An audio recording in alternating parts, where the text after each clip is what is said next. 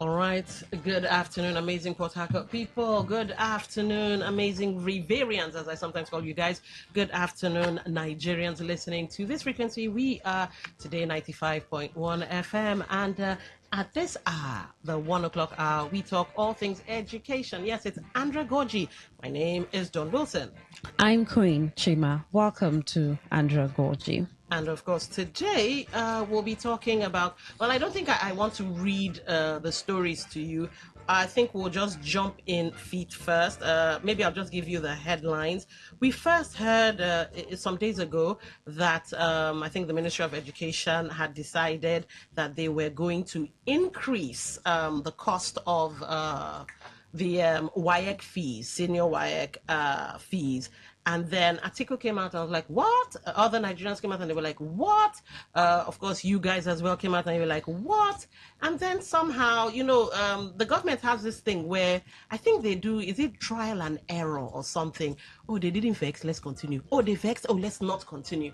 So yes, seeing as a lot of people were thoroughly vexed, they backtracked and decided to, not go that route. I mean, 50,000 naira from I think people were paying as low. I use that word very sensitively because it's a high amount. I think 2,500 naira. From that, they just leapt up to 50,000. 82% increase. So I'm wondering, look at the optics first of all. I was wondering, could it be because they proposed to scrap junior white and all that? Somebody mentioned okay, good idea, they're going to lose revenue. Let's pile all of it to the SS side. So when the junior secondary students get to the SS, you see pay that money that you got to the SS. That's one uptake. Second uptake for revenue generation because they actually give it back to the government. And the second uptake is that, well, it would appear that the government or the federal government, some people in the government, because when you say federal government, the president and the cabinet, no, but the appointees, someone in the Ministry of Education doesn't really think about education. So that is what's happening. Now, ladies and gentlemen, maybe it's the same in me, or me. Or many times, you might agree when you call in, we'll be opening the phone. When they say, oh, we're going to make this thing 500 naira, and there's backlash. Then I'll say, okay, no, suspend it, reviewing it. They still come back and say, well, we've reviewed it. And rather than pay 50,000, we're doing a favor. Something like that might eventually happen. And from 27, you guys will find yourself paying, 40,000 or so. Because remember, at the bottom of this, or the foundation of this, is revenue generation. Why they decided to push this, only heaven knows. So, let's brace ourselves because it's very possible that there would be a somewhat middle ground.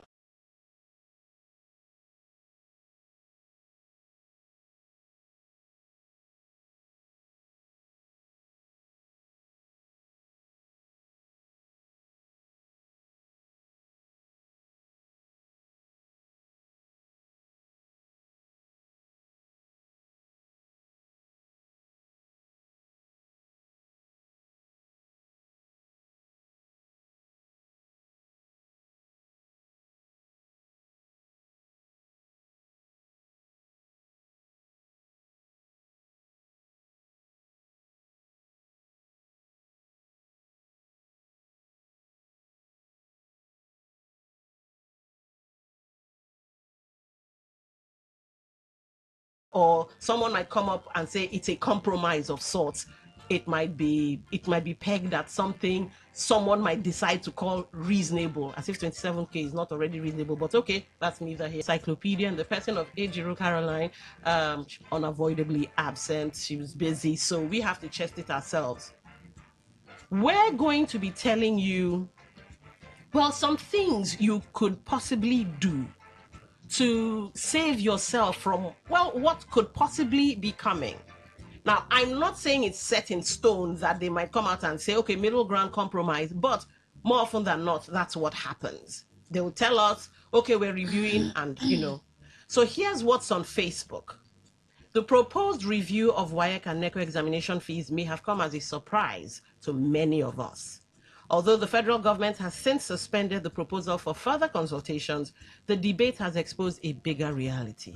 Nigerian families increasingly have to prepare for unexpected policy changes that can affect virtually every sector, from education to healthcare, transportation, energy. And so today, we're asking, when financial shocks happen, what practical, legitimate options do we have? Because in some way, shape, form, means, or manner, we have somebody still in the educational system. So we're going to do you guys it's somewhat researched favor. How can parents and students plan ahead? And what support systems already exist that many people may not know about? Now, the sad thing is, ladies and gentlemen, there's no alternative. There's no cheaper alternative.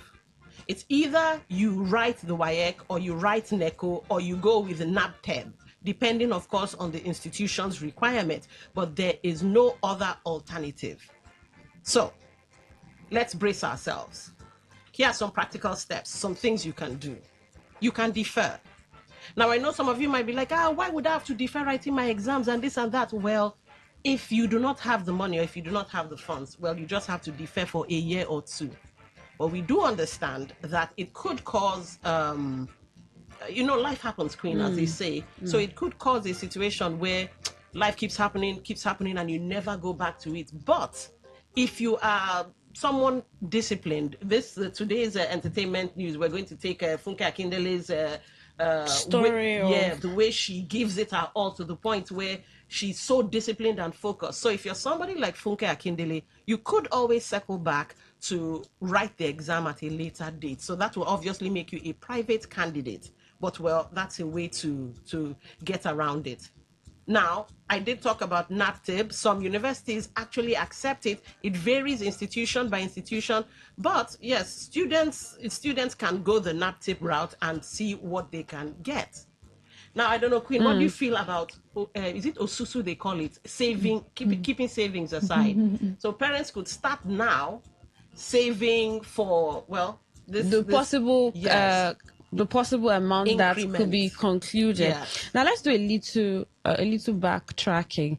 So when this whole communication, I think it was put out June 18 by the Federal Ministry of Education.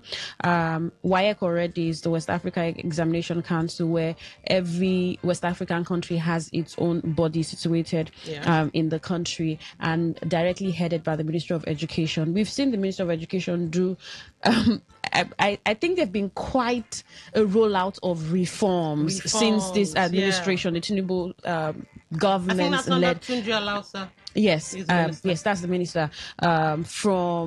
We've seen NEL Fund, we've seen database for out of school children, we've seen there's this other one we talked about on one of our shows with Miss Ajuru, and then quite a number of reforms that we've seen.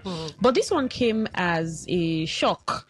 I mean, maybe because of the financial implications, the obvious financial implications. Is an 82% increase from the initial 27,500 naira. And the ministry had stated that the reason they were increasing this is justifiable, and there are reasons where for rising operational costs, including logistics, security, and the printing of examination materials. That's the reason that they gave, that students and parents would have to up their game and pay this amount so that they can cover up these costs. But then you may want to begin to pick all of those reasons that he said. They just concluded WAEC. They concluded WAEC examinations. Yes. There were concerns to that examination where students sat. We heard stories of students writing as into the night, as late at 8 p.m. Yes, right? We heard that some materials were not delivered on time, and maybe this is some sort of review,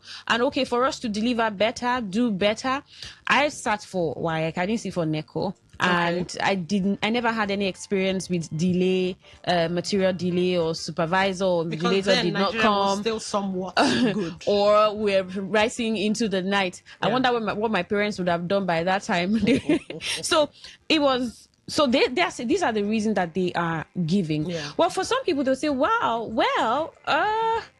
because this is obviously paid for. I know that government schools have a fee that they pay for WAEC that's a slightly lower compared to what private schools subsidized compared to what private schools take, but the difference is it's not much at all, just some naira.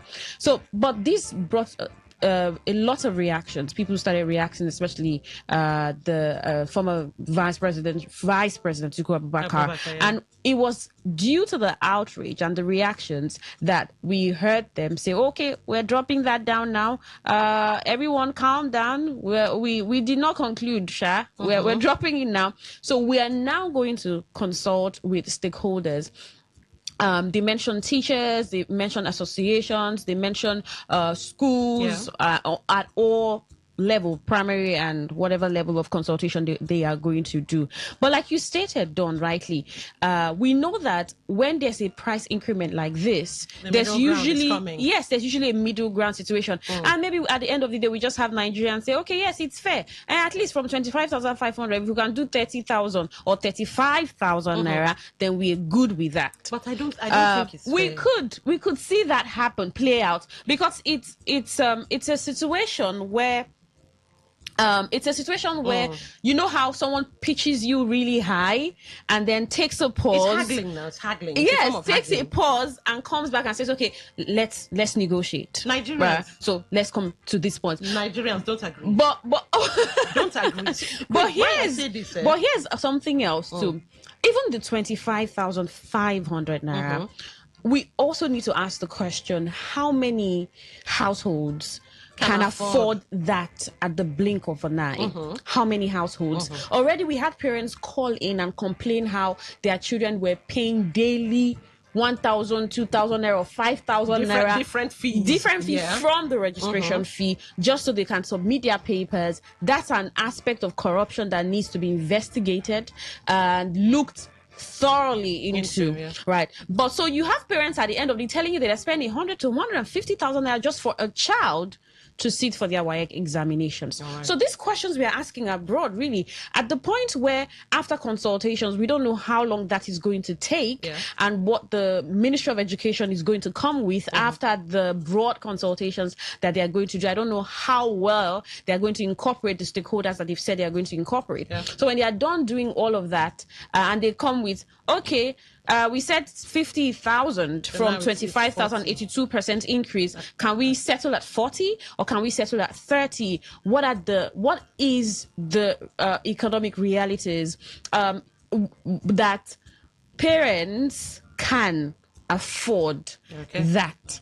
And so, like you mentioned, you were talking alternatives. I'm wondering what alternatives. Like I said, the alternatives, no cheaper alternative, but you could defer, you could save for a rainy day because we know that middle ground is coming. But since they are in consultations with the interested parties and stakeholders, it would be better that the government shoulder, especially for public schools, of course, shoulder the cost of this, because if you check against the other places like Siena Climbs, as I don't like saying, let's look at in England, state public schools, they have their GCSEs, and the examination fees for that are from government funding. So parents generally don't receive a separate bill. Now you might be wondering, okay, fine, that's for public schools, and the Queen did already say that some, not all states are doing this, but some states, Lagos State has historically done it. They actually subsidize, or they even pay outrightly for students. So some states do it and some don't. What about the private schools? Well, private schools, they also, for England, they also enter students for the GCSEs, but the cost is covered through the school fees parents already pay. It's not usually charged as a separate government subsidized benefit. If you look at South Africa as well, public school learners generally have the examination costs covered through government funding. Same is what government can also do here, because they're making money. They're making money from the oil windfall, from the tax we pay, and you can use taxpayers' money to, well, fund the public schools. Now, private schools in South Africa, they charge tuition. Examination costs are either built into the fees or charged separately depending on the school.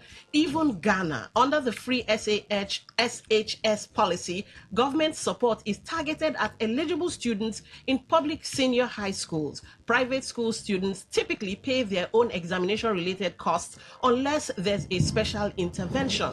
So why can't we do this ourselves? Since the government is saying, okay, you know what, there was this backlash, let's go back and review. You know, we are government for the people, by the people, and of the people. We love the people, and blah, blah, blah, even though we know that's Turanchi. Why not do something like this, where you now say, all right, you know what, the fees for the exams should be, if it's a private school, let it be in the school fees and don't collect anything more. And if it's a public school, all right, government is going to fund it. look at it. West African Examination Council. It sounds like a government. What am I saying? It is a government thing. It is. So why shouldn't government be footing the bill when you have taxpayers paying for it? Yes, it is. Every country that's across Nigeria, Ghana, Sierra Leone, Liberia, and Gambia, these countries in the West Africa, they have their Nigerian national. There's the National Committee, which is now tied to, of course, in Nigeria, directly under the Federal Ministry of Education. So that could be something workable. But you know how for every sector bedeviled with the challenges that it is, especially education. People have spoken over the years asking about questions as to how we can make our education system thrive. If you hear people from the 80s and the 70s, the 90s, maybe slightly into the 90s, maybe early 90s. Yes, early 90s. They told you how the education sector was. I remember one of my mentors would tell me how when his father passed, his poor mother who was a widow, it was during the Olusegun Obasanjo Polytechnic, I think Polytechnic scholarship or something, that he went through tertiary education and had a wonderful life before he passed, because he could afford education because someone in government paid for it. So that's an aspect of education that you hear people talk about all the time, how education needs to be subsidized, and methods, and not just subsidy, but I mean looking at methods and ways that it can be easier for the people, like you just mentioned. How about trickles of this naira? I mean, little of this naira is just infused, and then at the end of your senior secondary school, you're not paying any extra money. Somehow it's put in your fees, and then you just have your WAEC examination, which is obviously a requirement into tertiary education. So it's something that you cannot obviously escape if you want to go into tertiary education. That could be an angle. But we're also going to open the phone lines and ask you, okay, what other angles can the government really look at when we talk about funding? Already, the education sector is experiencing very low funding, even according to the requirements that is expected globally. Nigeria is already really backward. Behind, and the burden has really shifted to the people, which is not the parent and the guardian, which is not what it has always been. Even with public education, the public system, the government schools, you still hear parents complain of how their wards and children come back and they have to pay certain money for something that, and they'll say, "What? We thought it was free education." And then with private schools, doing their thing, and we don't know how much is regulated. You still see how we don't have a lot of control in that system. That's why you see the kind of schools we have popping up here and there.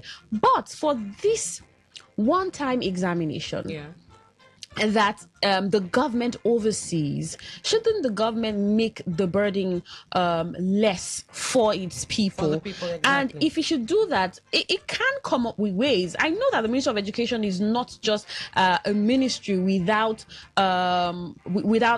minds that think, right? Without a thinking system of what should we do to make education better. They came up with the curriculum reform. They came up with curriculum. They did the whole curriculum adjustment, the out of school children data thing, even this smart schools, even the federal government brought back history is now compulsory. There were just quite a number of reforms in this administration. So when it comes to do with finances, they really did know that the people were going to raise an eyebrow, considering the economic situation in the country. What is the minimum wage?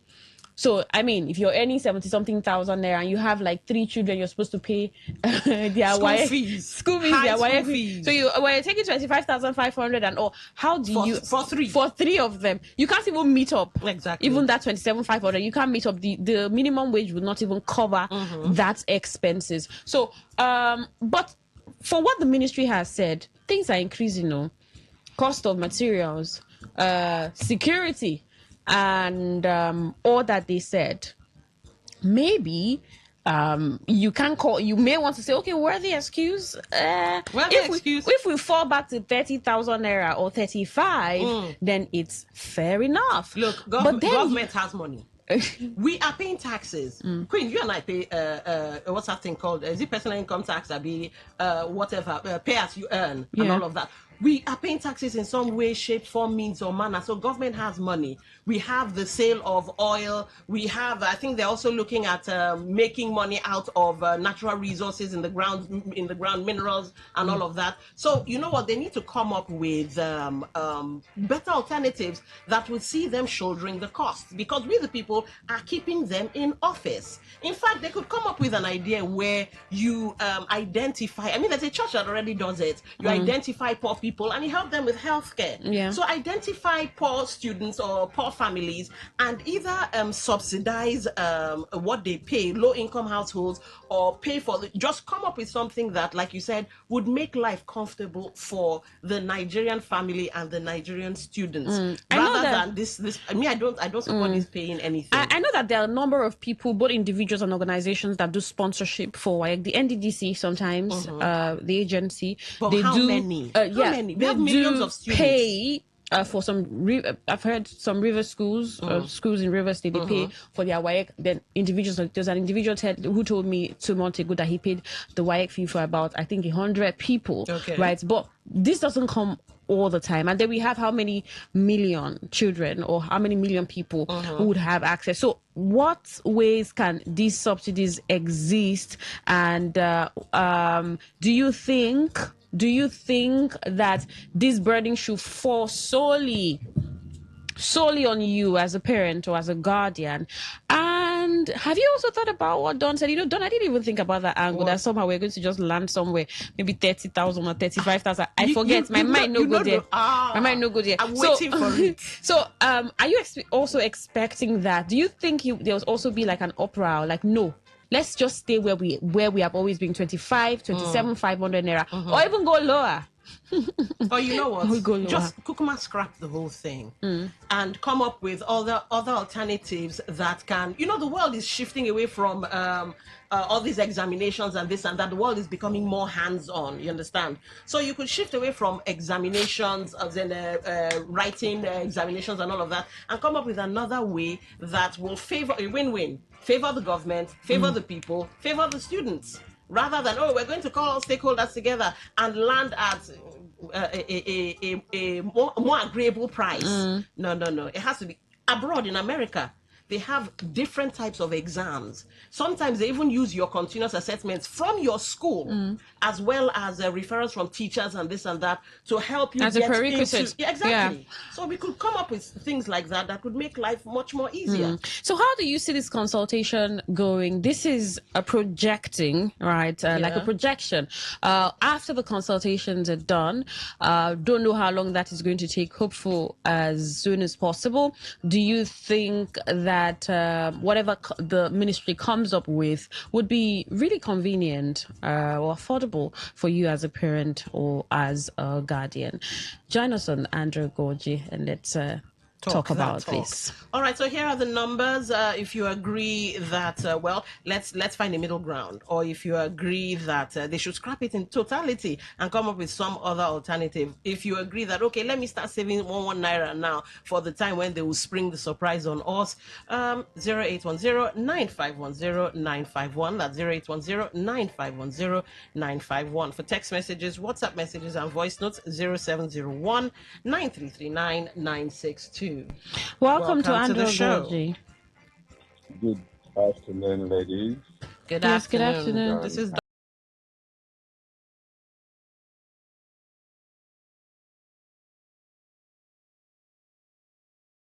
people who really open the books should open a program where you will interface welfareism in the US, in UK, in France, in all the other European countries with what happens here. We have read in economics, the father of economics, Adam Smith, made it clear that the study of economics is the appropriation of scarce resources to unlimited ones, and equitable distribution of such earnings. Do you understand? yes. Now, for us here in Nigeria, we think that governance is all about a kind of house of roulette issue. Come shoot your way to power, then collect the money, take you build 1,000 houses. I think they said the Mayfield at that time 700 and something buildings. Then imagine that small one, small in Mayfield. How about these governors? How about presidents and all? How many houses they build? Why are the people dying eternally? The truth is that me, as a poor man, have my 7 children studying in India. I homeschool most of my children. Because when I look at the exorbitance in the economy here, I say I'll sit at home, teach them the vowel sounds, and with it they can read in 1-2 weeks. And when they can read, I buy the other books, read it. At the end of the day, when you go and take the wire, there's no need even going to that school. All the right. truth is that you people should help. Put programs now, discuss about welfare in the US, Okay. welfare in Britain, welfare in France, in All right. Schiphol, all those things. Say that this you can learn. All right. Thank you for calling. Andra Andra Goji, Goji. welcome to the show. What's your name? Where are you calling from? Yeah, Good Yeah, afternoon. good afternoon. Welcome. Yeah, my name is Reginald. I'm calling from Protector. All right. Welcome, Go ahead. Reginald. First of all, let me say here that it is good. It's a good one that this policy come earlier before 2027 election. And citizens should be able to know what they are, what they want to gain or benefit after 2027 election. And this is one of the surprise package that awaits Nigerians. We are talking about paternity, maybe saving. Are you talking about saving for a family that has been able to eat or that are struggling to eat? Yeah, but Reginald, here's the thing. It's not a blanket statement. For families that can save, fine. They should try that as well. I know.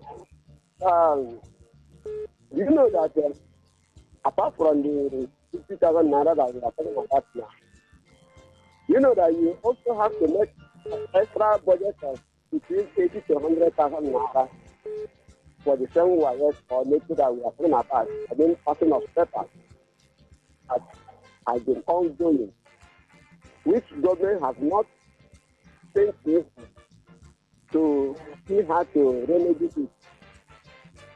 So for me, government cannot think of how to improve education in the pocket of the poor and ordinary Nigerians. Why can't we get cost of governance in the executive, the National Assembly? All right. All these millions that are saving them, all these business vehicles costing millions of nairas and dollars. Okay. Why can't they put it and they use the proceeds to fund education? All right. Thank you for calling. 95.1, welcome to the show. What's your name? Where are you calling from? Hello. Yes, welcome to Andra Good Goji. afternoon. Very done. I'm Queen. All right. Welcome. Michael Chima. I greet you. We greet you right back. You see, all these things we are discussing now, if our government has not failed from their call responsibility, we should have been discussing all these things. In every government, as you know, as people have already stated in some senior line, there is always a little bit support subsidy to some of those things that we have seen or the government has seen to be very important to the state, because education from one of those important sector in the government, to grow the society, enlighten people the more, because the more people are being enlightened, the more governance are being easy to people. But you see our people in the country, our government here, they don't even the minimum requirement allocation that you go to education, they don't even come close to it, and they don't care, because they always take their children to abroad. It's very pathetic. And what this government know very well is action and borrowing. If he is not taking, if not taking, they remain in government from now to 4 years. They may even start taxing pregnant women, pregnancy tax. They can do anything to extort money from people. All right. People are dying, crying. They don't even care. God help us. All right, then. Right, thank you for calling. We could just make this okay. Let's hear your thoughts. Welcome to Andrew Gorgi. Obi nice here. Welcome, Obinna. Welcome. Okay. Exactly.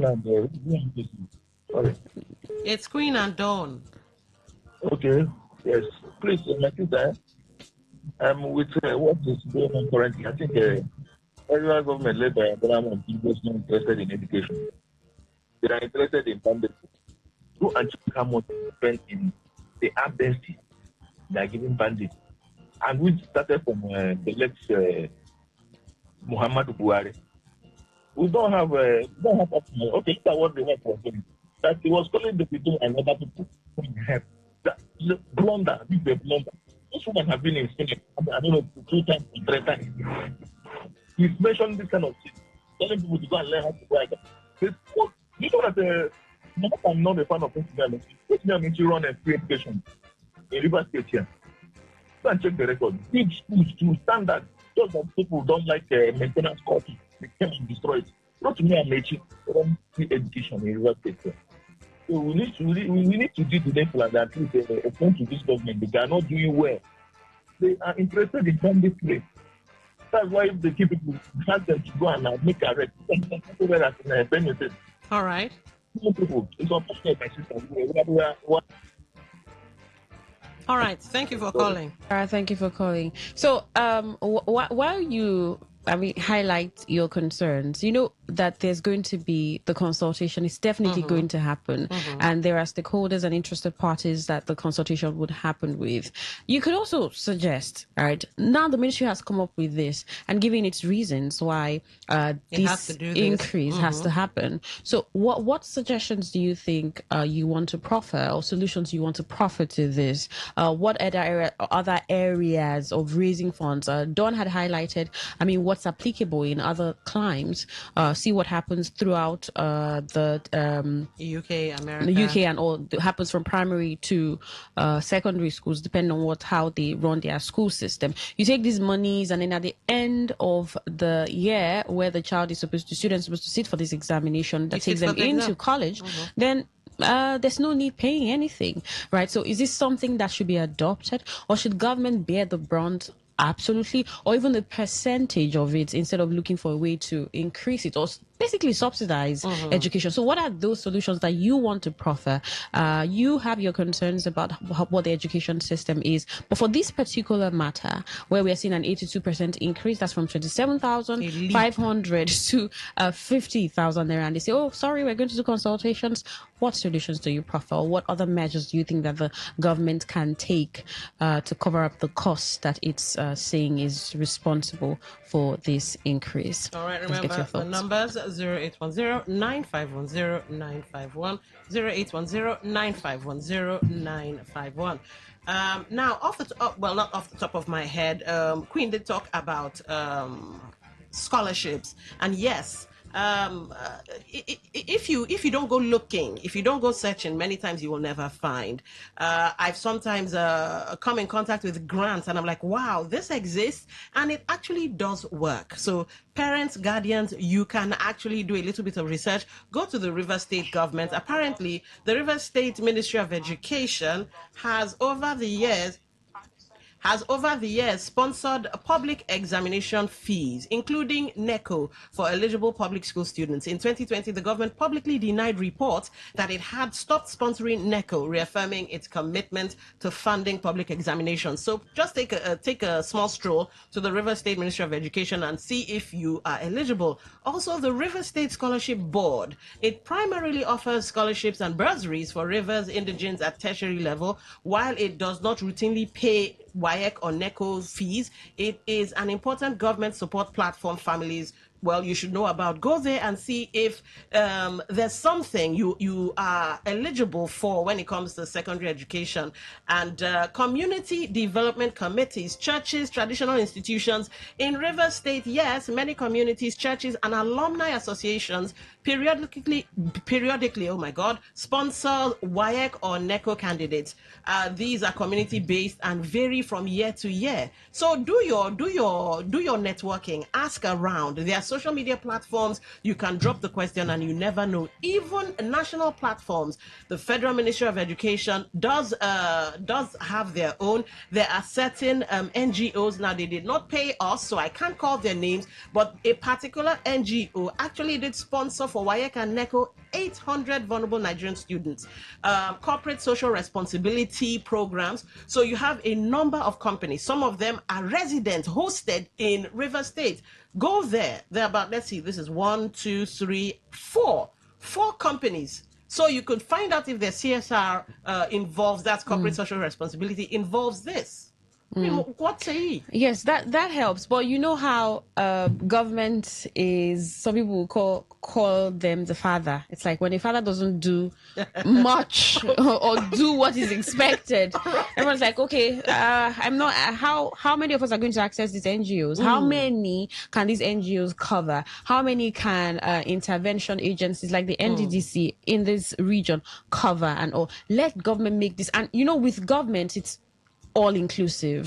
You don't have a particular sect or a particular people or a particular age. Yeah, sometimes everybody. These NGOs can say, oh, we want to do it for just women, for girls, right? Rather young girls. Some say, oh, we want to attend to boys. Yeah. But for government is all inclusive. So let government come up with a way to subsidize these WAEC fees. And maybe some people say don't even increase what is already the 27,500. Government has money, Jared. They do.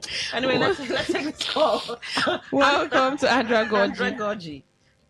Hello. I wanted to add, that's what they call the Bishop's Fund. My children, 2 of them, do you understand? To let you go take other calls you called earlier. Welcome to Andra Gorgie. Hello. What's your name? Where are you calling from? Yeah, I'm Philip West. I'm calling from Port Harcourt. All right, welcome. Go ahead. You see, when I heard about that increase, I started wondering whether those guys in government, whether they think at all. You don't just come and implement system and drop it on people without no notice, nothing. They have something educational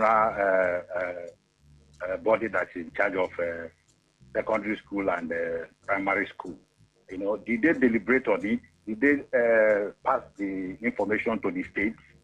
I mean, before you do this thing, do consultation will be done. Then you come into compromise and let the people be aware. You don't just come and drop this kind of thing and you accept. I just like the way Nigerians reacted. And sometimes you look at those people, they school or that scholarship.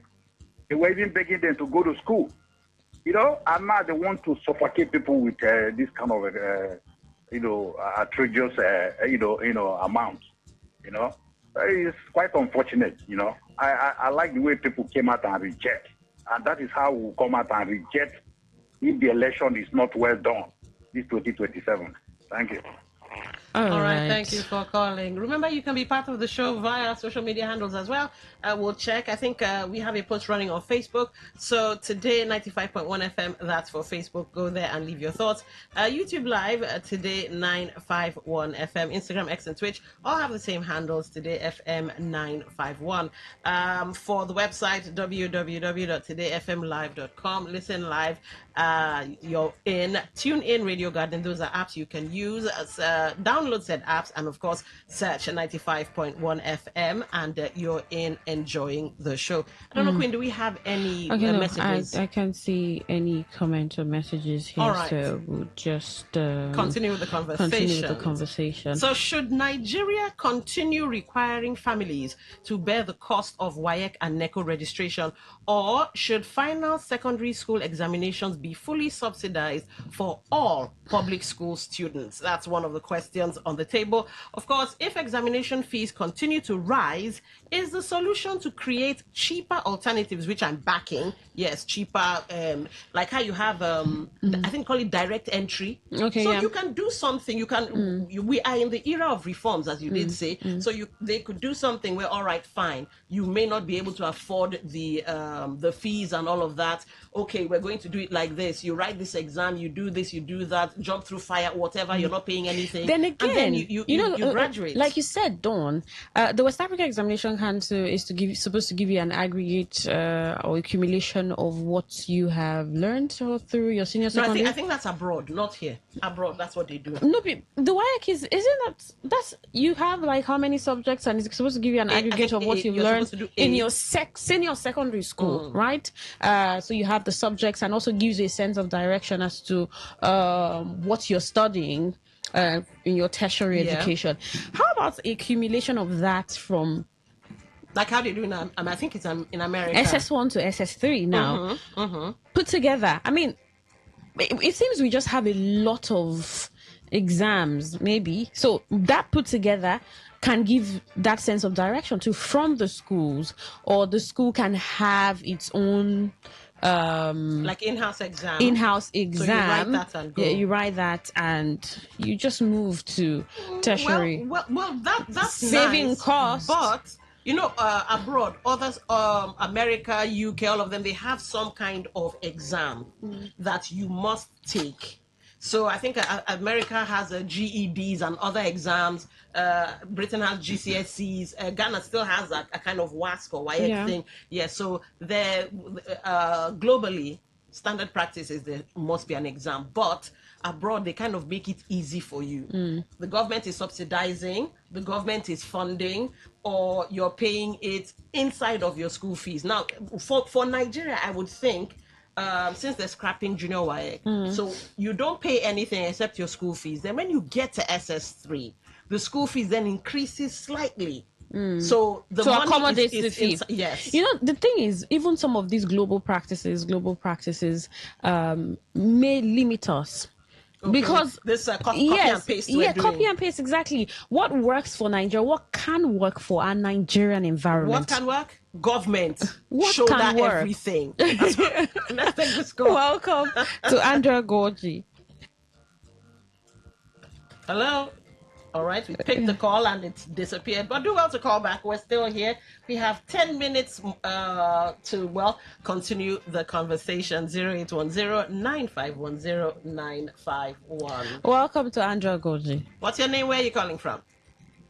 Don Wisty, good afternoon. Queen Chima, good afternoon. Yeah, I remember this new president. Oh, wow. I'm so sorry. That call cut off. Do well to call back.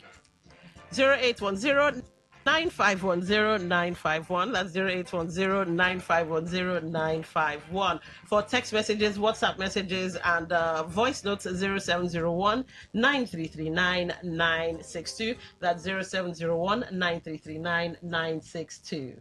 All right, welcome to Andrea Gorgie. What's your name? Where are you calling from? I don't want me to contribute. All right, let's talk to him. That's in Ken Billions. Let's talk to him. Can you hear me? Queen. Yeah, I can hear you. Good afternoon, Queen and Don Wisty. Yes, I don't know if you heard the broadcast that we made Monday morning. This is Tuesday. Yes, yesterday's morning, that you have been banned from calling the radio station. I didn't hear. All right, let's let him go, please. All right. So other calls, please. 0810 0810-9510-951. That's 0810-9510-951. For text messages, voice notes, and WhatsApp messages, 0701-9339-962. That's 0701-9339-962. All right, this message says Michael Chima from Aba is like, it's like President Tinubu is not really in charge of his government. How can such decision of WAEC and NECOFI be made without his knowledge? Did you send a recording? No, you can't say that because the downlines have some certain level of autonomy.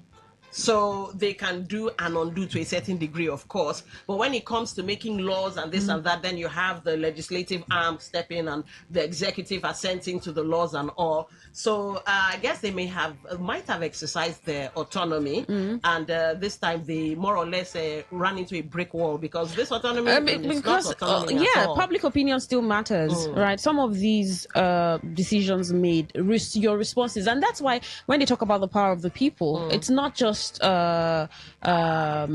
mere sayings, right? The power of the people still comes to play, yes. right? Most times when certain laws are made, there are processes, or certain decisions of government made, there are certain processes that it goes through. Yeah. For something like education that concerns you and me, concerns your child or your ward, people even expected that consultation should have happened even before that increment, considering a number of factors: the cost of living, the economic realities, how the average parent would pay 25,500 naira and move from 27,500 and start paying 50,000 naira. So those consultations were expected to have been done even before the increment. They can't happen.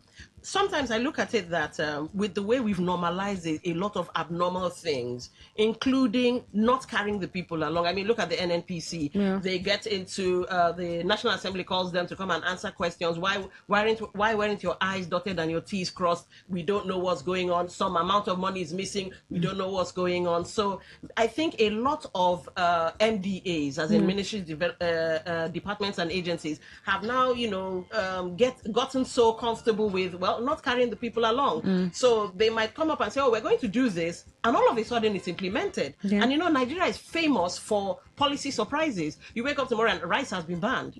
Wake up, you're not allowed to carry fuel from here to here. So I guess it also mirrors how we behave to all of us. So maybe that's why they did what they did. Absolutely. But we'll see what the consultations come up with. It's possible that we may not even hear anytime soon from the ministry about the increment or whatever conclusion that they have been able to come up with. But the fact remained that there was the backlash and saying that was too much. It was too much on the Nigerian people, from 27,500 to 50,000 naira. Maybe these consultations can also help come up with suggestions to the ministry or to the government as to what can be done in terms of these WAEC payments. What can be done? How can the ministry subsidize? How can the government subsidize? Or pending when they start thinking of subsidizing, let's just remain at the 27,500 naira. Must it's really funny that it's 27,000, because right now I'm trying to rack my brain how much I paid. Right, so I think it was around. I'm pretty sure you did not pay 27,000. Not at all. Yeah, but it's really you know three times lesser than that, or twice. Why or not more. just because me? I see the way the thing is doing me on my chest. Government, you must shoulder this thing. But let me stop sounding like a broken record. Why not make it okay? You know what? No more paper and pencil and this and that. Just make it a tech thing. So CBT? So people no longer have to pay for anything. You think that's another thing that the Because government you said wants they're to printing and this and that. So the government will still find a way to tell you that should cost more. How many? Wait, you need to also ask how many computer centers do we have to accommodate the number we of? We have JAMB already. So okay, just JAMB. configure it. The JAMB centers will just naturally. But JAMB is more. I think it's more objective kind of exam. So make it objective. It's in the word reform. Yeah, more objective kind of exam compared to WAEC, where you have to write your life out all out. I think WAEC has OBJ. There's OBJ and then there's the theory part. Just OBJ it, and I'm not talking Obasanjo. OBJ. Well, that's something that can be done. The way they handle the JAMB thing the WAEC thing can also be handled that way. But I hope that they would not experience like a clash. Due to the number of people that had to sit for JAMB this year and the number of people that had to sit for WAEC too, there was a clash. Results didn't happen. So somehow we also know that the infrastructure is not as competent or enough as it should be as compared to other countries. We still have a lot to do when it comes to our IT. We're crawling. Yeah, we still have a lot to do and a lot of growth to see in that area. So we just hope that these consultations can come up with new ways, innovative ways to writing this exam, and also finding ways around the money part, which is really important. All right. Because we are talking of out of school children. Let's not talk of secondary school. I don't get money to write WAEC. Well, I did say they could defer. How long do you defer if push for? comes to shove, we had back in the day, I think NECO was what came out from GCE. So back in the day, we had private candidates. So maybe life gets better for Nigerians. You can now come back as a private candidate. Apparently, it works for WAEC and it works for NECO. So there's that, relief, if you can call it that. But Nigeria. All right, that's the size of our package. Thank you so much for staying tuned to Today 95.1 FM. Andrew Gorgie, I'm Queen Chima. And I'm Don Wilson. We'll do this again at same time next week, Tuesday. Who knows? We might have Ejiro Caroline in the building. And you don't want to miss next week, Tuesday's show. We have something hot planned, right, Queen? Absolutely. All right, don't miss Don it. Wilson. Enjoy what's coming up next.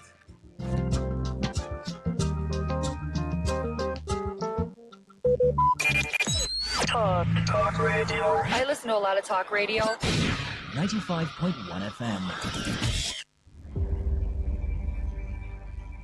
Maybe home is somebody's smile when they look at you for the first time.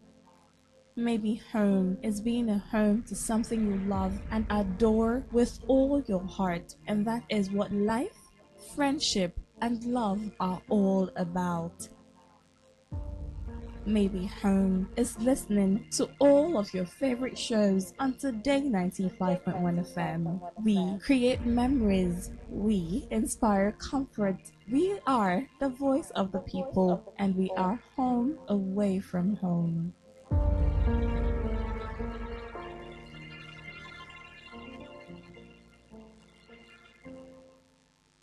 Whether it's happening in Port Harcourt, South, Nigeria, or around the world, we've got you covered. On air, online, delivering balanced news and unbiased analysis. Today, 95.1 FM. Today, 95.1 FM, Port Harcourt. News update.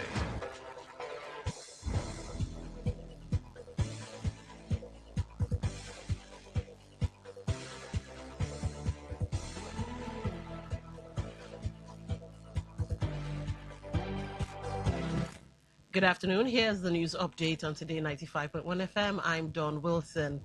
The final evacuation flight of 315 Nigerians from South Africa is scheduled to arrive at the Murtala Mohammed International Airport in Lagos on Wednesday, July 15. According to the Ministry of Foreign Affairs, the Air Peace flight will depart Johannesburg at 1:30 a.m. and land in Lagos. This flight marks the fifth official evacuation operation organized by the federal government to bring home citizens fleeing recent xenophobic attacks and rising security concerns in South Africa. In a statement by ministry spokesperson Kimiebi Ebienfa, the federal government has reaffirmed its commitment to protecting Nigerians abroad. The ministry also expressed its appreciation to all stakeholders and partners involved in ensuring the success of the regional evacuation effort. The Minister of Finance and Coordinating Minister of the Economy, Taiwo Oyedele, has called for enhanced regional collaboration to modernize tax administration, boost domestic revenue, and align West African nations with the Economic Community of West African States, ECOWAS tax directives. Speaking in Abuja during a courtesy visit by a delegation from the West African Tax Administration Forum, WATAF, led by Executive Secretary Jules Sulio, Oyedele emphasized that integrating regional tax policies is vital to expanding domestic tax bases, improving compliance, and reducing the bloc's heavy reliance on debt and volatile commodity revenues. To achieve these goals, the minister challenged WATAF to adopt a more proactive monitoring role by developing benchmarking tools and performance dashboards to track compliance among member states. He also urged the forum to document and share regional success stories in critical areas such as digitalization, informal sector taxation, and broader policy reforms.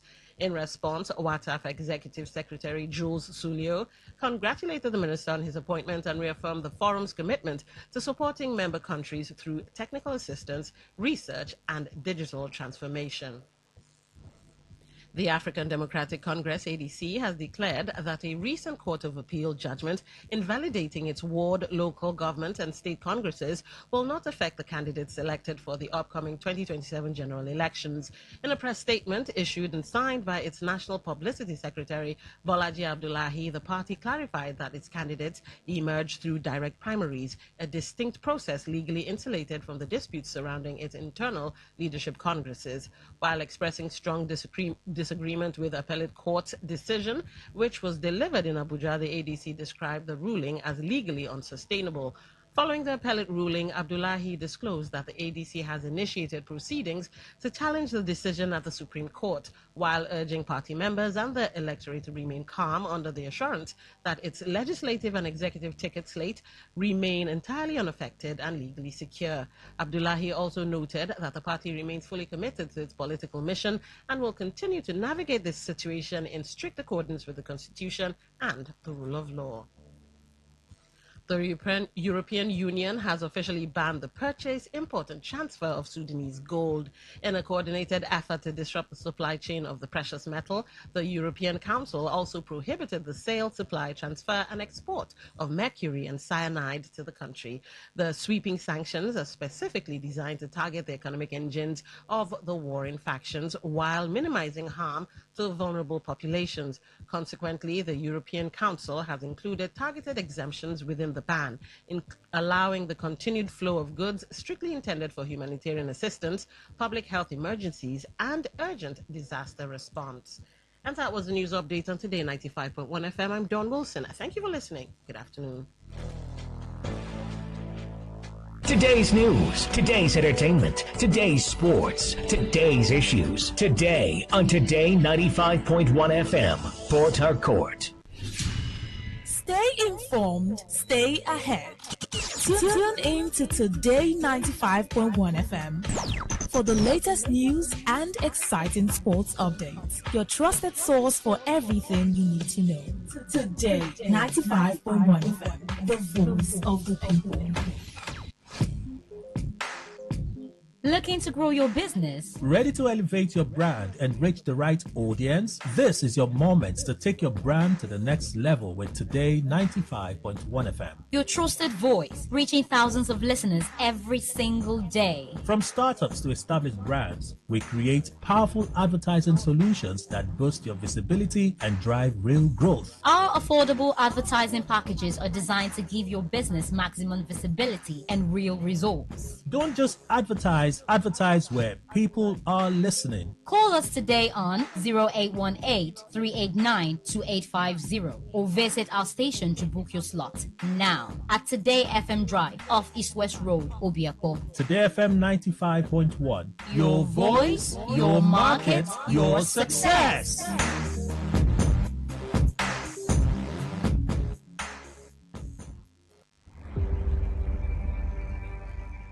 Maybe home is somebody's smile when they look at you for the first time.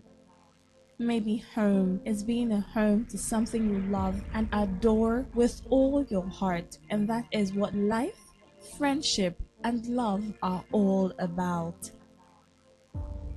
Maybe home is listening to all of your favorite shows on Today 95.1 FM. We create memories. We inspire comfort. We are the voice of the people, and we are home away from home.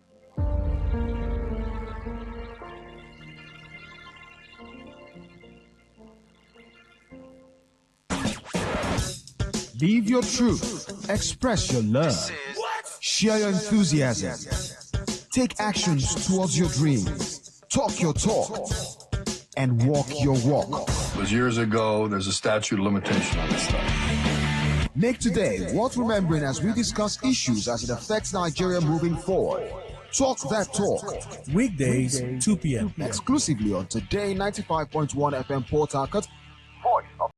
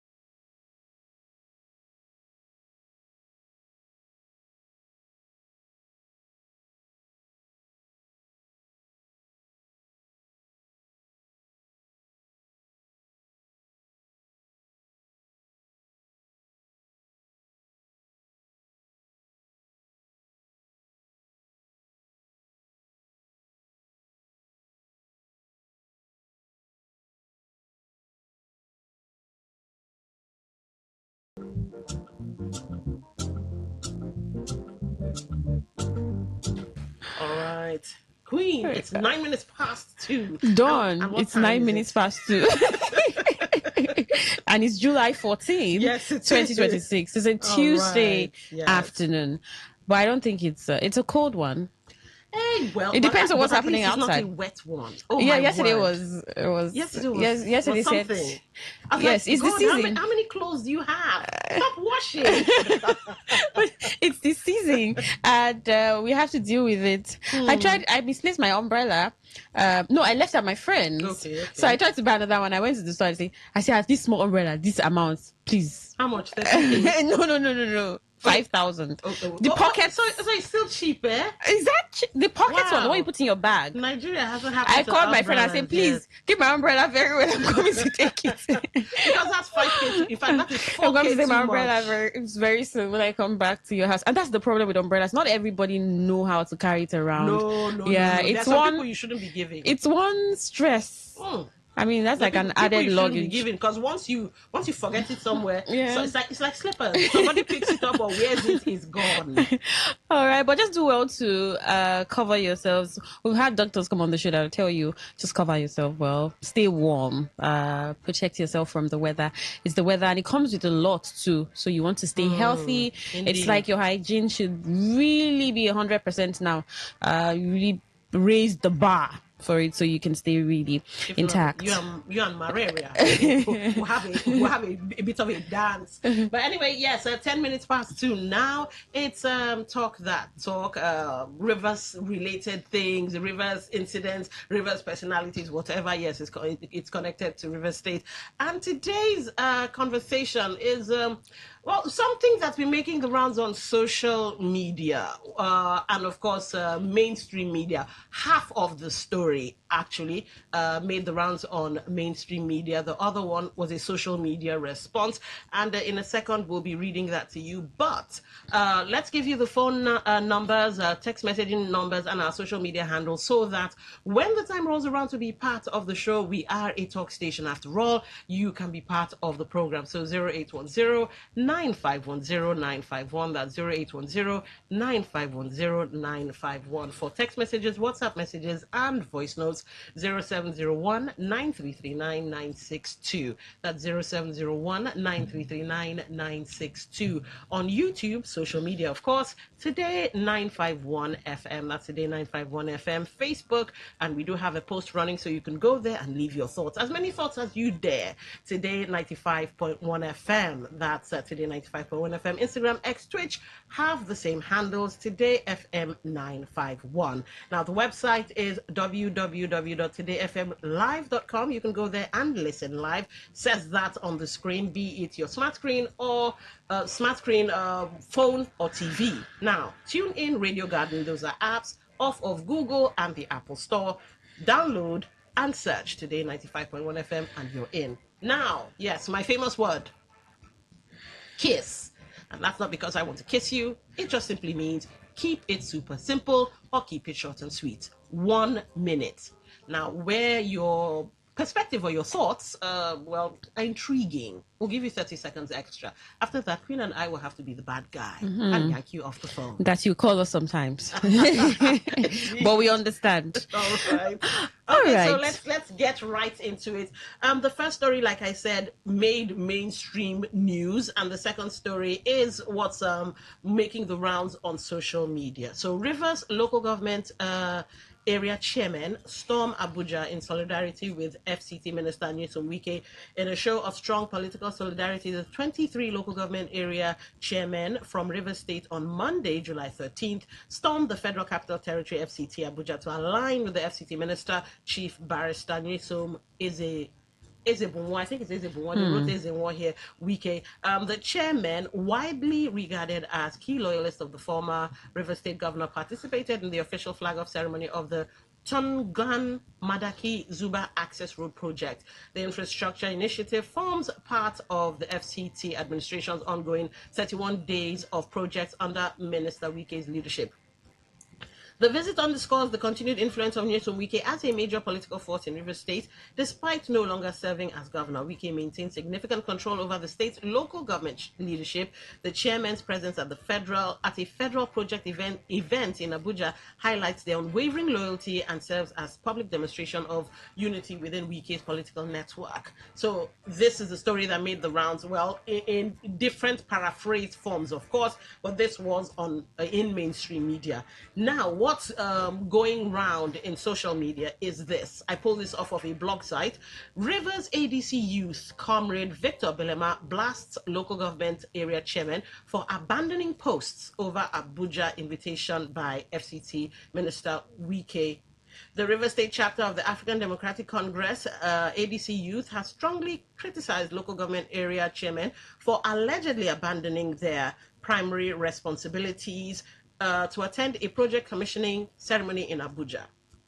In a statement on Monday, Comrade Victor Belema, the Rivers ADC ward leader, condemned the chairman for leaving their duty post following an invitation by the Minister of the Federal Capital Territory.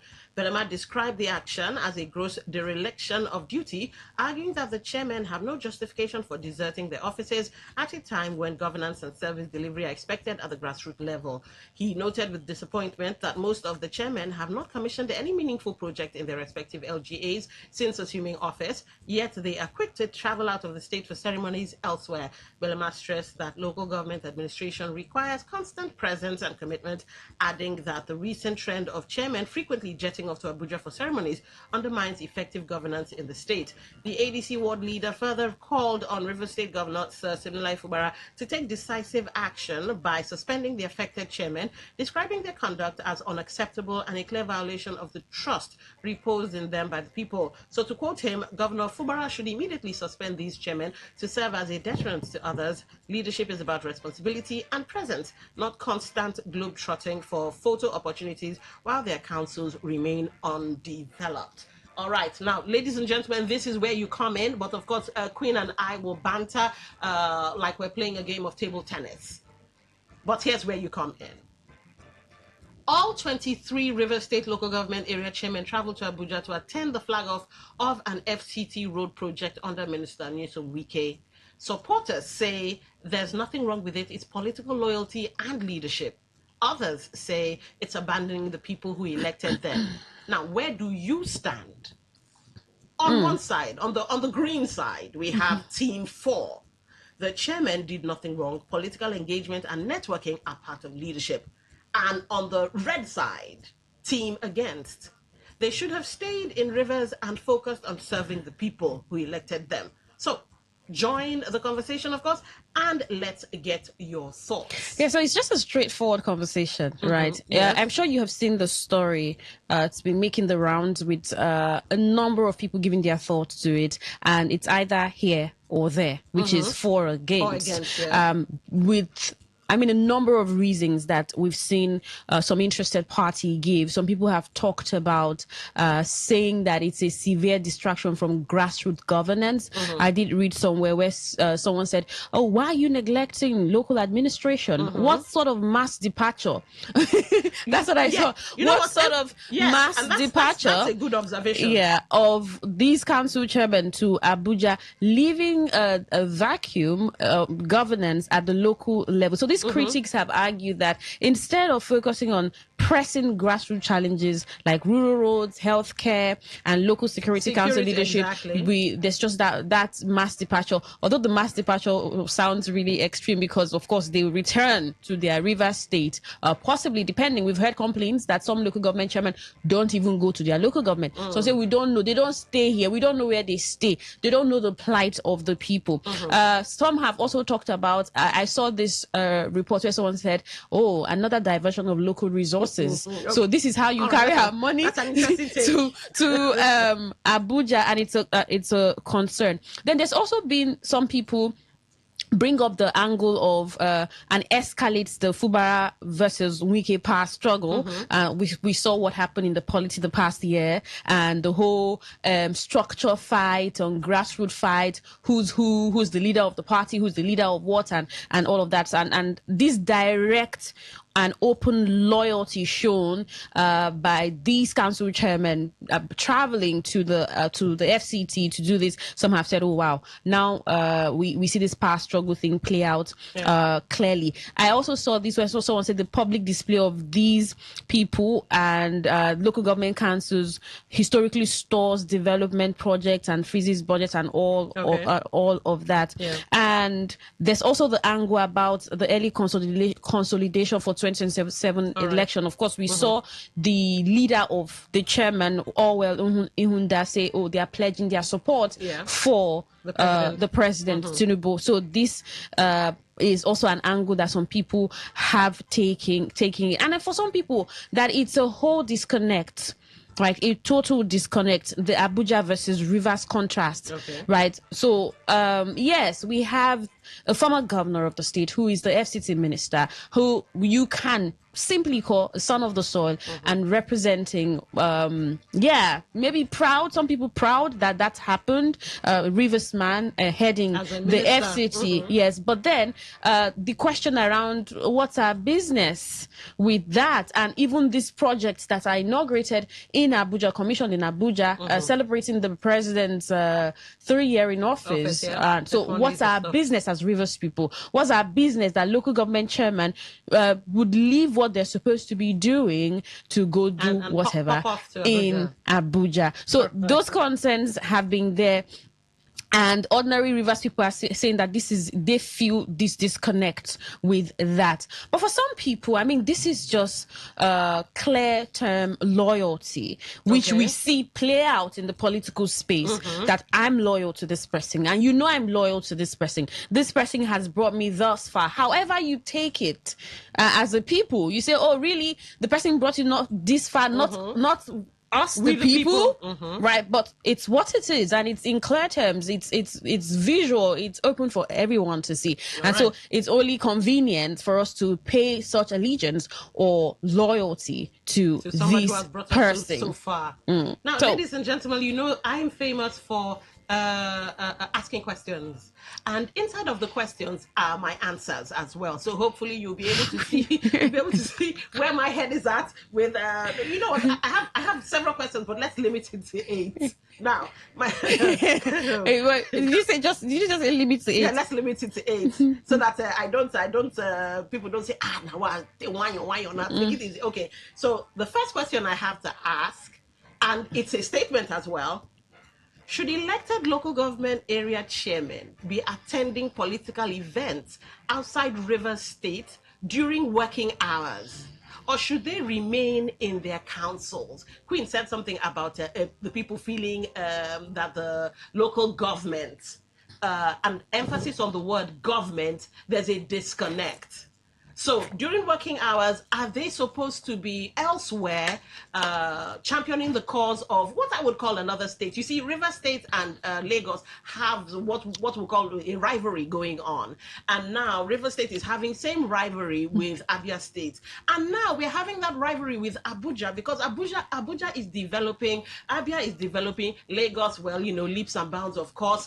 And we're watching other people develop. So yes, there is that. Should our local government chairman be elsewhere where development is, developing? Now, my second question. Queen touched on this, though. Is this political loyalty, as Queen said, or is it misplaced priority? Because let's circle back to question 1 and statement 1. Developing. Abuja is. Developing. Or developing. Lagos. Developing. Abia. And here we are. Developing Rivers. Still Rivers developing. Rivers is more like stalling. Stalling. Rivers. Because look at the trash, stalling. Look at the flooding. Impalu is flooding, stalling. Things that could be done. Now, question 3. Can a chairman claim to be serving the people while frequently traveling for political events? Because, I had a conversation with somebody this morning who had an idea about transportation for, I think, a Che or so. Yeah. So he goes off as an interested Nigerian and Riverian, and he's like, I would like to see the local government chairman. And he was told, he's not on seat, but there's someone you can meet. Just sit down and I will introduce you to the young man, blah, blah, blah. So the young man comes along and he's like, look, I have this idea, do this, do this, do this. I'm not saying give me credit, but it would help River State. And kind of like, okay, I buy the idea. The idea makes sense, so blah, blah, blah, blah, but let chairman come back. Now, if chairman had been on seat, for goodness sake, he would have had a meeting with the chairman, and who knows where we would be now. We'd probably be having a press conference or a press briefing saying, oh, a chair is going to be this, that, and the other. So yes, like I said, question 3, should they be traveling for political events? 4, does attending an FCT project commissioning benefit the people of River State in any direct way? Now, Queen touched on, well, it's our brother who is the FCT minister, and that's a good thing for River State. Beautiful, but that's an intangible. You can't touch it, you can't eat it, you can't smell it. You can only hear it. So how is River State being impacted directly? 5, should Governor Fubara sanction the chairman if they indeed left official duties for a political event, or is that an overreaction? Should I answer that question? There was that angle of the. But I'm saying, should I touch that live wire? No, we're not going to touch that live wire. You say you're asking questions, so I'm making statements. Let's ask questions because you know I was talking the past struggle. Exactly. That's an angle people took. Oh, you mean local government chairman left? Yes. And went to FCT? Yes. And can anything? So you're talking sanctioning now. Let's paraphrase. Can anything be done? Can a sanctioning actually take place? Would watch and see how that happens. You see why I love you? You're so diplomatic. We'll see how that happens. Anyway, we'll see how that happens. Let's see now. 7. I think we've touched on 5, 6, 7, 8. Should public office holders owe greater loyalty to the people who elected them or to the political leaders who helped them get in office? That's a big River State question because River State is really political, and our politics is many times personality driven. So this question usually answers itself. If your local government lacks basic roads, healthcare, sanitation, and security, would you be comfortable seeing your chairman at ceremonies in Abuja? Well, okay, let me be a bit diplomatic like Queen. They do have lives. They are allowed to enjoy. You have to use that tone now. Well, I mean, we also don't know how the local government chairman went to Abuja. They could have. I think some of them went in a bus. In a bus. That's close one. With the insecurity going around. I think. And my final question, of course, is this simply normal political networking, or does it send the wrong message to Rivers residents? Of course, this last question, that's where you guys get to weigh in. Is it just political networking, which, well, we can't fault? Or does it send the wrong message to Rivers residents? And these questions, I mean, also just falls into, okay, I'm for this, I am against this, right? You're answering any of these questions and you said I'm for this or I'm against this. No, it should not have happened. Remember that there's also the Rainbow Coalition, because with the coming together for the 2027 election, the consolidation for 2027, that's sort of also targeted to that, saying, we support the comeback of President Bola Ahmed Tinubu, and he would win. I think they even made statements like River State is all for the president, right? So your local government chairman, right, actually went to River State and told the FCT minister and somehow the president that this state is carry go. We are solidly behind you. Well, that's the politics we play. We are solidly behind you. Blame them. Carry go, and that's exactly what you're going to. I'm sure some of them even said, paraphrase, they could have said my people and I, or I and my people. Okay. Which one is correct? All right. Like English. Paulo, who promised 2.5 million. Yes, so my people and I, we are solidly behind you, and we're going to deliver this to you. So you look at all of this and all these questions that Don has rolled at, and you're asking, we're trying to want to hear from you. Are you for this or against it? Did you have concerns? I mean, like Don, you said you painted a picture. If you saw your local government chairman at the FCC minister, I mean, dancing or partying and all, and then you remember that, wait, there's something that's supposed to be done here and it's not done. Were you excited about it? Did you, was that a welcome development for you? hey, let's let these people breathe. They are humans too. I mean, Ogbogoro is flooded, but still, let's let they them are have humans some fun. too, right? So they can also breathe, be loyal to who they want to be loyal to, attend the functions that they want to attend, and say what they want to say, right? Any concerns for or against? So what team are you on? Let's get Team your thought. 4, let them go. It's a good thing.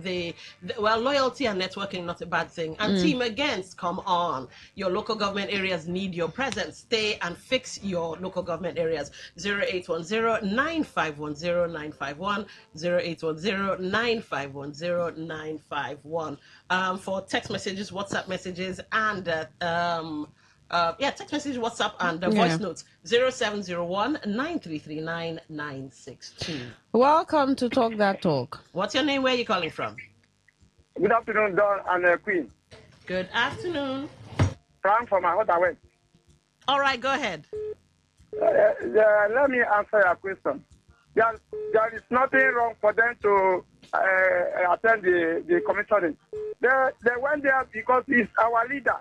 The leader of Rainbow Coalition in River State here. And he's the electoral son of River State, former governor. So they went there to grace the occasion. I don't know, the guy is playing politics because those people are politicians. This is the time of politics and they are playing politics. They went there to go and show support to FCC minister and President Ahmed Bola Tinubu at last. So there's nothing wrong there. So when they have all the local government chairman have vice chairman, so vice chairman can take over. At times, some governors also attend those kind of functions. So it means that if they attend, then Tinubu will sack them. All right. Is that the way? No. Thank you. God bless you, my sister. All right. Thank you for going straight to the point. Welcome to Talk That Talk. What's your name? Wait. Hello. Good afternoon. Yeah. Please, when you call in, your radio, so you don't wreak havoc on the ears. Yes, I'm from radio. All right. What's your name? Where are you calling from? Yeah. This is Imama, calling from Benche, University. Imama, welcome. The issue is that in terms of political meeting outside the state, there's nothing wrong on it. There's nothing wrong on it. The issue is that the chairman should be given a dividend of democracy to his people, in as much as his vice chairman is there. So the vice chairman has the power to attend to the visitors. So in other aspects, Governor Sefobara has no power. Governor Sefobara is powerless to suspend any political elected chairman. Why? No. But why do you say that? He is, after all, the governor. So if at all the law allows him that, don't you think he could exercise it? Of course, it's at his discretion. Of course, the law has not allowed him. I'm saying that as it stands now, Governor Sen is powerless. He has no power to sustain them unless the issue is revised and and the power has given to him back. As far as I speak with you now, Governor Sen has no power. All right. He's just to collect his own salary. I don't know, Mama. Governor Sen has no power. Okay. The way you're emphasizing on the power has no power. Right. Welcome to Talk That Talk. Welcome. What's your name? Where are you calling from? This is Kabari. I am Comrade Kabari, Prince Badoku Kana. All right, welcome. Go ahead. You can call me with the Mommy Dondo. Yes, I can hear you. Go ahead. See, this way. This way. Okay? It is well. You see, there is no situation that has before written. Are you with me? That God does not intervene, including Nigeria. You may not understand. Do you know there was a time in this country when the security agencies and the citizens were so connected? Do you know there was a time in this state when rivers and Africa were so connected? Are you with me? Listen, okay. There is nemesis. Are you with me? Now, look at it. Look at it this way. These people, what are they doing? They want to convince Nigerians. This is the structure that we're talking about. Not the data. It's the structure. I, Comrade Tabari Kamari. Look, assuming I did not even receive a formal education. From my moral view, we not in any way score these people. They are people who knew that they were voted. They were voted by the people they are representing. All right. I don't want to use certain words now. Are you with me? Now, look at it. You left Rivers to Abuja to commission projects. A government that is commissioning projects for 30-something days. How many that has this local government chairman been able to commission that what comes to the LGAs in Rivers State? How many? Okay. When would people of Nigeria pay same solidarity visit to them here to come and come? You see, let me tell you. All right. Thank you for calling. But look at it. Thank you for calling. 95.1, welcome to the show. What's your name? Where are you calling from? Yeah, this is Dixon calling from Uniport. Welcome, Dixon. Go ahead. Well, this is a waste priority to our local government chairman. If you look at them, these are the worst set of local government chairmen involved in River State. What business do we have with Abuja, going to Abuja to commission projects for Abuja that is not related to River State for any reason? They're just going there to show themselves to the president that we are loyal to you. Unnecessarily showing themselves that they are loyal to the president is not even doing anything for Nigeria. That even the people that are living in their local government are suffering. They can't afford gas, they can't afford transport to go to one place to another, but they are going to Abuja to show that they are loyal to the president. These are the worst set of local government chairman we've seen in River State. Just that the governor's hands are tied. You cannot suspend them, you cannot do it. Once you decide to do anything, before you know, and they will say, want to impeach him, one thing will not pass the budget and all the rest. So River people should rise up against this set of local government chairman. In next election, we shouldn't do anything with them. 95.1, welcome to the show. Yeah, this is Mr. Zion. Good afternoon to you. Good afternoon, Mr. Zion. This is a show of shame that indeed these guys are jobless and idle. If they are busy in their office as the local government chairman, touring around communities of interest, touring around projects ongoing, they will not abandon their civic responsibility that they are going to Abuja to commission a project. Can you see how idle these guys are in the office? They just share billions of naira doing nothing. Maybe some of them are even dating married women in Port Harcourt, sleeping with widows. No. We have to let you go. Come on, Mr. Zion. I usually enjoy your perspectives, but adultery, then you now start bringing in. No. We can't do that. We can't do that. But really. thank you for calling anyway. Let's take this call. 95.1, welcome to the show. Hello. Hello, we can hear you. What's your name? Where are you calling from? Mommy, don't, just give me a minute. Just a minute, please. Okay, I summarize. Now, this is it. Sorry, Mommy, we can't do that. We can't do that because you're taking another person's space. Okay. Yeah. Welcome to Talk That Talk. Good afternoon. What's your name and where are you calling from? Queen. It's Queen and Dawn. Oh, Queen and Dawn. Good afternoon, please. All right. Welcome to the show. What's your name? Where are you calling from?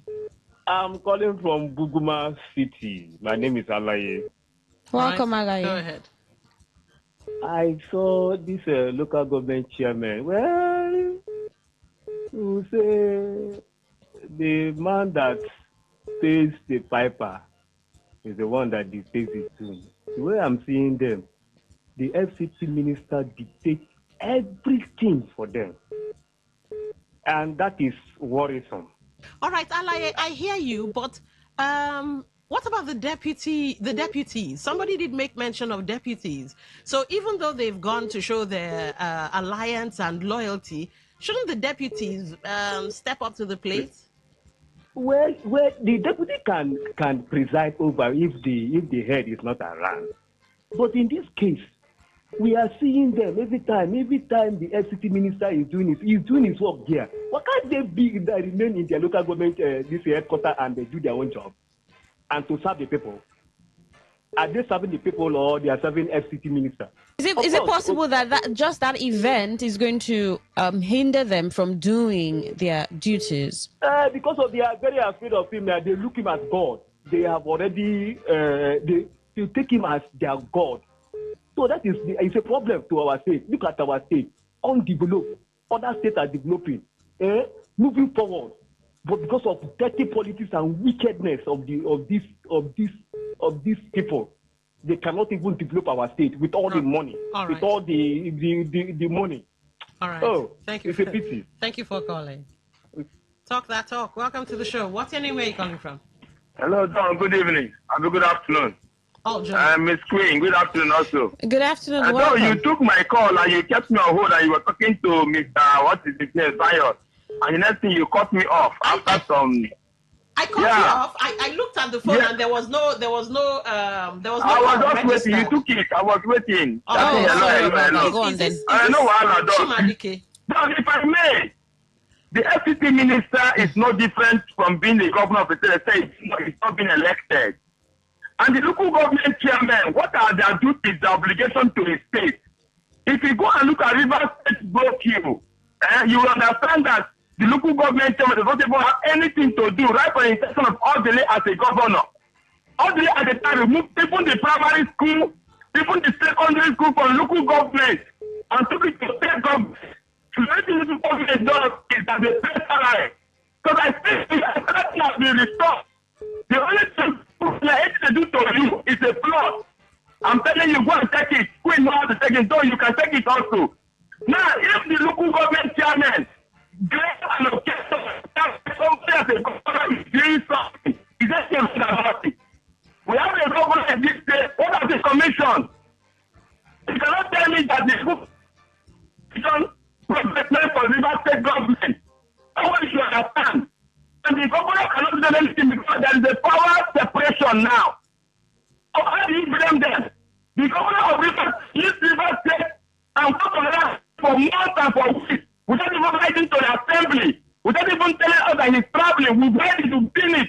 Even when there was a protest to government house, we couldn't address them because it's not around. And you're telling local government chairman, oh, do what now? What is his function? Let me just know. With the security in the local government, they are trying. You have been hearing how that they have been handling people that have been attacking land. You've been hearing how they have been doing different things, taking matters. They are trying. Even just some days, I want us to say, John, you know all these things. It is the governor of River State that has to keep them busy. If the government has commissioned any place, they would have attended. If the government has been laying any foundation, they would have attended. Because you'll be in their state, in their local government. So the government is not doing anything. You understand? So you do not blame them, and they are working perfectly. My name is Chimadike Porumokuta. Thank you. All right. Thank you for calling. All right. So we'll keep getting your calls or expecting your calls. We'll take some messages. If you think that this can be in any way regarded as misconduct, right, by the local government chairman. Now, we know that this event just happened, and we don't know for how long it happened, for how long the local government chairman were out of office or out of their offices. Yeah, but all we do know is 31 days of commissioning. Yes. So we don't know when they got there. And how long they plan to stay for. But the thing is, the councillors can decide, that's the legislative arm of the local government, can decide, or if any local government chairman has not been working or has not lived up to par or lived up to his response. I wanted to say her. I doubt there's no her local government. So yeah, leave to. I think there might be. Okay, there isn't. That's a state assembly. Yeah, leave up to his responsibility. Of course, the councillors have the constitutional rights to maybe impeach the local government chairman or parade the local government chairman as not living up to his responsibility because of the autonomy of the local government. The governor, the executive cannot exercise or what some people now call such recklessness because of that autonomy. But then, would we even ever see that happen? How many times have you ever heard in history that a local government chairman had been impeached by councillors? It's like everybody's just working together doing the same thing. But then, what we are basically asking is here or there. I agree or I do not agree. And these are my concerns. This is why I think that this visit does not concern Rivers people, does not benefit Rivers people, and would like to get your thoughts. Some messages here. Hi, ladies. The local government chairman, give me a minute. Okay. not a minute, a few seconds. Hi, ladies. The local government chairmen are all Wiki boys. They were appointed by him as chairman, so their loyalty. What's happening to this device now? So the loyalty is to him, not to people. This is the result of populism and blind loyalty. Money meant for the people is being used for frivolities. That's not enactment. Rivers people are losers, and we deserve. We collected rappers' lives and money to elect into public office. That's right. So lucky. Don and Queen, the local government chairman, shameless. They left what they are supposed to be. The local government are going to show how incompetent, childish in terms of leadership. So what he also wanted those who are loyal to his foot, all these so-called leaders, to grow up in October. The governor. This is a mountain out of a molehill. My concern is, why would anyone be comfortable with any governor sanctioning elected chairman? The local government is an autonomous third tier of government. No law gives the governor the power to sanction any chairman. I challenge anyone to cite that law. He cannot do that. We must be informed as a people and know the laws. The constitution is what governs this country and spells it our powers. Yeah, we said that. We mentioned that already. Thank you for texting. Good afternoon to you all, beautiful ladies. I am a very Jesus from Port Harcourt. Let the truth be told. The action taken by all the local government chairmen is the act of loyalty to their Oga at top. Let them reciprocate the good work of their Oga at the top to their various locality. God help us all. Loyalty, you see. Yeah.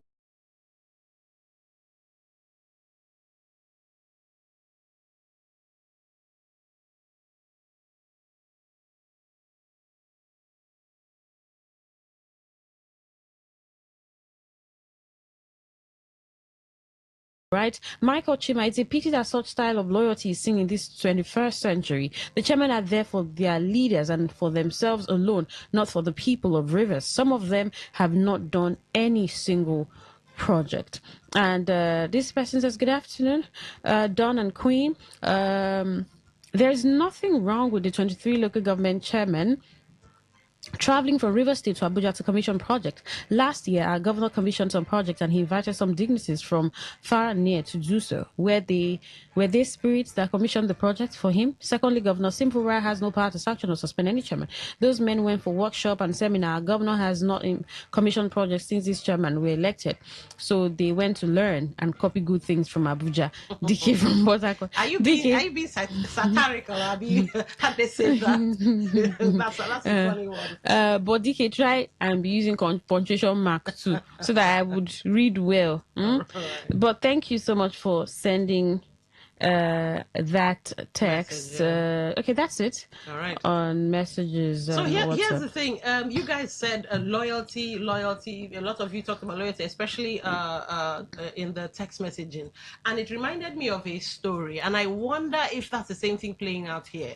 Now, apparently, at some point in time, I forget which NDDC managing director or GMD or whatever, but it's the head honcho that was having some kind of event in Bayelsa. Now, on the road to the event, word came from Abuja that he had been removed. Something had happened.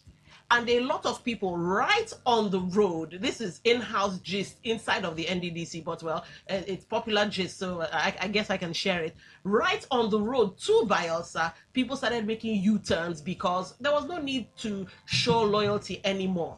Now, upon getting to River State, I don't know what happened, some miracle, but people found out that, the Oga at the top had been reinstated or something, and only the few people who had taken the time out, removal or not, to attend the event were now, inside of his inner circle, as in people he could trust, people that, they were his ride or die. So I think loyalty plays a huge role in River State politics. And that's why these 23 local government chairmen had to put in, show their faces.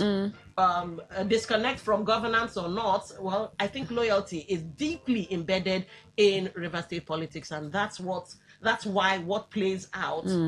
Another thing is, for some people, the concern is not whether the local government chairman left the shores of the country or even went to Abuja, wherever. It's about what's happening in River State in terms of development. I mean, if you ask people to begin analyzing their local government in terms of development, what's happening in their local government, we've heard stories. We've done that on the radio. Gather reports from you, the people, asking what's happening in your local government, what's happening with that level of government. Are we seeing the needed development that we're supposed to? We know the monies that are now coming to the local government. We know. a little over We a also billion. know the free hand that the local government now has, for the lack of better word, just to use that simple word, we now know the free hand that the local government now has, or some people may call it supposed, right? But then when you measure that and what's happening every day or what's happening the past years in your local government, are you excited about it to see your local government chairman go wherever he wants to in the world? I mean, he's a human being, and even in governance, there are times that government officials can take a break. They can do whatever, not whatever, but do certain things that may be Within beneficial to reason. self or to the people. And who cares to talk about if they went outside the shores of the country for a course or anything, or they went for one commissioning or inauguration of whatever project. But it's the peculiarity of the matter, the fact that it's River State, the fact that there is an FCT minister, there's the local government chairman involved, there is the conversation around development in River State and what's been happening with the local government. That may just be the concern that you have, and gives you the basis for I like this or I don't like this. So does loyalty trump the Trump governance? Should governance trump loyalty? Would you be happy seeing the state of your local government areas, and you have your local government chairman partying in Abuja? Let's get your thoughts. Welcome to Talk That Talk. What's your name? Where are you calling from? Chima. Chima DK. It's not Chima DK. Wellington from Okrika. Oh, Wellington from Okrika. Welcome to the Talk show. That Talk. So it's just like I should sing, I should just say, why are people complaining? They should not complain. They should not. When you have people who are not ready to lead, find themselves in leadership, that's what it is. On the other hand, if the former governor invited them to come, does he invite them to come and commission a road? The entire 23 local government chairman of Rivers State. They should let us know if they are going there to commission a road for him, or they are going there on a visit. These are the questions we want to know. If they are going there as a visitor to visit the former governor, or he invited them that is a specific road that he wants them to commission and name the road over River State local government chairman. Better for us. But take this up. Team now, Team now, All right. Okay, thank you. Well done. Well done. All right. Well done.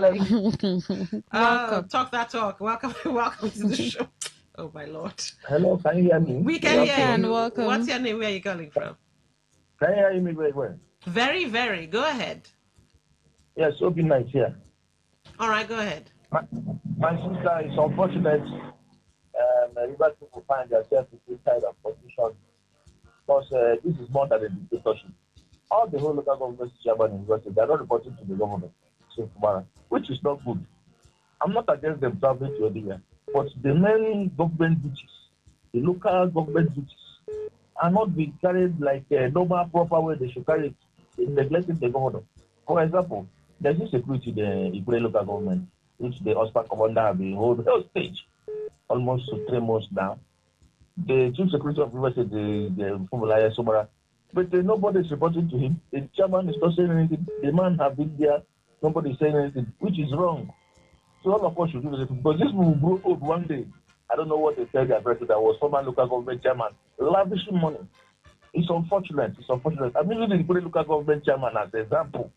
I don't want to talk about Biabo. Igwe local government chairman, security person, Oscar commander, is still hostage. Nobody have come on the media chat to talk about it.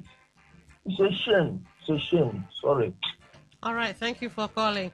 All right, let's look at it. Let me play devil's advocate for a second.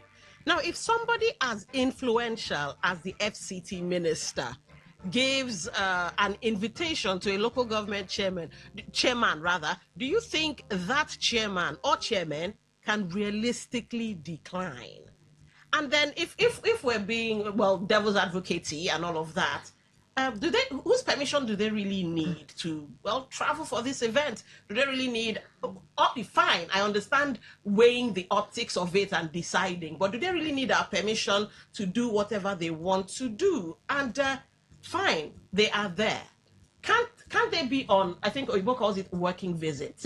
So they could be there and still be liaising with the office and doing one or two things. Now, whether that happened, I don't know. But, makes it excusable. Not excusable, makes it okay. Yeah, right, for them to do that. All right. Welcome. Oh, we missed that one by All a hair's right, breadth. Don and Queen. Governor Fubara is helpless in the present circumstance. It's so sad. It's so and will remain so as far as the FCC minister remains there in power.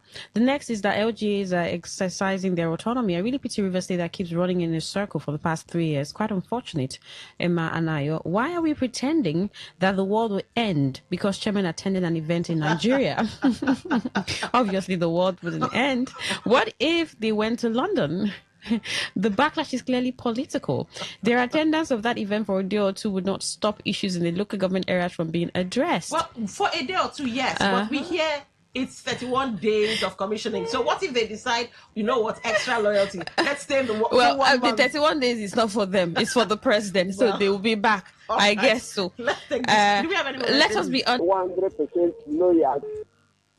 And you are talking about the chairman. Is this chairman, are they for the people? Are they truly elected by the people? If you go by the way they come into power, you know that they come into power through 153. And that 153 is where they are now. Until we begin to have a very good electoral system, where proper election will be conducted and opposition will be able to get into power. Because if you have, for example now, if after the 23 local government chairmen, you have 10 from different opposition political parties, are you telling me that those 10 will join in this blind loyalty that we are talking about today? The answer is no. All right. So our electoral system is what is killing the democracy that we claim that we are practicing in this country. Okay. Thank you very much. Thank you for calling. 95.1, welcome to the show. Good afternoon, Don. Don and Queen. Yeah, Queen, good afternoon. Welcome. How are you doing? Welcome. Yeah, just calling from Yenagoa. All right, welcome. Thank you for joining us. The simple question here is that I don't know if you have deputy or vice chairman. If it is president, vice president, I believe if President Tinubu is traveling out of the country today, Kashim Shettima will be there. And these guys, they have vice chairman. So I don't know where the abandonment or it is because of Wiki that... Pity, this is the days of Wiki. This in the days of Wiki never happened. Thanks be to God for all this happening in our time, Honorable Malon. That's all we can take this afternoon. Thank you so much for your thoughts, text messages, WhatsApp messages, and your calls. I mean, you know exactly where you stand and what your thought about this is. So thank you for calling. Thank you as well for calling and lending your voice to the cause.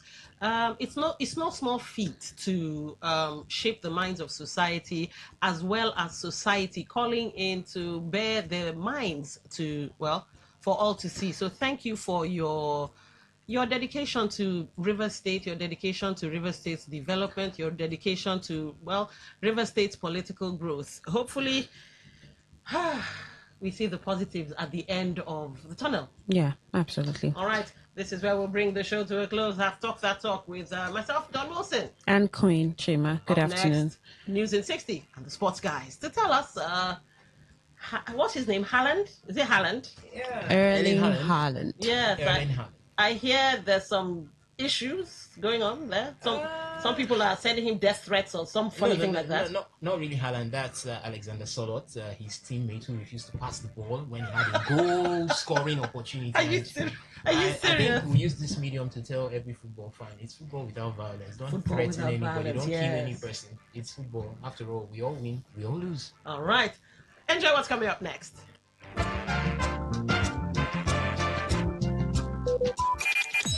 Talk radio. I listen to a lot of talk radio. 95.1 FM. Today's news in 60. The Association of General Private Nursing Practitioners of Nigeria has urged the Senate Committee on Health to reject the proposed National Health Facility Regulatory Agency of Nigeria bill, arguing that it would duplicate the functions of existing regulatory bodies and worsen interprofessional conflicts in the health sector. The West African Postgraduate College of Pharmacists, Nigeria chapter, has urged the federal and state governments to fully implement the consultant pharmacist cadre across their health institutions to reduce medication errors and improve patient safety. Psychiatrists have urged the federal and Oyo state governments to monitor the mental health of the school children and teachers rescued after being abducted by suspected bandits in Orire local government area of the state for at least 1 year. On the foreign scene, dozens of people working at the Ebola virus treatment center in northeast Congo have gone on strike over unpaid salaries and bonuses, posing a new challenge for the fastest growing Ebola outbreak ever recorded on the continent. Today's news in 60. In 60. Talk radio. I listen to a lot of talk radio. 95.1 FM. 95.1 FM. Voice of the people. And we're back.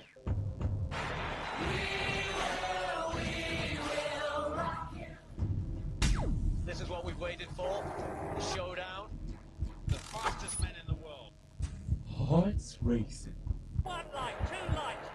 They're backing off and backing. Pulse rising. Who will come out on top? Who'll take 3 lights? Who's ready to be the star? The anticipation.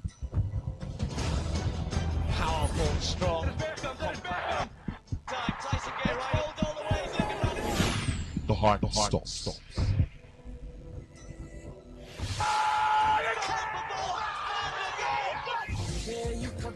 Catch the sports game on Sports Attack Mondays through Fridays 6:30 a.m. and Today's Sport Live 3 to 4 p.m. and also on the weekends 1 to 6 p.m. Only on your premium sports radio. Today 95.1 FM. Hello, my name is Kanu Wanko, aka Papilo. For the latest and trending sports stories, always listen to Today Sports Live on Today 95.1 FM Port Harcourt. My name is Gianni Infantino, FIFA president. For the best of sports, always listen to Today Sports Live on Today 95.1 FM Port Harcourt.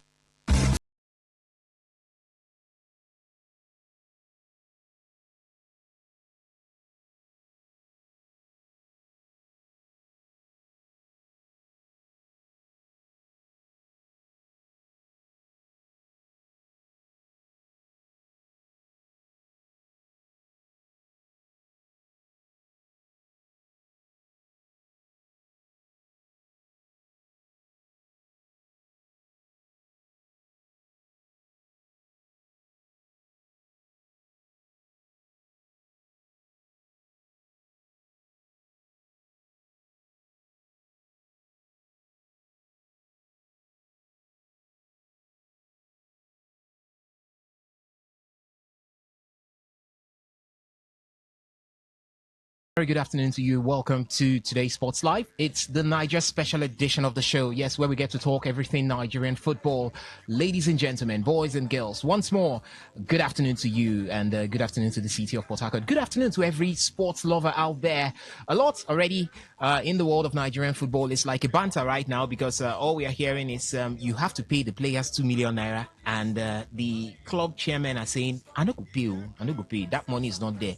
I think the fight is going to last for quite some time. We'll talk about that on the show today. But it's all about the preparations for the resumption of the Nigerian Premier Football League. For those who are going to be on the continent for the incoming 2026-2027 season, they've known themselves already. I'm talking about Rangers International, Rivers United. There is also Shooting Stars, as well as the newest to join that WhatsApp group. It is El Kanemi Warriors, courtesy of that victory they had over Ikorodu City over the weekend in the President's Federations Cup. So big one there for these four teams, as they will represent Nigeria on the continental stage. That is the CAF Champions League as well as the CAF Confederations Cup. Ladies and gentlemen, boys and girls, remember, we always talk about the Super Eagles of Nigeria.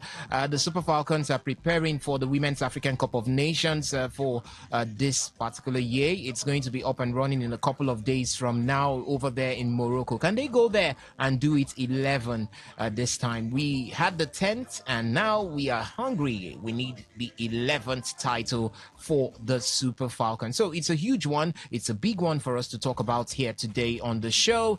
My name is Osasi Hiwin. You can call me the demigod in the world of sport, or better still, call me your chauffeur, because I'll be the man behind this console to drive you through this ever amazing and exciting world of sport. We're going to be with you from now up until 4 p.m. where the news updates will be coming your way. And when I say we, I'm talking like Somto right now, but that we is not Somto here. I've got Ovie Wallace, my partner in the art. Together, we swear on our honors to give you the best experience you can get coming from the world of sport. And I say good afternoon to you, Ovie Wallace. Welcome to the show. Good afternoon to you, Osas. Good afternoon to Port Harcourt sport lovers. As always, it's nice to be here on the show talking sports. Nigerian football, we discuss all that, as you said, the Super Falcons, the Super Eagles, the NPFL, everything that has to do with Nigeria and Africa, and the African football scene in general. And it's nice to do it with you. Good afternoon. Yeah, nice and simple. Ladies and gentlemen, you are the last persons to get on the show this beautiful afternoon, as you can join us via the SMS and WhatsApp portal. It's open right now. You can start dropping your reactions. If you like the way we're talking right here and you want to tell us, hey, I like what you're doing, you can drop it over there and we'll take your reactions as we go on the show. The numbers to drop your reactions to are 0701 933 9962. Again, it is 0701 933 9962. 0701 933-9962. For the phone line, you can take it down when we throw open the phone line. You can call in and air your thoughts on the show. 0810-951-0951. That is 0810-951-0951. Remember, you can always be part of everything happening right here via our social media handles. On YouTube, you can catch us live as we are at Today951FM, at Today951FM. Streaming live, go there, see exactly what's happening right here. On Facebook, we are at Today95.1FM. That's the Facebook page. By the way, we have a promotional post for you to react to over there on Facebook. So go over to the page, like the page, and search for the post. The post has to do with today's Sports Live. 2 questions there for you to react to. Number one has to do with the game that will be coming up later on this evening. Is the semi-finals of the 2026 FIFA World Cup. France will be up against the La Roja. Yes, is the Le Bleu up against the La Roja. The French national team up against the Spanish national team. So 8 p.m. is the time for the first semi-final game. It's going to be heated because already we have guys talking right there. For Lamine Yamal, as I said earlier on in the morning, he said that the Spanish side is the better side and the favorites to make it into the final. And Didier Deschamps, the coach of the French national team, says, hey boy, keep quiet. We don't talk or we don't play football right in front of the microphone. We play football on the pitch. So come to the pitch and let us talk. Stop this your Spain is the better side and whatnot. So that's for that particular one. And the second one, we're looking at 28 years on the run. The Super Eagles of Nigeria. Today, 28 years ago, defeated the Spanish national team. That is a red-hot Spanish national team. I will never forget Raul Gonzalez. Even Luis Enrique was part of that team. They defeated that team 3-2 in the group stage of the 1998 FIFA World Cup. And it was like, whoa, these Africans, where did you fall out from?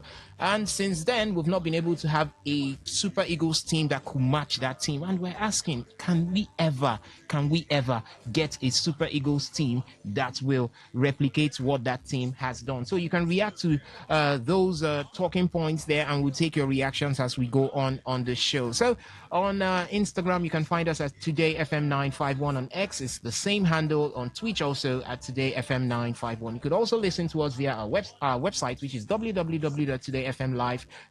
So go over to the homepage or the menu list and click the listen live button, and you'll be here with us. You could also connect with us via the radio apps, TuneIn as well as Radio Garden. Search for Today 95.1 FM, and you could connect right here with us. Ladies and gentlemen, boys and girls, we've said a lot already. It's time for us to get down to business. And as usual, sit back, relax, and let's enjoy the show together.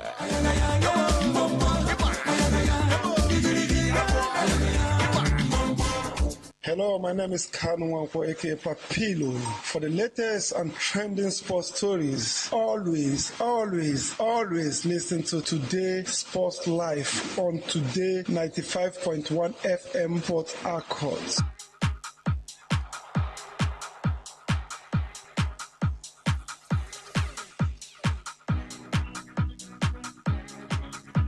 All right, ladies and gentlemen, as usual, let's start from the Nigerian Premier Football League. But before we get talking with the Nigerian Premier Football League, it happened over the weekend. We had two teams crowned champions of the President's Federation's Cup. For the men, it was El Kanemi Warriors winning their fourth President's Federation's Cup title, or call that FA Cup title. We used to have it as ITO Cup at one point. It was Challenge Cup, but it's one of the oldest cup competitions that Nigeria has got to offer.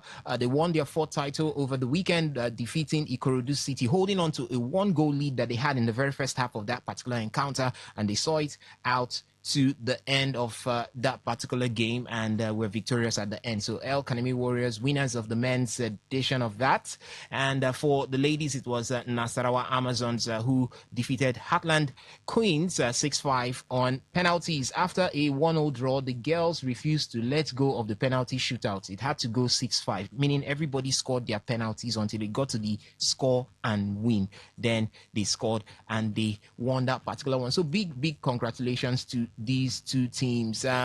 We saw it here together, and Ovie Wallace, Ikorodu boy, he had his heart broken at the end of that one. But Ovie, let me hear from you. I hope you have finished healing.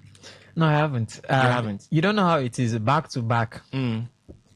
Continental sports slipping from your hands. You have to check your village. You know, they say when there is near success syndrome. See, when Ikorodu came last season, I was like, okay, we are going back home. Okay. Yeah, but after that change in coach, and then I saw that improvement, and then we just missed Continental by sports. The whiskers. Just by the whiskers, I felt okay. We can do better than this. Then coming to this season, at the point we were top of the league, and there's that belief when your team's on top of the league. We could win it, because I knew Rivers United was going to be Rivers United, and they were still going to miss matches. Okay. And it was Nassau United.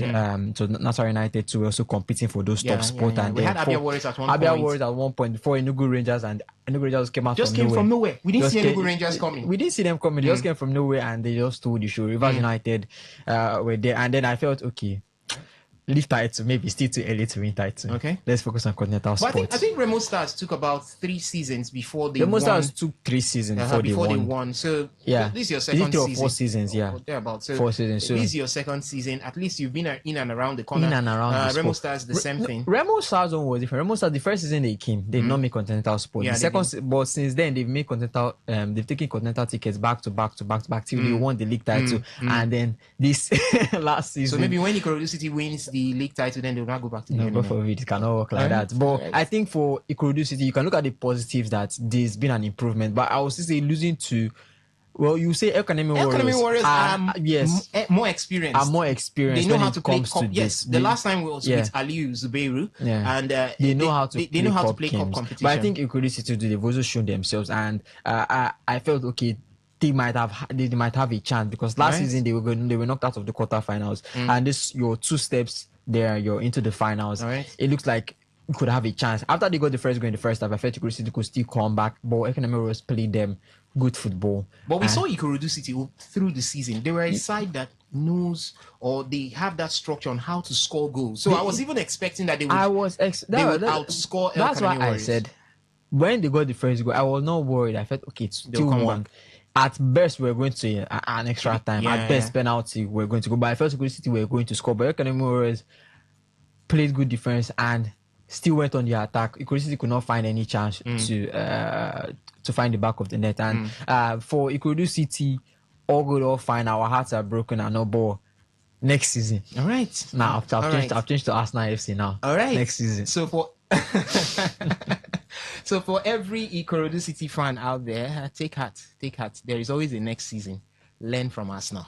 Yeah, let's talk about the Nigerian Premier Football League right now, as the chairman of the National Sports Commission, Malam Shehu Diko, has reaffirmed the federal government's commitment to overhauling Nigeria's domestic football structure, insisting comprehensive reforms are already on the way to transform the Nigerian Premier Football League into a commercially viable sports industry. Diko made the declaration as discussions continue over the Commission's ambitious plans to reposition the domestic league through improved governance, better player welfare, increased private sector investment, and stronger commercial structures. The former league management company LMC chairman stressed that the reform forms part of the NSC's broader mandate to build a sustainable sports economy capable of creating jobs, attracting investment, and boosting Nigeria's football ecosystem. Meanwhile, National Sports Commission Director General that is Bukola Olakpade, stated that strict club licensing regulations will be enforced for the new season, no matter what. He declared, and I quote, "If only 5 clubs meet the licensing requirements, then only 5 clubs will play the 2026-2027 MPFL season." I didn't say it. It was Honorable Bukola Olakpade. Let's hear him on today's Sports Live. To reform our football, whether you like it or not, if you are not able to meet up to the guidelines, even if it's only 5 clubs, we play a league of 5 clubs. Enough of paying our players peanuts. If you cannot pay our players 2 million naira, quit the scene. We cannot enslave our players for that long. Our children are going to Benin Republic, to Vietnam, to play for $800. FIFA, after we made our statement, came out with a statement, and we did not know FIFA was strategizing when we spoke. So we need the media to support us on this and ensure that the league is run properly. All right, strong words there coming from the DG of the National Sports Commission, that is Honorable Benga.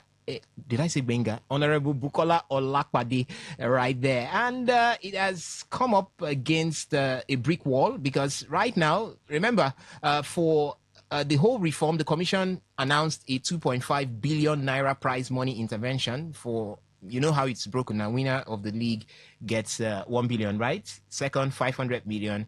Third, 300 million. Then the others will have to share from there also. Then they also stated that there will be a minimum wage for players, 2 million naira. So every club should pay at least 2 million naira. There are other licensing standards, including a good playing pitch, live streaming of matches, clearing of all outstanding debts, and salary arrears, amongst others. But now this is where the problem is, the 2 million naira, because Borno State Commissioner of Sports, Honorable Saina Buba, has rejected the proposed 2 million naira monthly wages for MPFL players, calling it unrealistic due to the financial challenges faced by the various clubs. He urged the MPFL board to focus on renewing, or call that focus on revenue generation, and consult stakeholders before embarking on new policies. So it's quite clear, fight done set. As Olapade has said, next season, if it's only 5 clubs, the 5 clubs. How do you play the MPFL with 5 clubs? They know how they would do it now. They know how they would do it. This is quite clear that it will not stand, because no. See, we will definitely see more oppositions coming. The leagues, as you've already said, the leagues, the league body and the and all the chairmans of the league of various clubs, I think they are going to fight back. At least the ones that could pay it, we know the ones that could pay it, and I'm sure it's going to be mainly some of the. No, there's one thing in Nigeria, if you don't know, even if you could pay it, or you can pay that to your players, and I can't pay, I would want to convince you not to pay. Yeah, no, So that no, you will no, not no. be the example that they will No, use in castigating us. See, in Nigeria, that's how we do it. We make sure that one person will not go Yes. and fall out So of line. even out of the 20 clubs, if 5 wants to pay right now or are capable of paying, the remainder, that's the 15 others, would want to make sure that those 5 don't pay, so that we all don't pay. See, first of all, I think they should be working on the player structure, and I think they've already done well to increase the minimum wage. As you said, we are losing lots of talent outside to various clubs in Europe, various Obscure clubs leagues. in obscure leagues in Africa and the rest. Yeah. So you want to keep your main stars because you also want to improve the welfare of the league and the welfare of the staffs and the rest in the league. So you first start with what will attract people, and that is your players. But don't you think what the Borno State Commissioner, that is Honorable Sain Abuba, is saying is probably right? He says the NPFL board should focus on revenue generation. You generate revenue first. Let us see. Before you are now forcing us to pay what you are not in our pockets. You're not in our pockets. Because both have to work together. We've talked about this revenue for a long time, and we've seen clubs themselves. We've said that even if the league finds it hard to generate revenue, the clubs should be able to do that by themselves. And I think we've already seen some clubs do that. I think when it comes to promoting themselves, when it comes to social media creativity and all, we've seen clubs like Shooting Stars. I remember when we were talking about teams that do lineups before their matches and all, and then have you seen Shooting Stars, their graphics before matches? I know Enugu Rangers, Ikorodu City, Enyimba, the way they do match, the way they prepare their matches beforehand, the way they advertise themselves, price tickets. I know talked about for teams generating revenue for themselves. That is their own. The league has its own problem. It's just that both have problems on their own that they need to go and solve. Okay. The clubs, I think, should still fall in line with that 2 million. The league body, yes, we know. We are also going to talk about their revenue. When we had the streaming and the streaming rights and the rest, it didn't work out. Okay, that's TV rights. Yeah, yes. TV rights. The TV rights, it didn't work out. You know, we still have matches televised. Okay. With that FA Cup match, we know where we have to go and watch it. To draw the match, and it was even on that club's site that we had to go and watch it, and that club is generating revenue from people that are going to be watching that match live. And also that is for the club generating that revenue. They have multiple sources. The league on itself, we know they are going to have to generate revenue, but I think the main focus for the clubs, because this is also still for their benefit, is about keeping your own players. And all the league's revenue that is going to be generated are going to be shared to the clubs individually. Those ones I think they've already done for the prize money. Now you're looking at TV rights. Right now, we don't have a well-constituted system or structure for right now we don't have a structure for revenue from TV rights. But the clubs we don't even have. See, right now the league itself does not have a structure for generating revenue, but the clubs have a structure in which they can generate revenues for themselves. Is it enough? Anyway, this is a huge talking point. We'll just sit and probably watch and see how the whole fight and Bege will turn out. Because right now it's looking like there's going to be a huge battle, two divides, separating two sides that will be at loggerheads, being the NPFL board as well as the chairman of various club sides, call that for now. This is Borno State Commissioner of Sports, because yes, the club side El Kanemi Warriors is owned by the state government. So definitely those in charge are the commissioners of sports. So speaking out right there, we expect other commissioners to speak out pretty soon, and we understand. But I just hope that this does not stall the resumption of the league on the 28th of August. Bukola Olakwade has stated already, if we have just 5 teams that meet the regulations, then they will play. They'll play, but I don't think that is possible. I think you can't have an NPFL season with just 5 teams. But fine, let's see if they come to a compromise, because 2 million naira could be really, really huge at this time. I think we work on it step by step. Well, before we leave talking about the MPFL, let me update you with some of the transfer stories making the rounds coming from the Nigerian Premier Football League. This one here exclusively, Amasa Obasoge is close to returning to Benel Insurance. Talks between all parties are at an advanced stage for the Super Eagles goalkeeper. We also have Kwara United captain Abdul Lafiz Musa. He will leave the club after 5 years there. The decision has been made and confirmed already. And there is also Ikorodu City's midfielder Temitope Folarin.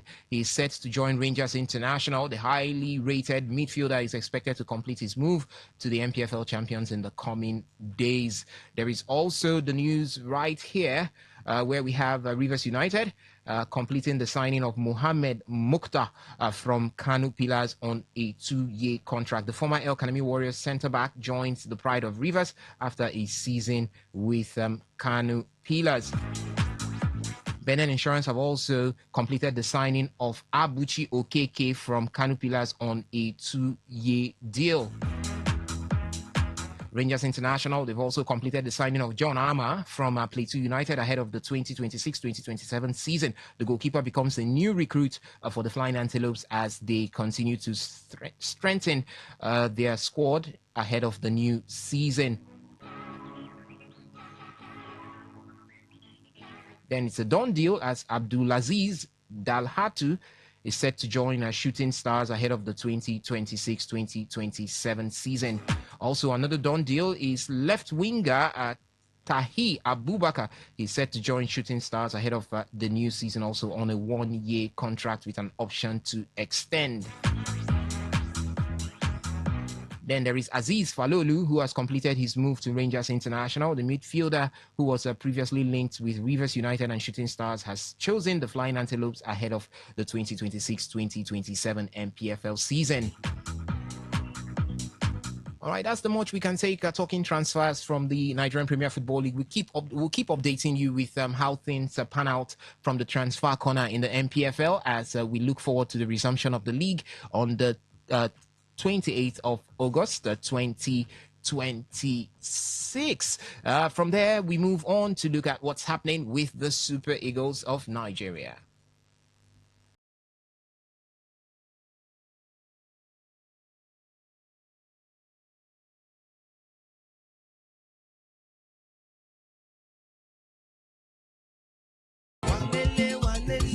Yes, the Super Eagles of Nigeria, we keep flying, but the truth here is 28 years ago today, Nigeria stunned the world. Spain took the lead in that particular one, but the Super Eagles did not panic. They found a way. They came back. It was Mutiu Adepoju with the goal, Gabalawa, and the supersonic Sunday Olise with that bullet from outside. I can't forget that bullet. I don't know if we've ever seen any other goal like that, a bullet for the Super Eagles of Nigeria, but that was what they called bullets from outside the 18-yard box. It flew straight into the goal post of the Spanish national side, and they were stunned as Nigeria had that 3-2 comeback in the group stage of the 1998 FIFA World Cup. One of the greatest upsets in the World Cup history. And it did come from an African side, Nigeria. And we're looking at this point. So much has changed. A huge downgrade from that level to what we have right now. And Nigerians are demanding already, saying we have to go back to the good old days. And we couldn't qualify for the 2026 FIFA World Cup, which is ongoing. And as a result of that, Nigerians have been demanding, sports lovers have been demanding that the NFF be overhauled. But that hasn't happened. But let me shock everyone. This degradation, downgrading, or fall from grass, is it grass to grace or grace to grass this time, grace to grass, did not start today. In 1989, months before Samuel Okparaji died while playing for the Super Eagles, he threatened to stop representing Nigeria over what he described as poor treatment by the Nigerian Football Federation. He said, and I quote, "Maybe because I make myself available to them every time, they think I am cheap. They don't even bother about my return ticket. If I refuse to play, the same people would turn around and condemn me." 1989 till now. Okay, Wallace, I don't know whether you are dead then, but I know that I'm sure you aren't there. But this problem has been the problem of corruption, the problem of impunity, the problem of lack of development when you are seeing clearly that you need to develop. And it's been eaten through the Super Eagles of Nigeria. I just talked about 28 years ago. The Super Eagles of Nigeria were a team feared by many countries around the world. But today, the Super Eagles of Nigeria is a team that if Sao Tome and Principe stand well, they will beat us. Yes, we've seen it happen before. Rwanda has beaten the Super Eagles of Nigeria. South Africa these days are now rubbing shoulders with the Super Eagles of Nigeria, and we're saying, what is going on?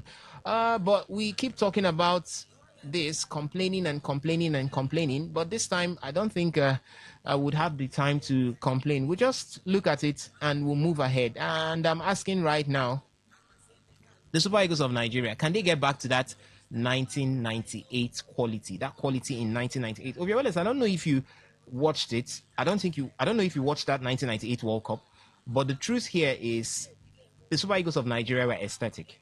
They were beautiful. I don't know if you've seen clips of it, but from what you would have seen as clips and what you have right now, do you think that this Super Eagles squad under Eric Chell could get to that point where we could compare them to the 1998 squad? Yes. Yes. The 1998 squad was fantastic, as you said. I have not sat down to watch 3 or 4 games. I've seen clips of them and the likes. And you said what's lacking between this squad and the 1998 squad is we don't have a title to our name. Okay. We don't have an AFCON. This squad doesn't have an AFCON. I think if they had gotten the 1998, okay, part of the 1998 squad had the 1994 AFCON. African Cup of Nations. Yeah. The likes of JJ Okocha was there, and also in the 1998 squad. So maybe he had that taste of winning the African Cup of Nations. Yeah. So when you come to talent, I think in sports, that's just how it is. Talent grows, and then you see people that can match up to the previous generation. And I think in this generation that we have, especially look at Lukman, you look at Victor Osimhen. For the first time, we had back-to-back CAF Player of the Year winners for the men's side, and Alex Iwobi has been improving leaps by leaps, and especially with the new influx of players we are getting, Femi Aziz and the rest, Alhazan, Benjamin Fredericks, and the rest. If you want to look at the lookout people that came from from Nigeria and the rest, Benjamin Fredericks and the rest. We also have Emmanuel Fernandez. So the influx of new players into the league into the team has been improving, and they will get to that point. Right. I believe they will get to that point. It's just time they are taking. And with Eric Chell at the helm of affairs, I think we've already seen the improvements that they've taken leap by leap. This man has not been beaten under 90 minutes. All right. Even extra time, he has not been beaten. It has to be penalties. It has to be penalties. So you see the improvements the man is making, and I think with the new leeway the NFF has given him when it comes to taking players, when it comes to how the freedom he's been given to select his own team, and I think it's only a matter of time. We have the qualifiers coming up. We have the AFCON coming up too as well, and I think that will really be the man's. I think the big break for Eric Chell and I'm hoping that during that time we will actually see the growth, because for me this team we already have Victor Osimhen, who is already vying for the top goal scorer when it comes to when it's someone that has won the Nigerian jersey for the men. Alex Iwobi too as well too. 100+ caps for the Super Eagles, and he still has more to give as well. We have William Schuster-Kong too as well, who just retired from the national team, and how much has given them. He's got a bronze medal in the AFCON too as well too. And when you look at goalkeepers too as well too, although yes, we might not have someone that will match up to the likes of Enyema and the rest, but I think we've got decent goalkeepers in the squad. All right. And before we leave talking about the Super Eagles of Nigeria, I said we're not going to complain today. We want to look at something. I want us to do a little prediction right here. The 2026-2027 season will soon commence, and our Super Eagles players will begin to light up the league across the world the way they did in the just concluded season. So let's look at what we have here. For top goal scorers, who do you think from the Super Eagles amongst all the Super Eagles players will come out as the top goal scorer from their various leagues? Who would have the most number of goals? I think for last season, that should be Paul Onachu, having the most number of goals by a Nigerian. Do you think he will still hold it, or maybe Victor Osimhen can bounce back this time?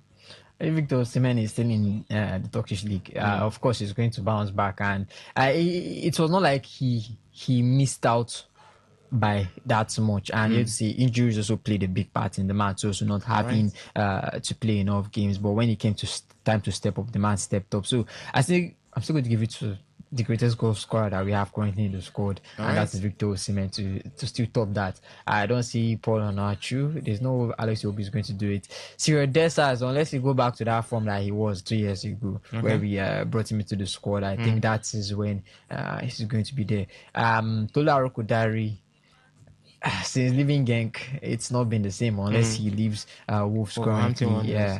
So apart from that, you're really looking at Victor Osimhen adding those goals. Ademola Lookman is a man that turns up when you need him to turn up. He's not really that much of a goal scorer, but he knows how to create those chances, he knows how to create those shots for both himself and both his leading striker as well too. But if you want to give it to a top man to be Nigeria's leading goal scorer at the forefront, it's going to be Victor Osimhen. All right, for the assist, quickly, do you see, who do you pick?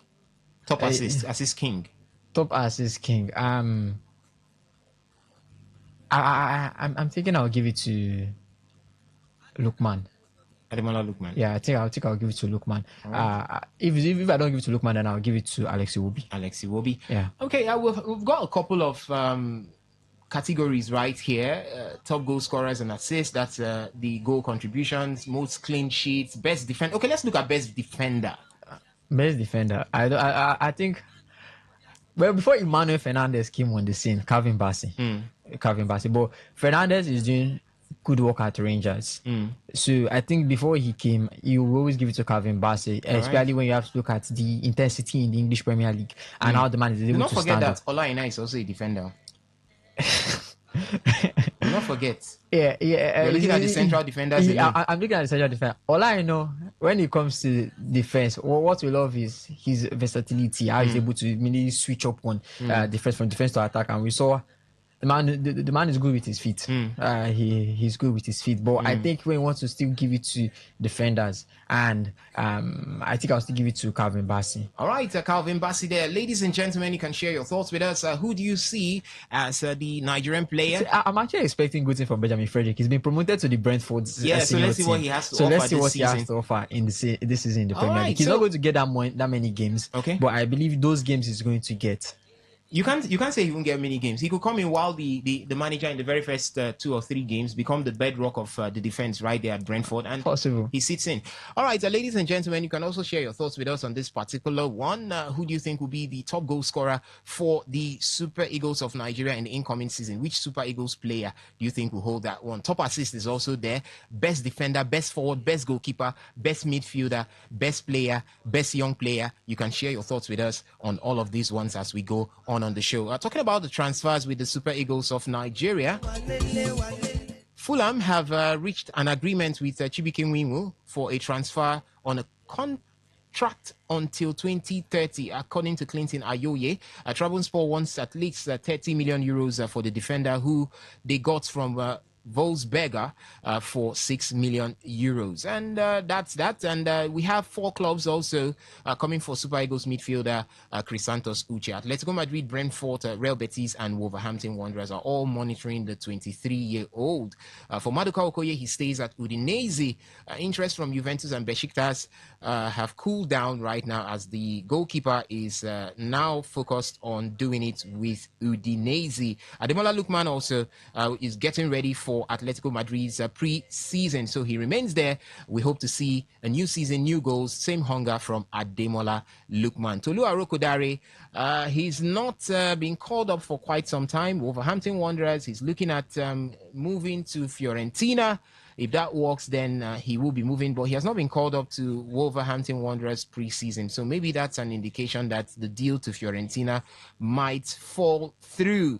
And at this point, ladies and gentlemen, we move on to talk about the FIFA World Cup. But before then, let me let you know that the Super Falcons have begun preparations for the 2026 Women's African Cup of Nations. As we speak right now, we have 9 players already in camp. More players are getting set to join the 9 that we have in camp. Rashida Tajibade, captain of the side.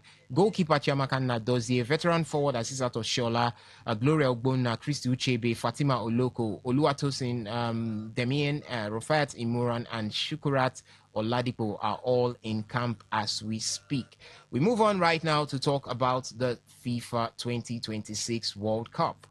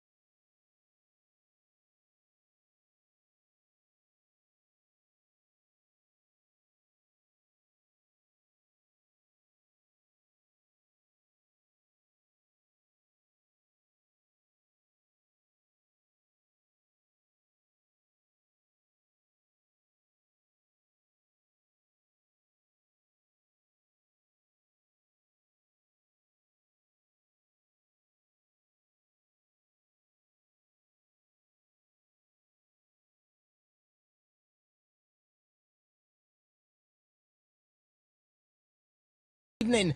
Last 4, we have France, we have Spain, we have Argentina and England, and they line up 1, 2, 3, 4 in the FIFA ranking. So it's going to be the business end of this competition for us to see who gets to the final. Yes, who lifts the crown at the end of the day, winning the 2026 FIFA World Cup. For France, coach Didier Deschamps says that forward Kylian Mbappe is 100% fit and will be ready for today's World Cup semi-final against Spain. Mbappe left France's quarterfinal win over Morocco in the 77th minute with what he called a minor ankle injury. He said afterwards that he was completely fine, but a hint of concern lingered as the semi-final approached. Meanwhile, Barcelona winger Lamine Yamal has described Spain and France as the strongest teams at the ongoing FIFA World Cup. Yamal expressed confidence that the La Roja, being the Spanish national team, can overcome the French team in their semi-final clash later on today. The Spain international made the remark during his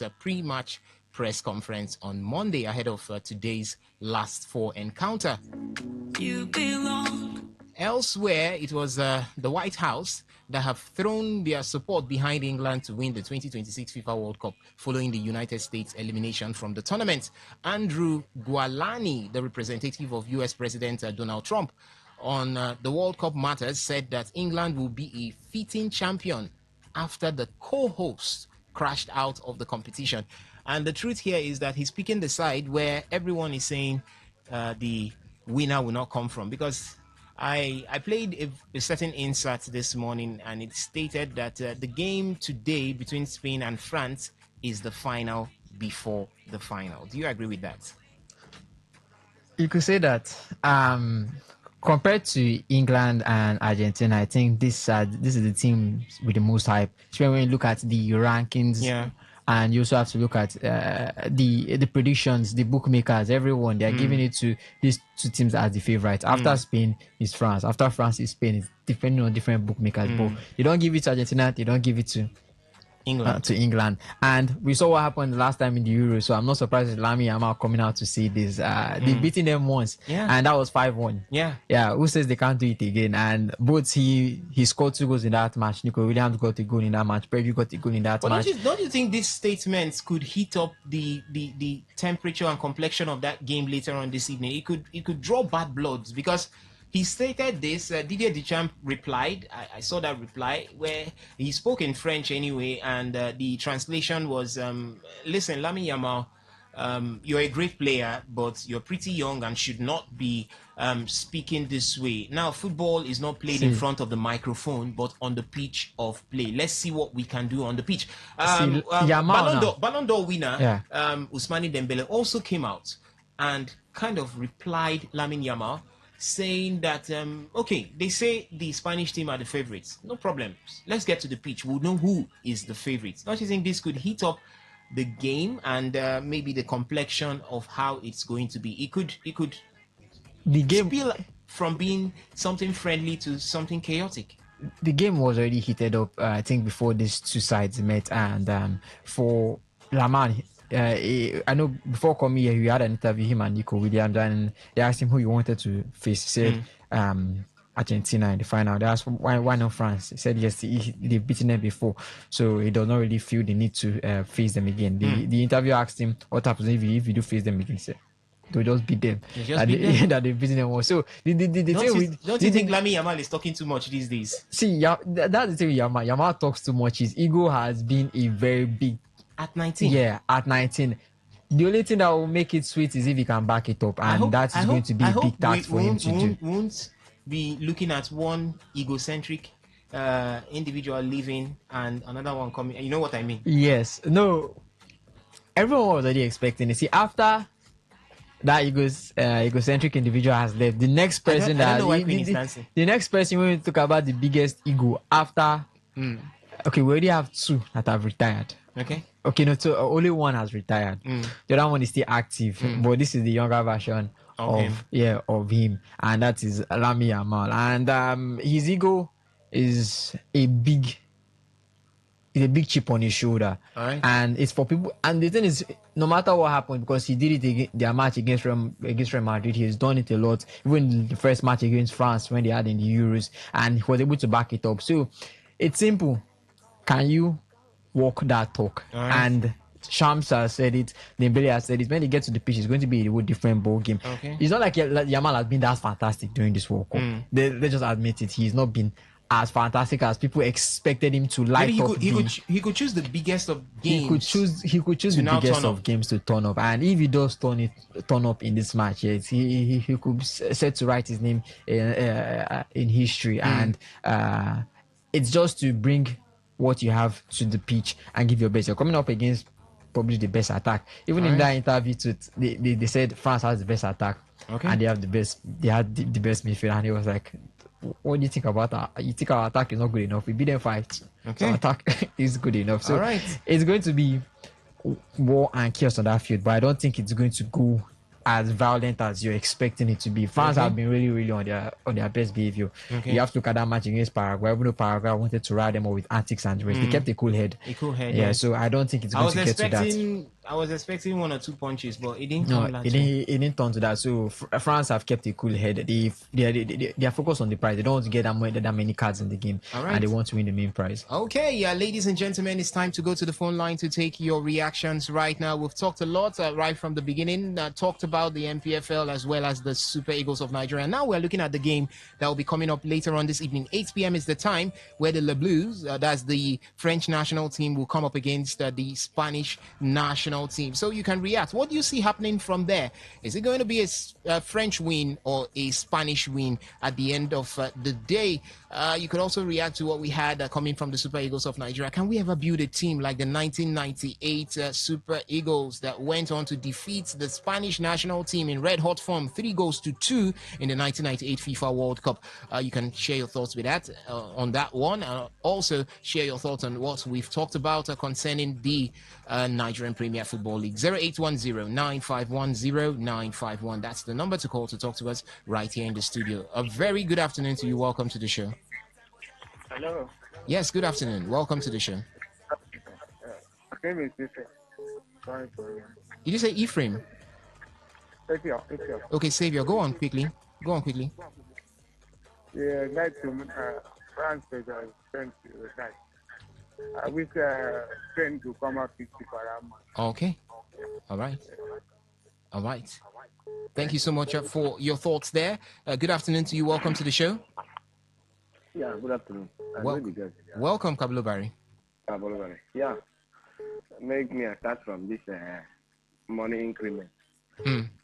That thing where that man they talk, as I always they talk. I'm not sure say that thing will feel the reality for this our government club. All right. See that Bruno club, they are club when they play for Premier League. So just look at and then they play. Okay, if they try to qualify to play for the main league, so how they would do? That's the problem. That is why he will not work. As I must say, only 5 things. He will not work. All right. Because we know this country. Okay. Then we'll talk to them now. All those things now will go away. Okay. So make him not talk, say, even though 5 things, because he not will work, then we'll still compromise. All right. Inside. All right. Then for the best thing for Nigeria, that 94, as if you were talking about me. 1998. 1998. 1998. Okay. I didn't watch them all. All right. And I've never even said relax to even look on their match. Okay. Their old match. So I cannot say the particular one that is good for all right. or not good, but for building the team, this particular main team now, if Nigeria people where they run a football, if they change, we feel say now one big better team now we will build so based on the coach where we get. All right. Yes, but if we know those men, they know if we do make the team work. Okay. Then for tonight match. All right, just quickly give me your prediction and let's move because we have other callers so that they can have that. I know they like to give prediction because I know they like. Okay, who is winning? Who is winning it for you? But I'm rooting it for France. Okay, France to defeat Spain. Thank you so much, Kablo Barry, for your thoughts right there. Good afternoon to you. Welcome to the show. Thank you very much. I'm on the studio. This should be. The radio governor, go on. Okay. All right. We greet you too. Welcome. My name is Barry Digiadom, the radio governor. All right. In Gokananda, Barry Digiadom, the radio governor. All right. Who books a place in the World Cup final, France versus Spain? I think this particular game is going to be a cracker. Okay. But something is telling me that Spain wins this. All right. Yeah, they'll win this particular side. All right. Then, as for 28 years ago today, the Super Eagles shocked Spain with one of the Nigeria's greatest World Cup victories.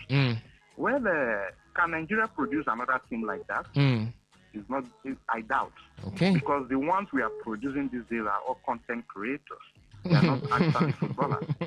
Yes. All so right. it's going to be very difficult in Nigeria to produce the kind of team that we watched over some years back. All right. So that's my own submission on this. All right. Thank you so much. Thank you so much, Barry Digiadom, for dropping by. Good afternoon to you. Welcome to the show. Lucky from Abia State. Lucky from Abia State. Welcome to today's Sports Live. You're supposed to bring seconds where person will they talk. Don't worry. Just go ahead. Yeah, don't worry. Just go ahead. Go ahead. You have your time now. Just England and France. I give it to the France. Okay. I beg this money, 2 million naira paid for the players. I support. Okay. Yes. All right. For the Super Eagles of Nigeria, brother. I hope this our new coach now will do it for us. Okay. Thank you. All right. Thank you so much, Lucky from Abia State, for your thoughts there. Good afternoon to you. Welcome to today's Sports Live. Guys. Welcome, Simon. Let's go quickly. Go on quickly. 1998 Super Eagles team. We are in Super. It was 1994 that we were. Before that, 98, so many of them have already weak. Okay, so, but in 1998 they defeated Bulgaria by 1-0. Then defeated Bulgaria by 1-0. Defeated Spain. Spain were one of the favorites. We lost the third match against Paraguay. Yes. And we lost the second round against this team. Denmark, 4-1. I said they were 4-1. So it was 1994 that we are a great team. Okay. That we lost 1998. That right. So many of them are weak. Rashidi Yakini, Osne, Gavombe, Iroha. There's many of them are weak. It's only our midfield that I know that your culture was in your speak that time with Condori. So come for the today match. All right. and just giving it to France. Okay. No matter anything that's All right. All right. Thank you so much, Simon, for your thoughts there. Let's take this one. Good afternoon to you. Welcome to today's Sports Live. Good evening. Welcome. Go on quickly.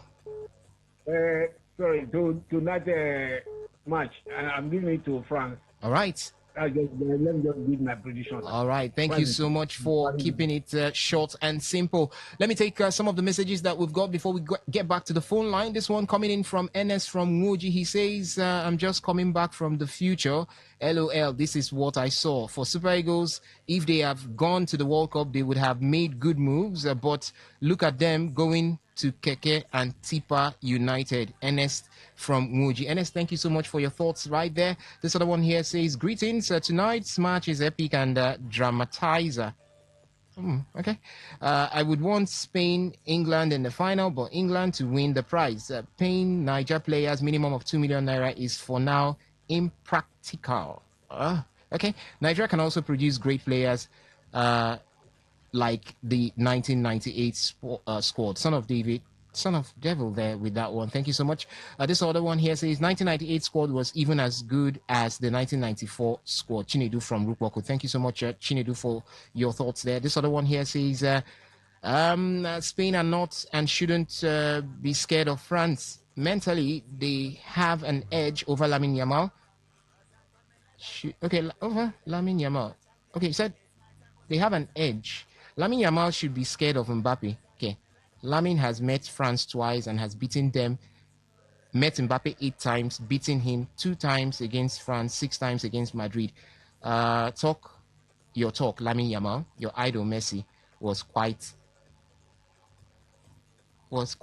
and they're disrespecting him. Okay, I think that's what you meant right there. Thank you so much. This other one says France will demolish and vandalize Spain tonight. Be King from Port Harcourt. Thank you so much. This other one says my club Manchester United is buying players. Chelsea are signing Betano. Alaye from Port Harcourt. Thank you so much, Alaye, for your thoughts there. Hello, good afternoon to you. Welcome to the show. Hello. Welcome. Name, location. Brother, I'll call back. I know tell us the time for the match. Okay, it's 8 p.m. 8 p.m. Yes, 8 p.m. tonight. All right. Thank you so much for your thoughts there. 0810-951-0951. That's the number. Hello. Yes. Good afternoon to you. Welcome to the show. Go on. Celeste, welcome. Go on. All right. Thank you so much, Celeste, for your thoughts right there. We've got some messages from the Facebook platform. This one here from Akobundu Godson Igungwa. He says, I'm rooting for France.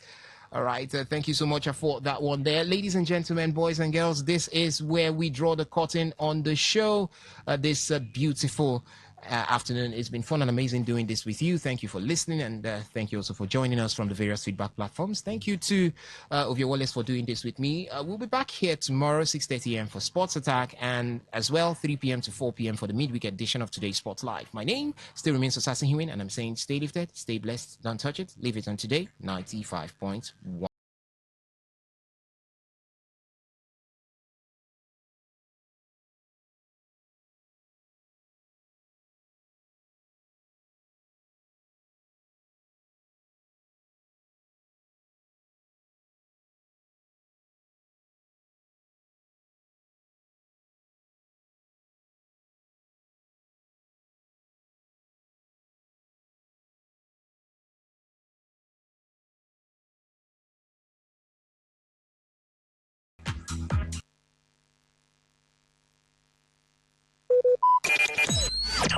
Talk radio. I listen to a lot of talk radio. 95.1 FM.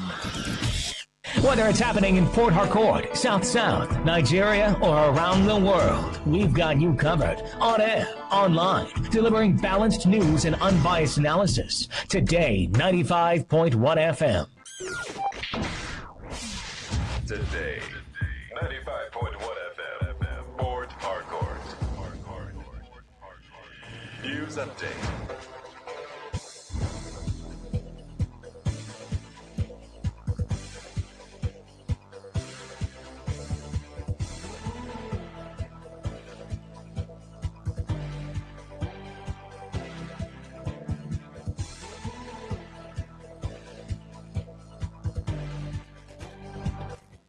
Here is the news update on Today 95.1 FM.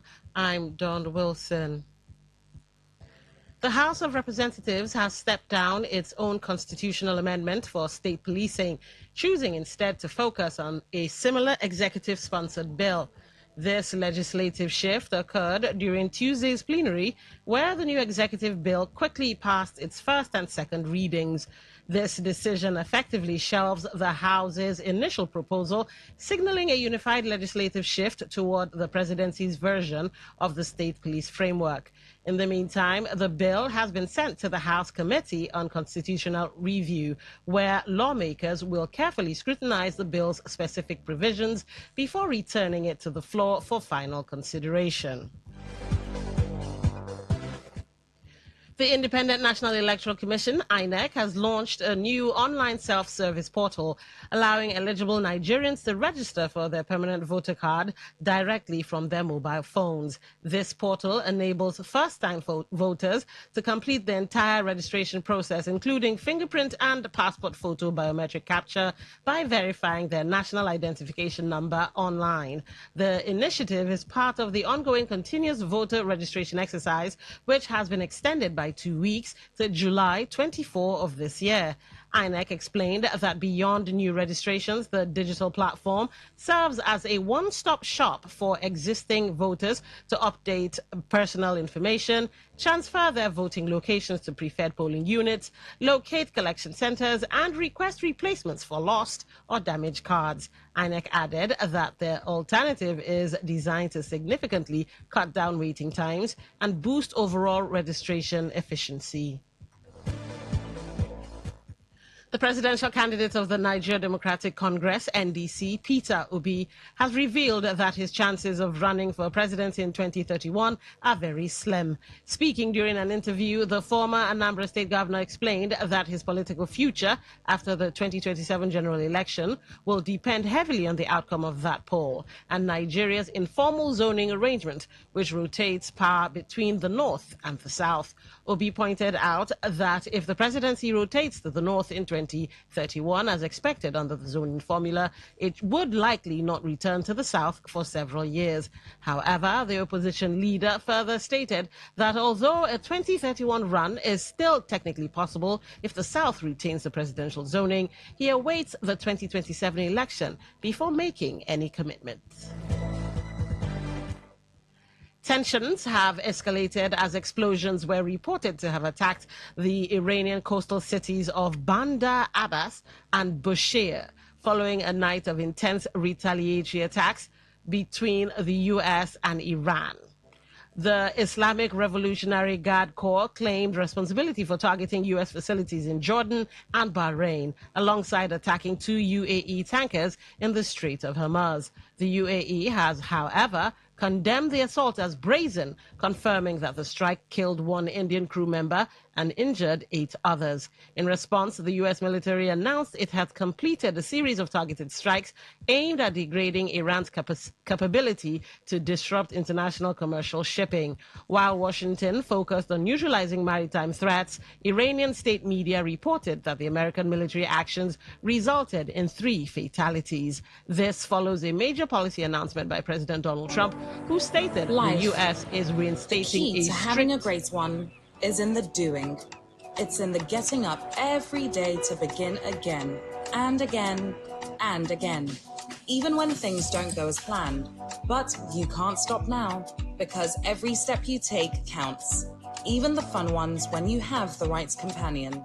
Because doing gets easier with the FCMB mobile app that is built to do a life with you. The living, the moments, the everyday wins, handled. As for the banking part, that is just the icing on the cake. Do today with the FCMB mobile app, built to do a life with you. And banking too. Download the FCMB mobile app today to open an account in 8 simple steps, make instant transfers, pay bills, and enjoy seamless banking. FCMB, my bank and I.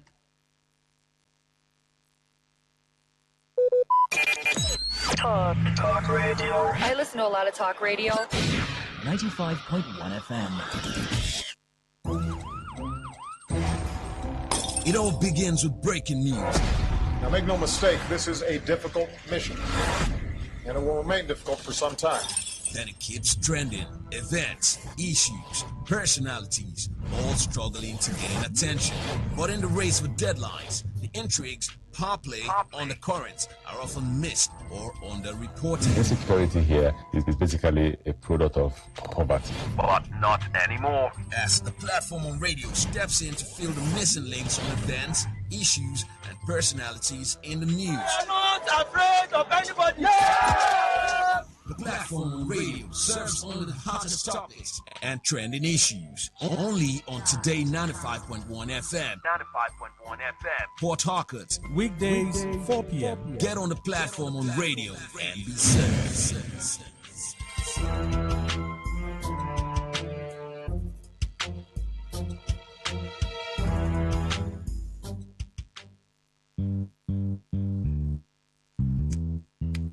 All stands, greet. Good morning, sir. Good morning. You're welcome to Jagbajantis High School. My name is Sound Sultan, your new mathematics teacher. By the way, do you understand pidgin English? Yes, sir. Okay, now what we go use this for? Okay, carry your paper. Carry your paper. Them for my class. People of this world, them plenty. Sins of this people, many. So many. Many times plenty, multiplier. Many times plenty, multiplier. Multiplier. The answer you get now waiting, they make come and they cry. The answer you get now waiting, they make rich man they mess and leaders they lie. The answer you get now waiting, they make young boys and girls join party. Answer you get now waiting, they make innocent man rot inside the jail. Get it, and then no agree to grant and bail. Get it, oh. Time checking is 9 minutes gone past the hour 4, so welcome you to another edition of the platform on radio, your premium talk station. Today 95.1 FM in the garden city of Port Harcourt. I am Priye. It's all I should give you insight into some of the news reports making the rounds. The platform on radio is a program where we dissect trending issues with our correspondent reports. Our correspondent out there, so some reports from the field, and on this program we take the reports and have them give us more details. Perhaps you get to hear what is not entirely in the news. On the menu today, ADC dismisses impact of appeal court ruling. The second story, House of Reps drop its own state's policing bill and adopts presidency proposal. And the last story, RSU students demand urgent upgrade of satellite campuses. You know, definitely the show will be interactive where you have to share your thoughts on any of these three stories. But before we kickstart, you can connect with us via our YouTube Live. Yes, on socials, on YouTube Live at Today951FM, at Today951FM, on Facebook at Today95.1FM, at Today95.1FM. On Instagram and X is at TodayFM951, at TodayFM951. Then for the Gen Z, the younger guys, you can follow us on Twitch. Watch what we are doing in the studio. Twitch, yes, at TodayFM951, at TodayFM951. You can listen audio only via the website and todayfmlive.com, todayfmlive.com. Click listen live either via the homepage or from the menu list. Connect also via TuneIn and Radio Garden apps. Search for Today 95.1 FM.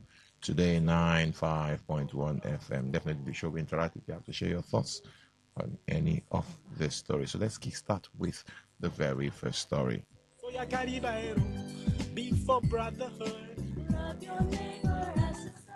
The African Democratic Congress ADC has declared that a recent Court of Appeal judgment invalidating its wards, local government and state congresses will not affect the candidates selected for the upcoming 2027 general elections.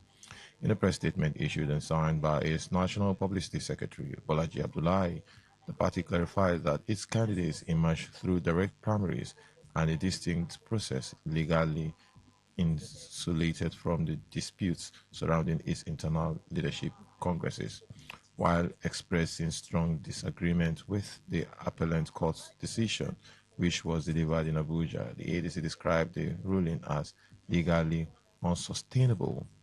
Following the appellate court ruling, Abdullahi disclosed that ADC has initiated the proceedings to challenge the decision at the Supreme Court, while urging party members and the electorate to remain calm under the assurance that its legislative and executive ticket slate remains entirely unaffected and legally secured. Abdullahi also noted that the party remains fully committed to its political mission and will continue to navigate the situation in strict accordance with the Constitution and the rule of law. No, we just go straight to the phone line. Do you think internal party disputes should determine the public's confidence in political parties? Should we be looking at a situation, because we have seen different drama over time? We have seen situation of delegate system where they will take a particular political party to court, say, oh, your delegate list is not the authentic one. Now the direct primaries, congresses that we get state executive and committees, we are still having issues. Should we go constitutional on this, where we have independent candidature, where everybody can just go in there, your name, if you want to vie for position, you create partnership, alliances with different individuals, and you fight for political position, rather than looking at these political issues and drama. There's a possibility of ADC not having a candidate for 2027 general election. Is it preferable we have those independent candidates? Typical example, Atiku decides to pick Amechi as his vice, and they are independent candidates. If their names are on the ballot, if you want to vote for them, you vote for them. Should we be looking at this direction in solving this issue of internal party crisis and the whole legal issues and legal battles, where you have factions upon factions and division here and there in different political structures? Should they be looking at, especially legislation, next constitutional amendments, looking at having independent candidates as the best solution in resolving some internal party crisis? Because individuals are quite popular. A typical example, the late President Muhammadu Buhari, over the years contesting election, is getting more than 5 million votes as a candidate. So as an independent candidate, definitely he can still push that amount of votes. Same with Atiku Abubakar, over the years, he's getting millions of votes. Peter Obi, including the President Bola Ahmed Tinubu. Do you think people should be looking towards having independent candidates, not attaching themselves to parties and their drama? Phone number remains 0810-9510951, 0810-9510951. And text messages, WhatsApp messages, and voice note via this number 0701 9339 962 0701 9339 962. That's for the WhatsApp and text message portal. Hello, good evening. Good evening. Yeah, good evening. Yeah, fine from how that was. Your thoughts, sir? Yeah, what he has Brother to say, he will give himself and his party hope now. That's the reason why they are falling into victim of those judges. Because if the judge stop this, or to the court said otherwise, they will go ahead and do it. And at the end of the day, they will look for who they will accuse that is the cause of that. But to be fair to Bolaji Abdullahi, they did not even swear in the winners of the various congresses across the state. They just have chairman elects. So that means they were trying to be careful. So they should have allowed those people for the alternative to elect before constituting or swearing in new one. That's the point. That's what I'm saying. They did not swear them in. If you follow the news, like Rivers State, I think the chairman, the caretaker chairman, I think it should be leader, honorable leader, was still working in that capacity. Chukwudi Dingba was the chairman elect. Well, he said it should not affect their presidential candidate. Let us see what will happen at the end of the day. Thank you very much. Thank you. Yeah. Hello, good evening. Good evening, sir. Yeah, good evening. My name is Nebu from Massachusetts. Yeah, Nebu, your thoughts, sir? Thank God that APC judgment today is not for APC. The APC are putting fire on their party matter. Thank God, Joe. Thank God today not put any APC member about it. People are putting fire. We are putting fire. Thank God, Joe. But to obey the court first. Of course, they don't do this election. I do the election. We will obey court first now. They can't fight for their party. They can't play. They can't make sure they qualify first. They can't make sure they put all this for Allah. How do you do the APC and go to our party? Thank you, Amishi. Thank you, sir. Nice, I meet you that problem. You're quite funny. Hello, good evening. Good evening. Yeah, good evening. It's Bob Man. I'm calling from Owerri. Your thoughts, sir? Actually, what happened was that the appeal court said that it was not the duty of the entry to organize state congresses. They would have allowed the state chairman and their ESCO to organize it. And that was the reason why. And if you look at it, it was the interim. Imagine somebody as an entry, you now go and pick another ESCO, and it's unconstitutional.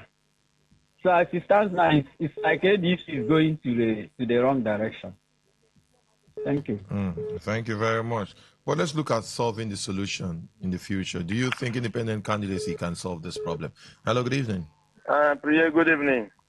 Yeah, good evening. Priya, my name is Chimadike, and I'm talking to you from Mokuta. Pray just so fast. So, my brother, to your question, the answer is yes. The answer is yes.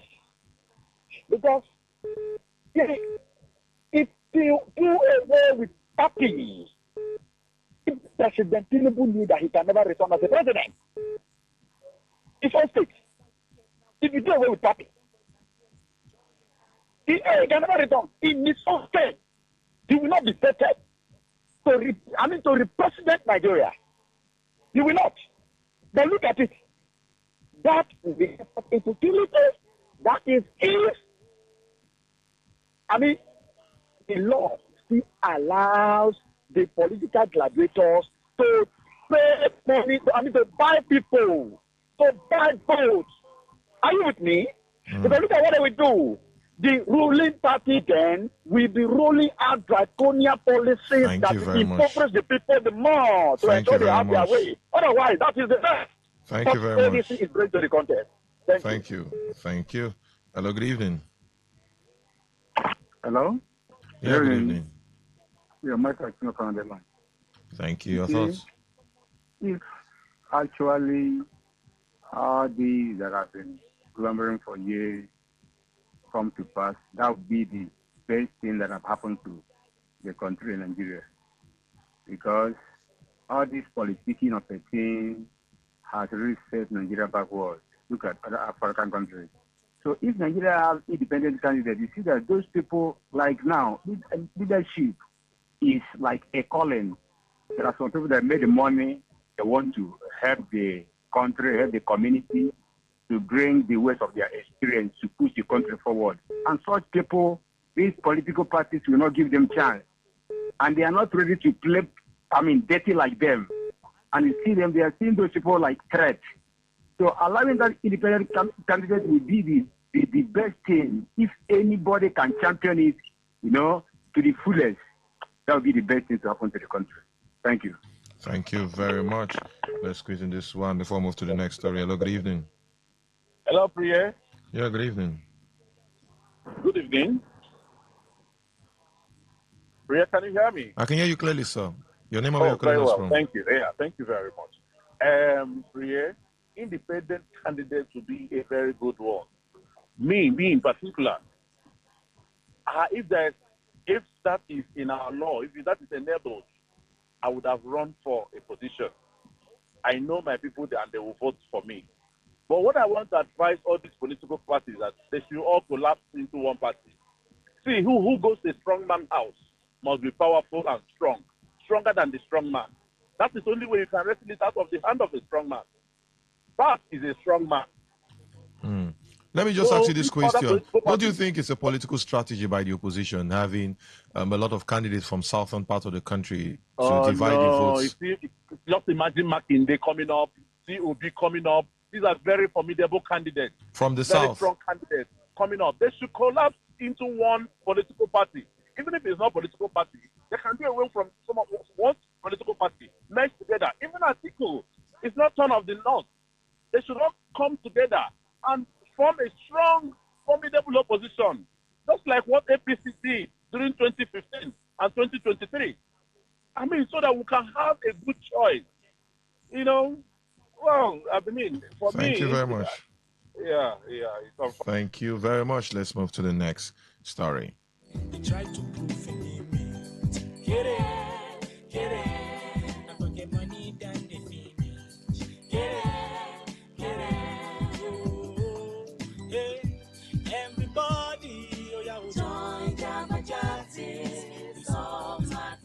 The House of Representatives has stepped down its own constitutional amendment for the state's policing, choosing instead to focus on a similar executive-sponsored bill. This legislative shift occurred during Tuesday's plenary, where the new executive bill quickly passed its first and second reading.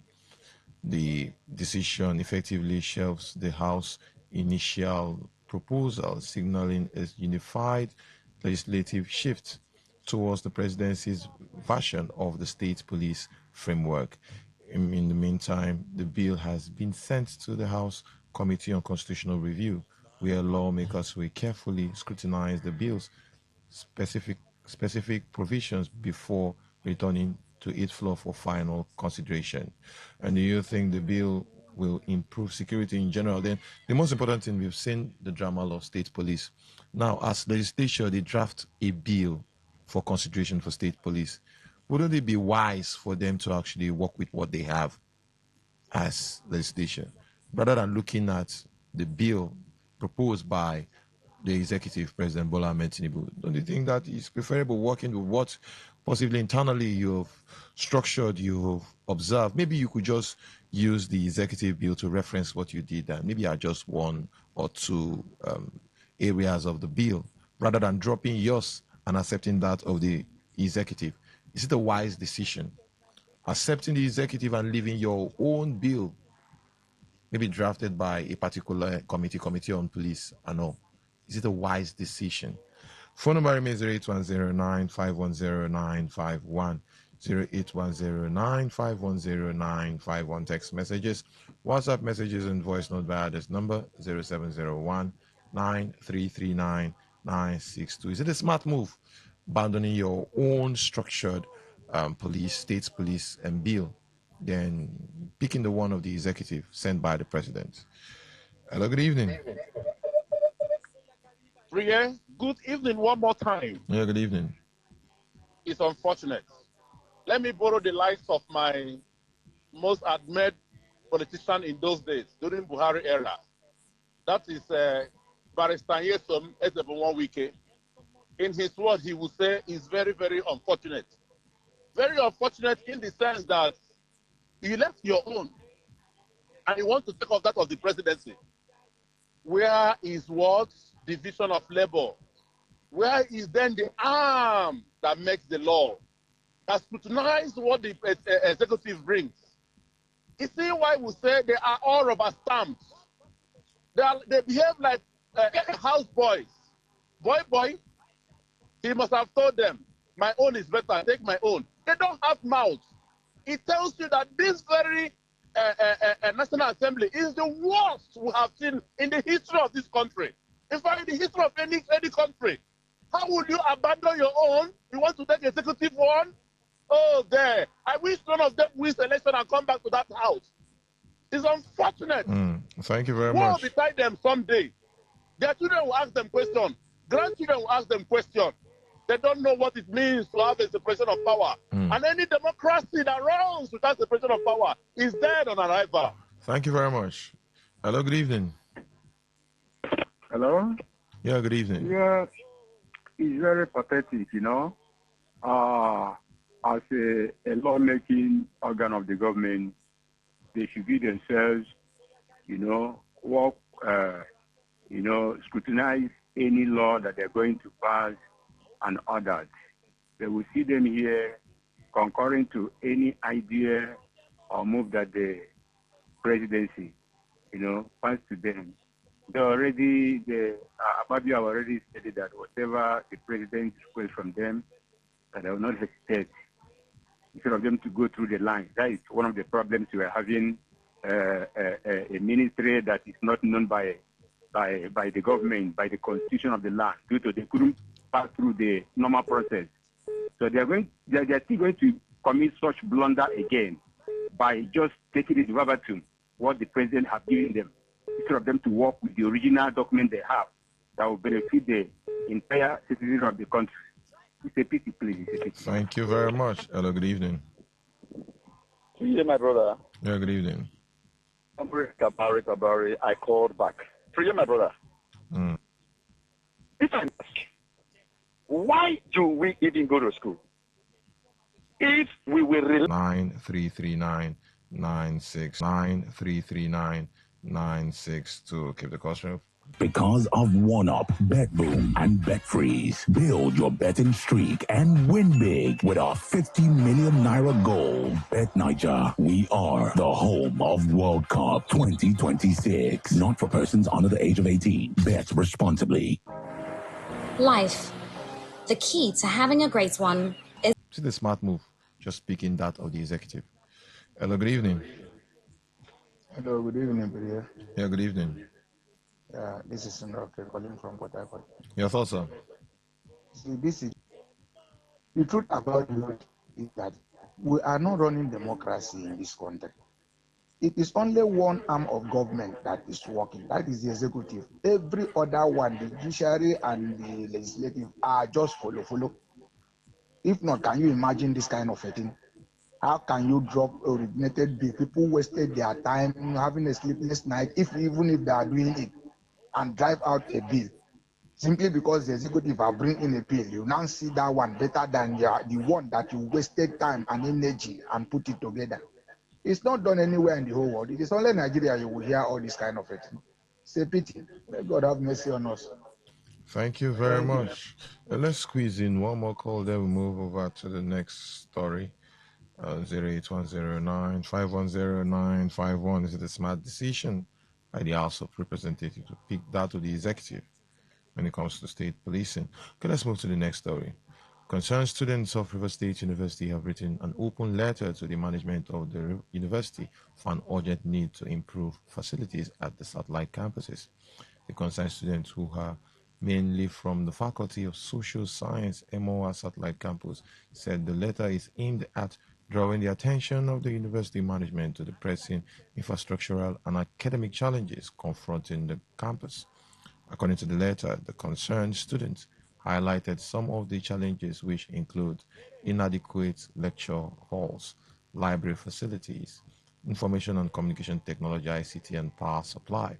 They complain that existing lecture halls are insufficient and unsuitable for the increasing number of students, resulting in overcrowded classrooms and unconducive learning environment will significantly enhance academic performance, student welfare, and institution reputation. Investigation by our correspondent revealed the situation in MOA Satellite is not different from what is existing in some other satellite campuses across the state. Joining us in the studio is our correspondent, Uchendu Ijo. Uchendu, good evening. I greet you, Priya. Good evening.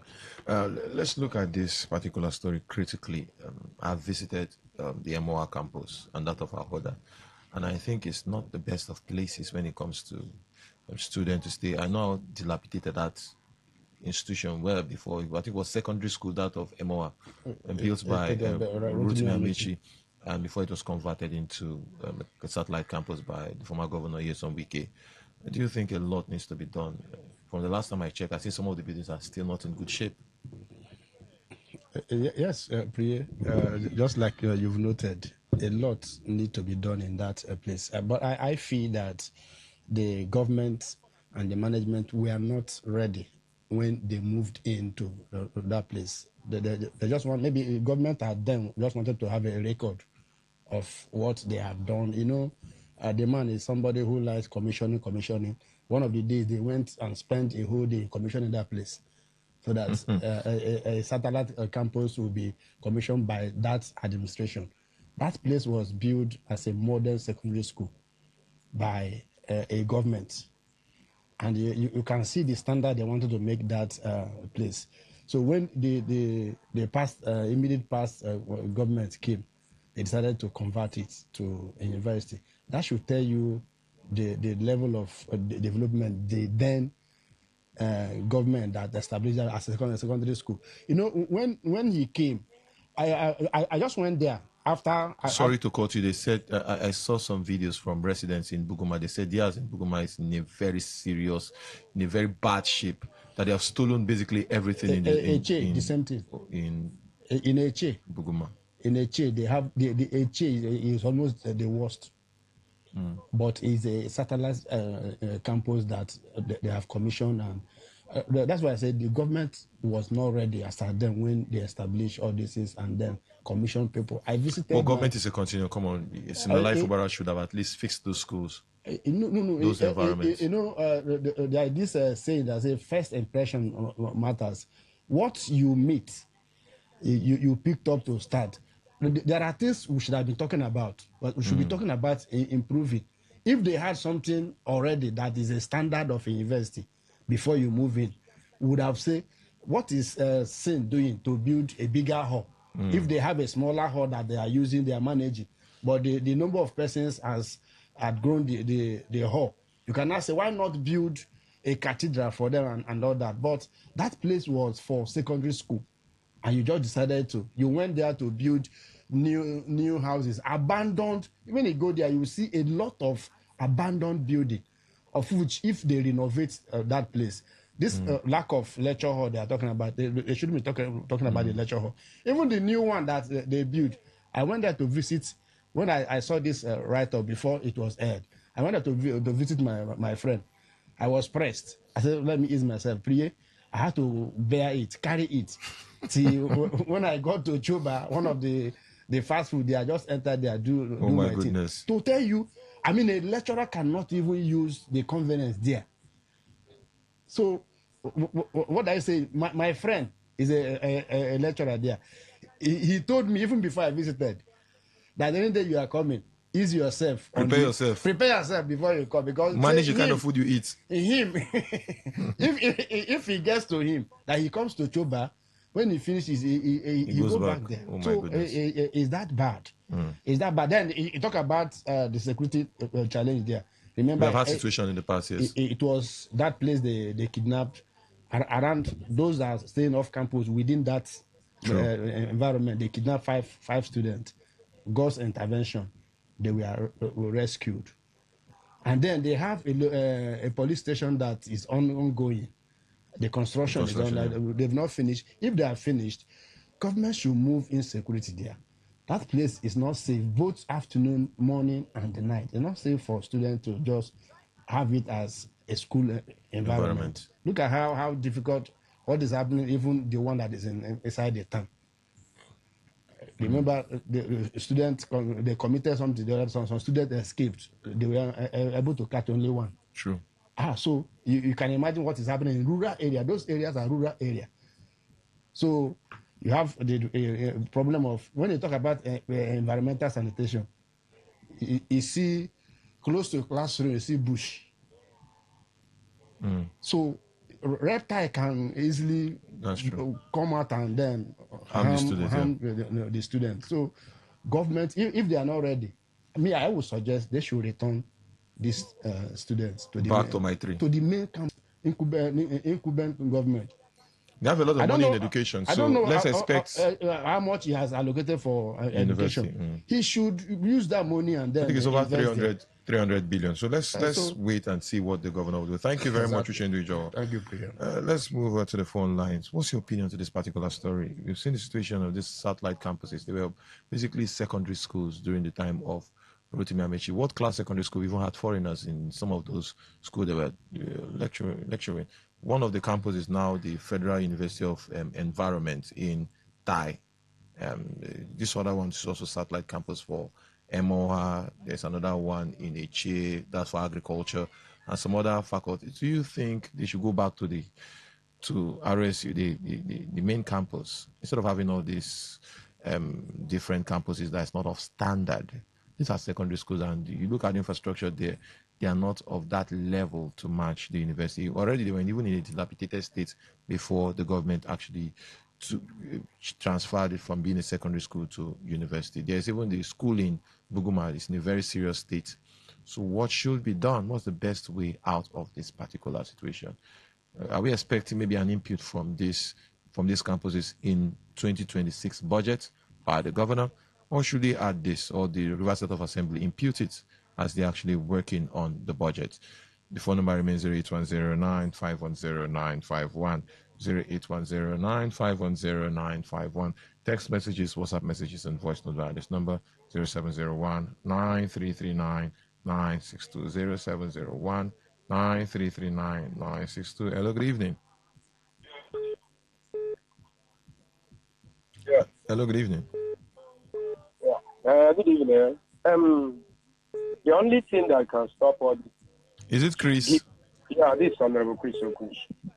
I could remember under Rotimi Amechi, one school that is close to me. I'm telling you, the way they equip that secondary school and primary school. Yeah, I even trying to see if I can go back to primary school. Laptop and many things inside that school. But today, nothing is going on. They should stop giving all these politicians and all these jamo boys contracts. They will not give anything. Just pocket that money and use the boys to run themselves. Going with the big picture, with one will be hailing them, jamo, our jamo. Stop giving them those contracts. Look for somebody outside and give the contract. They will do the work. Not all these chamo boys. They have boys, Abuja and the other things. Thank you very much, Chris. Thank you, Chris. Hello, good evening. Hello. Good my brother. Huh? Yeah, good evening. Yeah. Here is Comrade Kabari. Kabari, your thoughts? Here, my brother. With due respect to the big bros that spoke, I think where you try to object in that not just improvement, and that government is continual, my brother. Government is continual. That is it.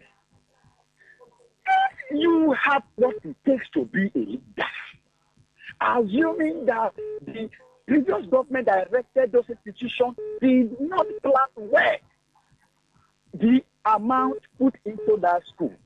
If the school does not work such amount, you have the power, you have the, like you said, you have the knife and the jam. You understand? You came, you inherited it. Let's not forget about River State. This woman has set a very bad precedent in River State. No, not forget about River State. It's our state. Thank you very much. Hello, good evening. Yeah, can you hear me? I can hear you clearly. Your thoughts, sir? Let me greet Uchenna Ojo. I know him for... Uchendu Ijowo. Uchendu. He normally brings news from the grassroots, just like I am. I wish my governor would be on the ballot. Wellington from Okay, when you say governance is continuity, please. You said something that is critical. You said that of Ogoni now is what they call it, a university Federal of environment. University, yes. Not prepared university. One of my mentors in the morning said, you're not prepared for that school. That school is not prepared. They said they will kick off September. And you're using a secondary school to run a university. Your environment depicts your level of learning. See, let us be factual here.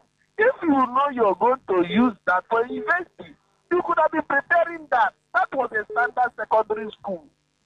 And you say you're moving a campus of higher learning in that manner there. My brother said, create your learned manner. It's annoying. You're not prepared. You move a standard secondary school that will produce those that will go to university and take the university, and the school is not yet completed. You're supposed to complete it, which means there is lack of leadership. Thank you and God bless you, Wellington. Thank you very much, Wellington. Hello, good evening. Yeah, good evening.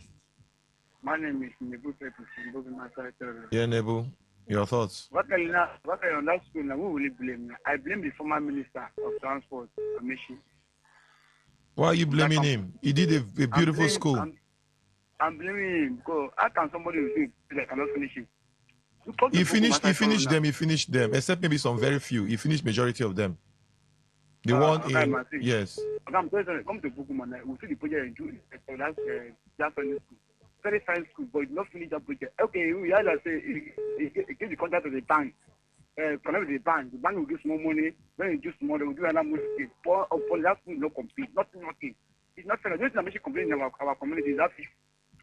And that fish farm, we should know. We should tell it to somebody. Thank you very much. We had one in Eliming. It was actually we had foreigners even teaching in that school. They said it was hard, it was difficult. It was difficult to maintain. So the years of wicked government, I think they gave that out to the Navy. But thank you very much. I'm very angry. Thank you very much. Let's move to the text message portal. We have a lot of messages. Let's squeeze in some messages before we go back to the phone line. Let's start with this one. And the recent ruling by appeal court directing the registration of ADC as a political party is a pointer that our democracy is under trial. Those who claim to be masters of strategy will end up destroying the relic of democracy in the country. No wonder Peter Obi saw this and left the party. It's Chijoke. I don't think they deregistered the ADC. I don't think it was part of. They only canceled the congresses. I don't think it was the registration. The next one. Good evening, Priya. All these things that are happening to ADC and NDC are all politically motivated, but I know that no man can become a president unopposed in an election. So we the grassroots members of the ADC, are not surprised of what is happening. Rather, all we know is that come 2027, ADC will be on the ballot. It's Ainda from Egbeda. Go to the next one. The registration, the ADC candidate is an opportunity for all the opposition to come together under NDC to support Mr. Obi. This may be a kind of divine provision for Tinubu to be unseated, but their greed will not allow them. It's from Lawrence. We move to the next one. Good evening to you, Mr. Priye. I am a bearer of Jesus from Port Harcourt. Let the truth be told. Most of our higher institution environment needs serious government intervention for the sake of better learning and great future. God help us all. Thank you. Go to this one. Yes, Wike should have used the funds he wasted on numerous flyovers to build standard satellite campuses in the state before sending the students to reptile-infested bushy environment in the name of satellite campuses. I hope that the current governor, who is very focused and prudent with funds, should look at those wayward campuses and rebuild them to standard. This Big King from Port Harcourt. We do this one. I pray a court should leave ADC alone and stop harassing them with compromised judgment. No amount of judicial ruling can stop ADC from 2027 election. On the state police bill is necessity, but the lawmakers must act independently to check the excesses of the executives. As for the school campuses at different locations, they were done in a hurry without proper planning. I suggest that the campuses should be shut down until adequate facilities are put in place. This from Mr. Lucky. Let me move over to the WhatsApp platform, see if we have any message. Yes, we have this. This from Sun Melody from Port Harcourt. Priye, Atiku and Obi wouldn't be on the ballot, and that will ignite a revolution. What politics becomes your sources of income, truth becomes your enemy. Why won't the budget pass when Sim puts in 45 billion for them? Sim and Wike is truly a cost to River State. This Sun Melody from Port Harcourt. Here we have a voice note. Let's play this voice note. That school, well, please, people should stop misinforming people. The former governor Rotimi Amici completed all those secondary schools. In fact, it was handed over to foreigners to manage. Please, people should be. That's why I said, Ojoho, please call him back to come and enlighten people. Some people does not know that those schools were completed. It's lack of maintenance of the government that came in power. Please let us be factual. This is our money. It's not their money. Let us keep record with time. Thank you, and God bless you. Wellington from Okrika. Yeah, Wellington, I made mention of it. Some of the schools were even handed over to foreigners. I think in some of the schools, they just basically were doing finishing touches to some of the buildings. It wasn't that they were in a dilapidated state before the handover to the next administration. I think it was more of the governor, the next governor saying the finances to maintain the schools were too much. And a lot of things happened within that period. We even have children that were sent abroad for scholarship. Some of them were asked to come back or they cater for the education themselves. So I think that's exactly what played out. They were looking at expenditure for the state. We did not have issue. We have issue of also budget bursary for students. A lot of things happened during the administration of Nyesom Wike. He prioritized infrastructure than some of these projects. So let's go back to the phone line. You can share your thoughts on any of the stories we've discussed today. From the very first one, ADC dismisses impact of appeal court ruling. The second story, House of Reps drops its own state policing bill and adopts presidency's proposal. And the last story, RSU student demands urgent upgrade of satellite campuses. Phone number is 0810-9510-951. You can still send us messages. I'll try as much as possible to squeeze one or two before I leave the studio. 0701-9339-962. Hello, good evening. Sorry, Priya? Yeah, good evening. Good evening. Mascot? Thank you so much. Your thoughts, sir? That judgment to me is an academic judgment, honestly. You know, Judge Sokona Aban, when he was at the Federal High Court, he was allegedly called APC judge. I don't understand that judgment. The Supreme Court has already recognized Senator David Mark and Ralph Farobe Solobeni as the national chairman and national secretary, and said the case should go back to the Federal High Court. The Federal High Court just delivered judgment, still affirming Senator David Mark. So this judgment, I don't know how State Congress will now accept the caretaker committee led by Senator David Mark. So for me, as the judgment is, it's an academic judgment and will have no effect whatsoever on the candidates of ADC come January 2027. Thank you very much, Mascot. Hello, good evening. Yeah, good evening. Yeah, this Honorable Chris. Chris, your thoughts? It will be something bad to me if I know the truth. I refuse to say it. Under that schools, under Amechi, they completed some of the schools. Even the day they brought laptops, they used this lorry and go take truck and brought new brand laptops. We secure the people that upload the system, those systems that very day. Here. So that all the schools, most of the schools, this man put those in. I say, I was even angry. I wish I would go back to primary school and secondary. This man tried, but the first administration under FCC minister refused to do. You know how much we are trying to contribute to our children for school? Yeah.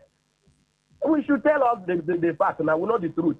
Now, all these chamo that know people in Abuja, you give them contract to do this, they just call their boss in Abuja. The boss will say, cost the money, come, call the other one, allegedly. So that's the problem. That's the problem. Allegedly cannot save you from lawsuits. Thank you very much. Hello, good evening. Today, Nigerians are not afraid of lawsuits anymore. Let me tell you, the court will be filled with people speaking truth now. So we are not afraid of lawsuits. The worst come to the worst will go to prison and then we'll come back again. So that's just the truth. Let me go straight to my point. Talking about House of Rep adopting that of the executive in terms of community police. Do you know that most of the House of Rep will come back to become a governor? Contest. And you don't have the security details of a constituency. So creativity is funny. No, it's not quite. Living intelligence is funny.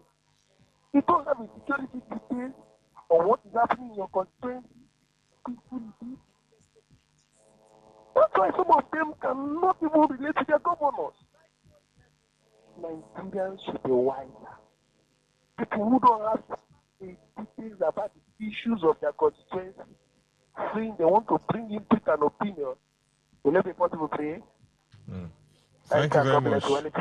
Thank you very much, Valentine. I don't know, we call it a wrap on today's edition of the Platform of Radio. The platform is produced by the news department. Till the same time tomorrow, do have a lovely evening. Up next is Waiting to Happen. I saw Mary Queen. She's around the building, yes, with MC Kuro. I am Priye. It's so good evening.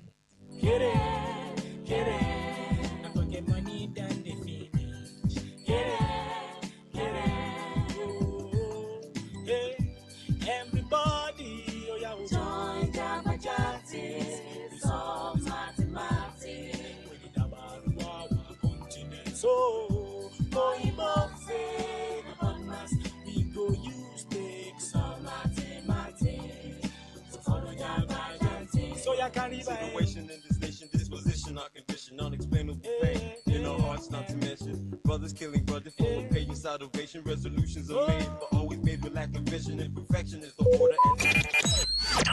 Talk radio. I listen to a lot of talk radio. 95.1 FM.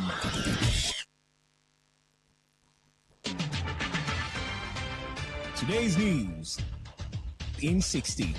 The Association of General Private Nursing Practitioners of Nigeria has urged the Senate Committee on Health to reject the proposed National Health Facility Regulatory Agency of Nigeria bill, arguing that it would duplicate the functions of existing regulatory bodies and worsen interprofessional conflicts in the health sector. The West African Postgraduate College of Pharmacists, Nigeria chapter, has urged the federal and state governments to fully implement the consultant pharmacist cadre across their health institutions to reduce medication errors and improve patient safety. Psychiatrists have urged the federal and Oyo state governments to monitor the mental health of the school children and teachers rescued after being abducted by suspected bandits in Orire local government area of the state for at least 1 year. On the foreign scene, dozens of people working at the Ebola virus treatment center in northeast Congo have gone on strike over unpaid salaries and bonuses, posing a new challenge for the fastest growing Ebola outbreak ever recorded on the continent. Today's news in 60. In 60. Talk radio. I listen to a lot of talk radio. 95.1 FM. What if the internet had a voice? What if we knew exactly what you love to listen to? What if we understood your vibe, your voice, your opinion? Today, 95.1 FM. Today, 95.1 FM. We are the voice of the people.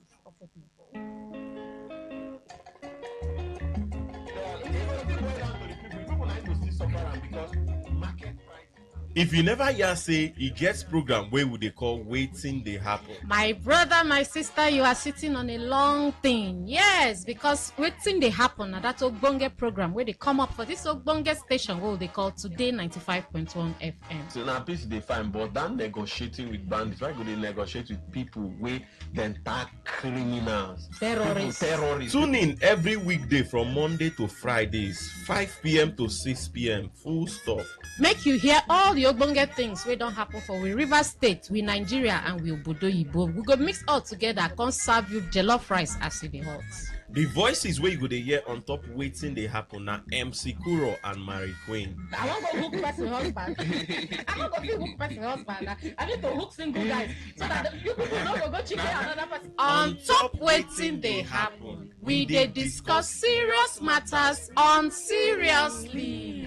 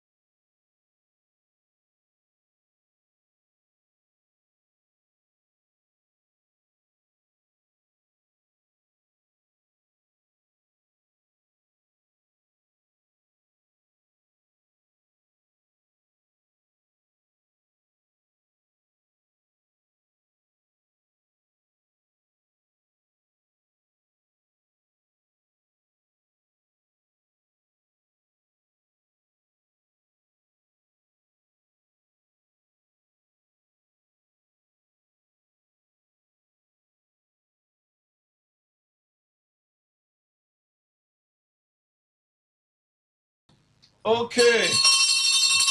We don't show again. We did for 95.1. Waiting they happen. Now the show, and we know really we get some kind senior people then we did inside the studio. So before we enter our program properly, we just like to introduce all the senior people that we did for the studio. We get one senior man additional. If you just say hello to us. Port Harcourt people, how that they? Okay, Mr. Wole Taylor. Say Yes, hello to so us. good evening, everyone. We're there for you. Okay, Ezine. Good evening, Port Harcourt. Okay, Angel. Iba Port Harcourt. And Simi. Good evening, Port Harcourt. Okay. So we don't really get much time. We just enter waiting carry on and come here. Now what can now be this? And I want me to tell us about waiting what can now be. Okay, Wakana na African leading travel company where they offer the best travel days and experience. And we waiting we form ourselves or waiting form Wakana now to make travel easy for everybody we want travel, even if you don't get planned travel. Wakana they talk say we feel help you know where your destination be. We feel help you find your bearing. Now what do Wakana do day for this? We they give affordable flights, travel products, and what they call seamless travel solutions through technology. Now, technology will take they run everything for Wakana. And for Wakana, we put our customers for the art of everything what they do. We they make sure say that they get the best of the best, and anything that involves hotels, flights, holidays, and even rides. And transfers and protocol services, even corporate services. Now they do for Wakana. Now we form Wakana for, and so the message we'll bring today for Port Harcourt with this. Okay. So would they hear about Wakana Express? With him be because I know so they always see Wakana online, and this one would they hear about Express. What he there about? No be road though, as they think I'm so because I don't say you don't think I'm good road. No be road matter. Okay. What Wakana Express did for this year? Now, first of in kind for Nigeria, we don't run this thing now. It don't be like 3 years or 4 years now. We don't run now. Okay. And Port Harcourt now the 20th city we will come for. Are We you don't serious? go about 19th now. 19 cities we don't go for this year. Now 20 cities we want waka, and I hear we say one match break. Now make us come Garden City, come meet our people. The treasure base. The treasure base. Say treasure base. We don't come. We don't bring waka now. And what do they do for Wakana Express now to give una deals? We be say una no office anywhere, anywhere una no office am. And tomorrow we don't bring her come again. Say now we dey run now. Now we be the oga. We won't run them again tomorrow. Now waiting will bring come with that. Okay, so this particular thing they happen tomorrow, because I see. So when the thing they happen for Port Harcourt, which is tomorrow, and tell us what would they expect tomorrow? Tomorrow isn't that what day here now? What she they do for Port Harcourt with that? She will give her the address. Okay. But tomorrow, what una go see now things we would never see before. First, we would never hear of before. Very affordable and cheap. Now when they bring and the message we'll get tomorrow. Now the topic of our sermon, Coco, now be that for tomorrow. Oh yeah, isn't it? Knock the address. Tomorrow we day for our office for Port Harcourt day for Audley Road, Catella Plaza, beside daytime school. If you just enter that road, you go just see us. We go there make noise. Yes, beside daytime school, Catella Plaza, beside daytime school. Now there our center for Trans-Amali Day. Okay. And now there you go share it tomorrow. Okay. So once anybody just come, the anything concerning travel, you go get all the kind of discounts you never get before for your life. You go see them tomorrow. You go get them tomorrow. We day So full both ground. local and international. International, anything we concern travel, whether not the ticket or whether not the visa or whether not the hotel where you go stay, whether not the airport transfer, the rides or the insurance, anything will be your problem. As long as say they travel related, once you come there tomorrow, all of your problems will go solve them. Just confess. Tomorrow from what time? From 11 a.m. 11 a.m. You get numbers so they fit call? Yes. Or you get numbers so they fit call because you get some people too. Maybe they go like one, get one or two information or two details first. Hot. Now you would call the affiliate and sub-agent business. This man with this beside me here, he named now Wole. Now what's wrong with that? Make talk and quick. Yes, so thank you. As we talk here tomorrow now, treasure base. Yes, I'm a businessman. I bring travel business for everybody. The one where I want unleash tomorrow, now side also. Where you go come, experience where you go fit sell travel, make money.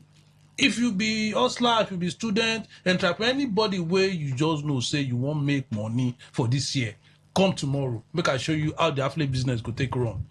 You go make money selling travel. See me when they here now, holiday which they do. I be say if you don't work, time don't reach for you to go relax. Nah, see me they run down holidays. Oh yeah, over to you, see me. See, at Wakana Holidays, we handle everything, you know, from your flight to your hotel to your accommodation to your transfers. We handle everything from start to finish. Tomorrow we go have plenty bonanza for you, from summer trips to Doha to summer trips to Singapore to Kenya. Anywhere you want to go, we run out from beginning to the end. So make me see you tomorrow. Angel, where they here? I work that to make things cheap and easy. Okay. Tomorrow for year we dey run different things. Okay. Angel, what do you give us tomorrow? Okay, so Fataka, good evening once again. Most of the deals where we get to everywhere where you go, we get very affordable deals. You buy ticket to London for like 1 million. You buy ticket to Saudi in case you get people who want to go do Umrah for like 1 million, 1.1 million. Just carry your money, come our office. We'll go find you the best deals where you not see for anywhere. We get them. What do they talk? We say for corporate, we dey run now. Now we be the people where we say anything that involves travel, like I talk before we do them. For corporate, we get a ham. We be say their own work now to onboard corporate people. As we do and we say, we not say corporate, not be everyday money they come out from there. And so we they afford them, we they give them opportunity. Say okay, you want travel now? Oga want travel? Oh yeah, come, we will give you ticket. Then you go tell us, we go sign agreement with you, say within 1 month, within 2 months, within 3 months, you pay us our money. That the favor what they do corporate entities with that. And then you get one to what they do where nobody they do. They call and pay small. Pay small. Like Osusu. If you want travel now for December, we they tell you say the amount where you see what they said today, we go run them for you. You go they pay them small. Nobody say you will come December, we come tell you say, no, the price now 5 million. You don't say during that period things they go up. Even summer now things don't they go up. But we today or tomorrow when you come, we'll tell you now the amount be this, how you want spread them, you want pay and like Osusu. All these things now what can they do? Nobody feel run now. Now we only feel run now. Okay. So all these things, if you come tomorrow, and I go even explain better. Leave matter for matters. Tomorrow, we go teach them. Tomorrow, 11 a.m. What will be the name of that particular place again? Catella Plaza on Odili Road. After GIG Logistics. After GIG, beside the items. GIG are the best landmark if you use it for them. Okay. Odili Road, in between Bloma roundabout and Sassoon roundabout. Okay. You see, we did there. So in case you miss that place, we also did for Genesis. Isn't it? Why they do like this? You don't want 10 people to come by. But then you feel by at all. We did for Genesis for GRA where you get the cinema.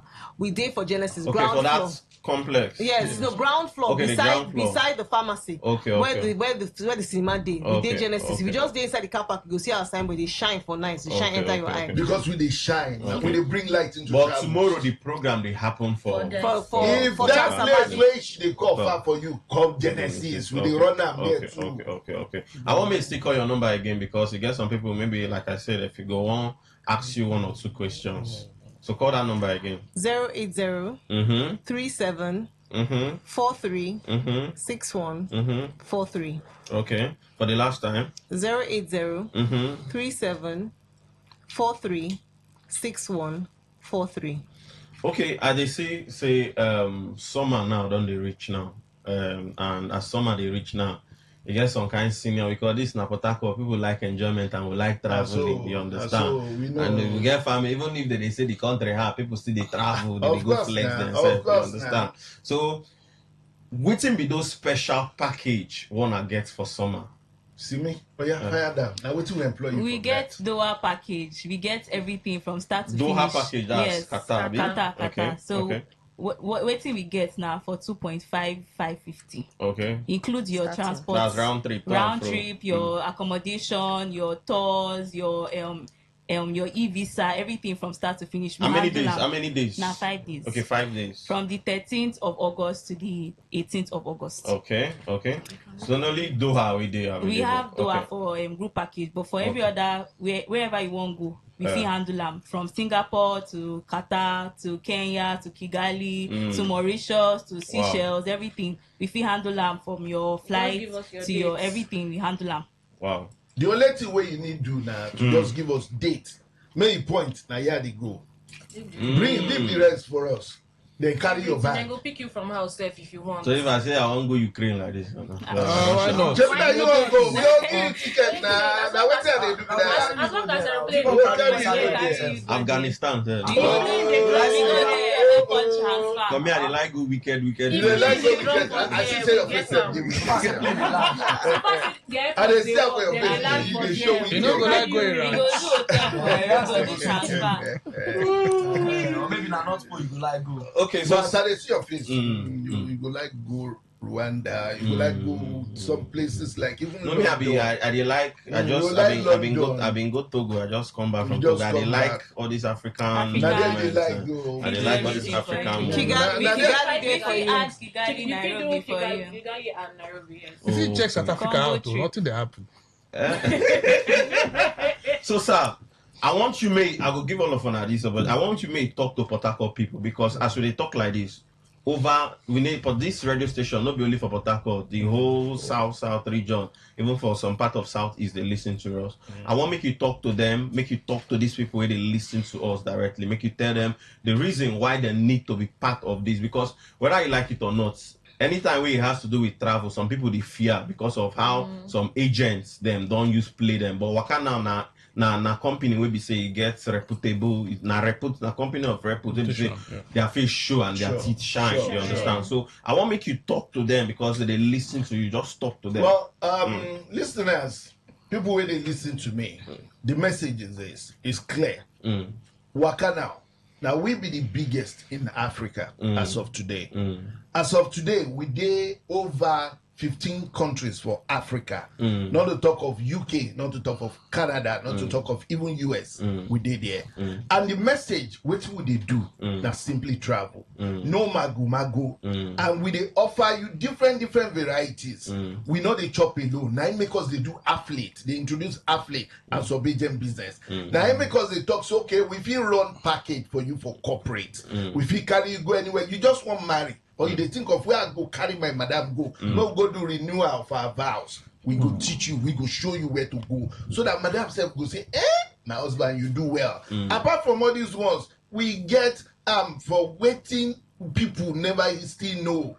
If you be Muslim, if you carry go Umrah, we they do visa now. Now we be the only travel agency for Nigeria now. We will run Umrah package for you. We go run them for you. You tell us now, I won't go Umrah next tomorrow. We go run them for you. Now we will give you the visa. I'm going to give you the ticket. Now we, Saudi government, don't give that license for Nigeria, and we run them well. For you to know, say, no be mouth, no be chore. Do the workings, and we did do the workings. As they work, they show. Yes, sir. Okay. So, you get any of that to even just say one or two words? You really talk about people will be say, I think people they jobless will be say they fit get opportunities. Yes. I think I like that particular part. Very interesting. Yes. As you all know us, we they do local flights, we they do international flights. And I know most people now visa they want. We they do everything. Beyond that, we they even teach people the same business where you go fit sell these things where I talk about. As you they sell them, we go give you one small portal where you go fit use sell them. All you need na internet. Maybe your phone, that's all. As they sell them, we will give you small commission where you go fee use add money on top. That one you don't need to be graduate. You don't need to be graduate. Just know how to sell 1 to 2. You don't finish. And so far you get phone or you get laptop. Chicken now. Shop don't open. Business don't start. We get the technology we go use support you. No worry. Just use your network, sell. Money don't come. Okay, so tomorrow is happening at Catella Plaza, Odili Road, beside Daytimes and GIG. Okay. If you know if you find your way to Catella Plaza, we still do Genesis Center for GRA, where you get the cinema for ground floor, opposite the Parker Park. We did there. Okay. Port Harcourt City, we want to see you tomorrow. We want to come collect all the discounts when they don't hear about, Yes, don't dream about it. It day yafu. It day plenty for now. The way they speak this pidgin, they're very foreign. So I like your pidgin, just very smooth. So tomorrow we're coming 11 a.m. We will find our way to Catella Plaza for Odili Road. So, okay, no problem. On our well done. This now our people from Wakana. On our well done. Thank you so much. Thank you so much. Wakana, let's go. Okay, we never go. We still there.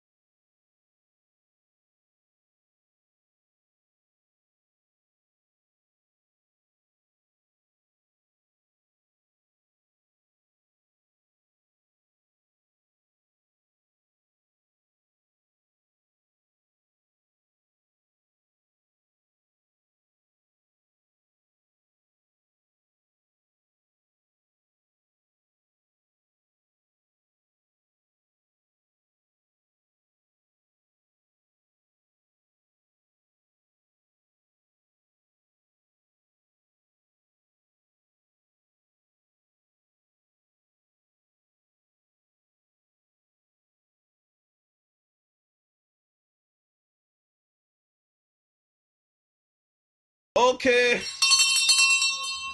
On another so we guys enter small markets and there they take the pay. And there they take pay Mary Queen salary.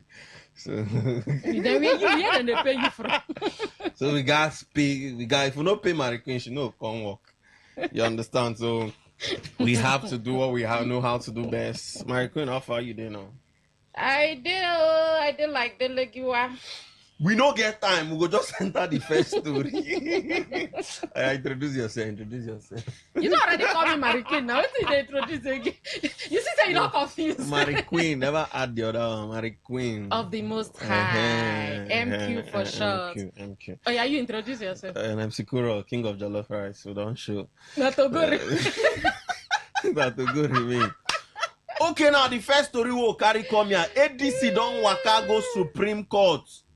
Because you know, say, as the matter be like this, it be like, say, appeal court, no, they smile with ADC. They are not happy with ADC as the matter be like this. Appeal court carry ADC for mind. But now, ADC, no be APC, ADC don't go Supreme Court. Say, they need to say that thing where appeal court to say, make INEC no recognize the mark and then people say, no. Say, appeal court go talk that kind of thing. So they don't carry the matter go Supreme Court. But if they reach Supreme Court, let's imagine. Should we even imagine? Okay, let's just imagine. Anything can happen, Sha. Anything can happen. We are allowed to imagine. Imagination is normal thing. Say the thing can't no favor ADC.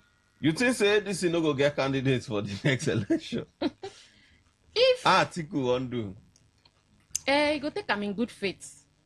If it happen like that, so say okay, you know, finally, Supreme Court can't talk say yeah, una know.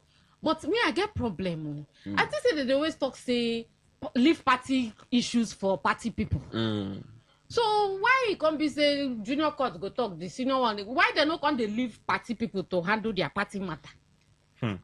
You understand? So the whole thing just very confusing. You know, so many accusations here. But just in case, say, it happen like that, well, even though INEC don't come out this afternoon, contact say even the other side, they don't recognize them. say because they never give them access code. So both sides now they hang. So make they see now how the matter they go, but they get short time. No they again. They suppose they supposed to give judgment so that they go know what's in their fate. You understand? But if it happen like that, I think we will take him in good faith. There's nothing he can do. Come be now we won't get vice president. The vice president now from Ubima. Imagine that we won't get vice president. All of them go take him in good faith. So far as court dying talk. And because our democracy would they run, which are they chair like? No, anything feel happen. Anything they like betting. Now they tell you now, one sleep fee cut. So if the sleep cuts, may them take them in good faith. Okay. But if the sleep no cut, I wish them all the best. Okay. But wait though, before we go, if because ADC they accuse APC. Strongly. Say now then they do all this. Say now then they don't want to position. Now then put hands. They don't want to position. Then monkey hand don't enter soup. The soup don't they too hot. Make them come out the hand. And leave opposition to do their thing. Make that's allegedly. Now they talk now. Since now them they accuse them, me I be ADC member. What's concern me? I not be ADC member. You know concern me in any way. So if truly what ADC they accuse them not true, I beg make them leave them. Okay. Make everybody get level playing field. The accusation don't too much. Makinde come out talking on. You know, so many things they happen. They just allow these people be. Okay. More enter the second story. We not to get time. We just hit the nail on the head as it matter be. Federal government they work on one plan because as federal government now don't look, then say no. These ex-terrorists. Whether you like them or not, now human being them be. They no be animal. Whether you like them or not, now human being them be. They no be ghosts.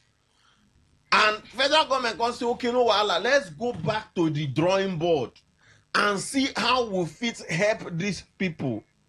Because you remember even for Bible, when the prodigal son came back, the father opened a hand for him.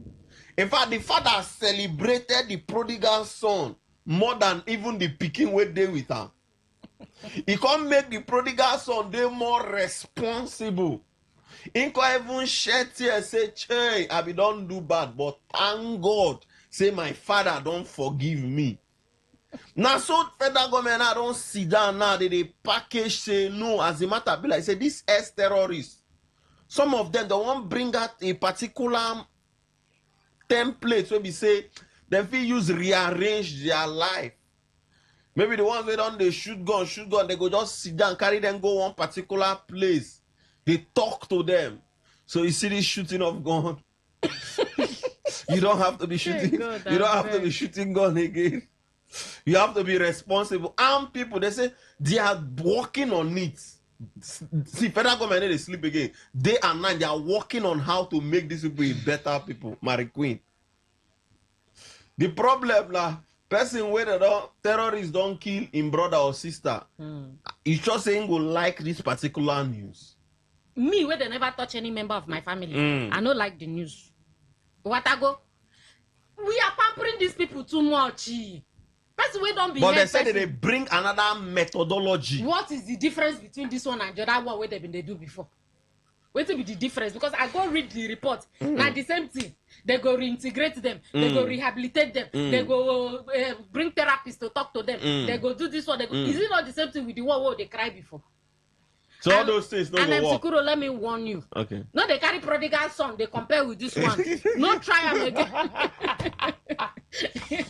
No, some of the terrorists they say then just they jobless. They say work not in the country. They can say, oh no try this is again. AK-47. You get strength to carry gun.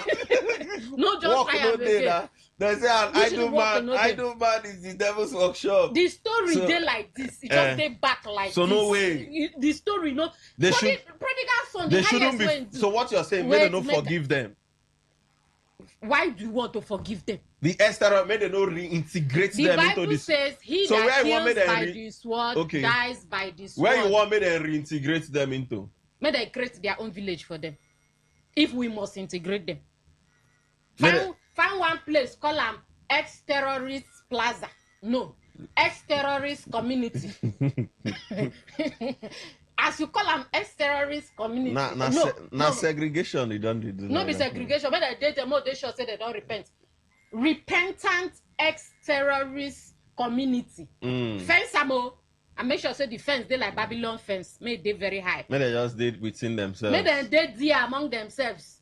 You know, say they talk say once you don't kill the first one, say that it gets spirits. And so you go they drag you to kill. You know, say blood they very powerful. And you get blood where you go kill, you don't go rest in peace. You go they worry you. So may they put them there. If after 10 years they never kill each other, we cannot bring them into the society. Okay. Anyways, on our own one we open the phone line and I go tell us waiting on I think about they that. Pamper these people they pamper them too much, and I make new ones. They firing. But why are we even complicating issues? Our Oga minister talks say shoot at sight. Another one they come again, they tell us we want to reintegrate. I mean, why we even? No, the repentant ex-terrorists. Like, so if we shoot at sight, how will you know say that one not be the one way for follow for the repentant? No, the one we then catch with hand now. And go sell market. More enter market one and no go we there.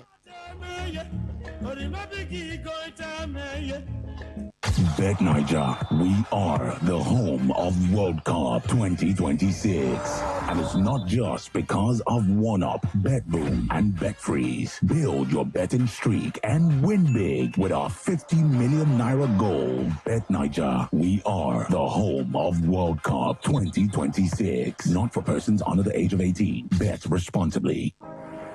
Life. The key to having a great one is in the doing. It's in the getting up every day to begin again, and again, and again. Even when things don't go as planned. But you can't stop now, because every step you take counts. Even the fun ones when you have the right companion. Because doing gets easier with the FCMB mobile app that is built to do a life with you. The living, the moments, the everyday wins, handled. As for the banking part, that is just the icing on the cake. Do today with the FCMB mobile app, built to do a life with you. And banking too. Download the FCMB mobile app today to open an account in 8 simple steps. Make instant transfers, pay bills, and enjoy seamless banking. FCMB, my bank and I.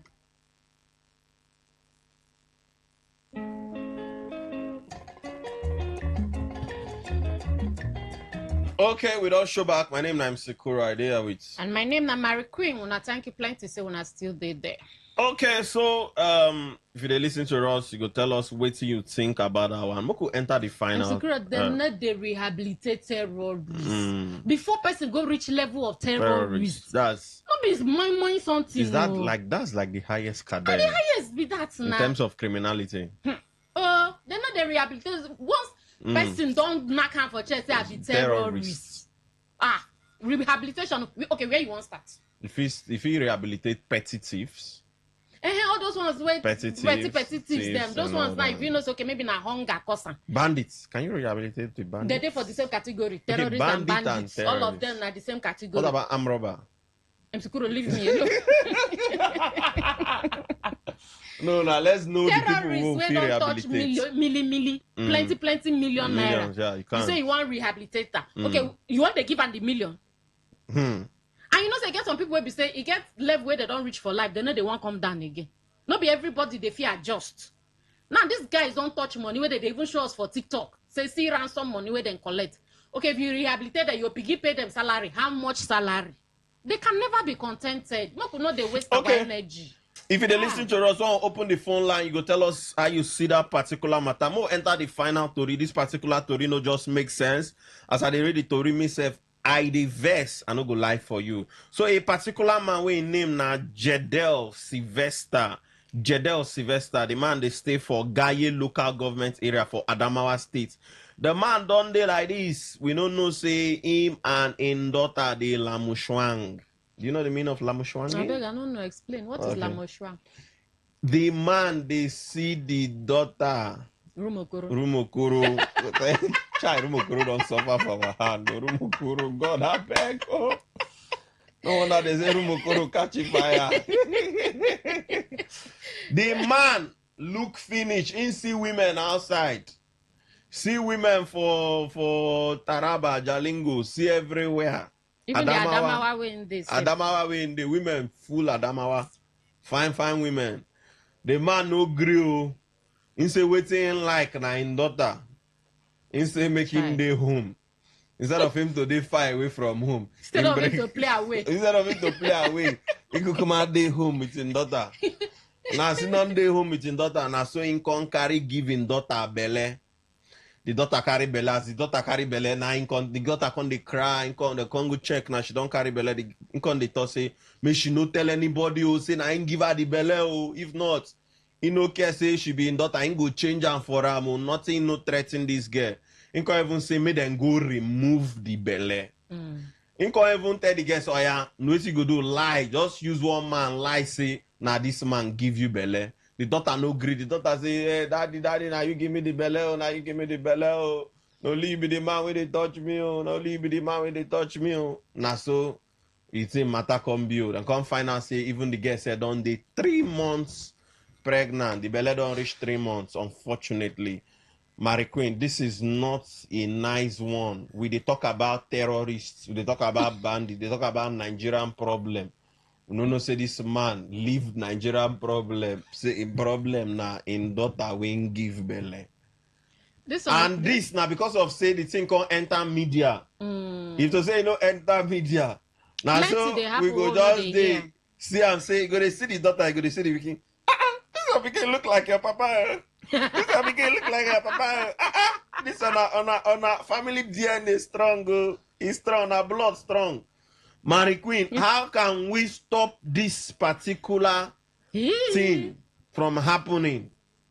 Can we stop? Because it gets some people where it don't even happen for their family, just that we know about them. You understand? Some men they sleep with their daughters. You know, go feed they go house to house, go they check what people they do there. So now this one I just self-discipline.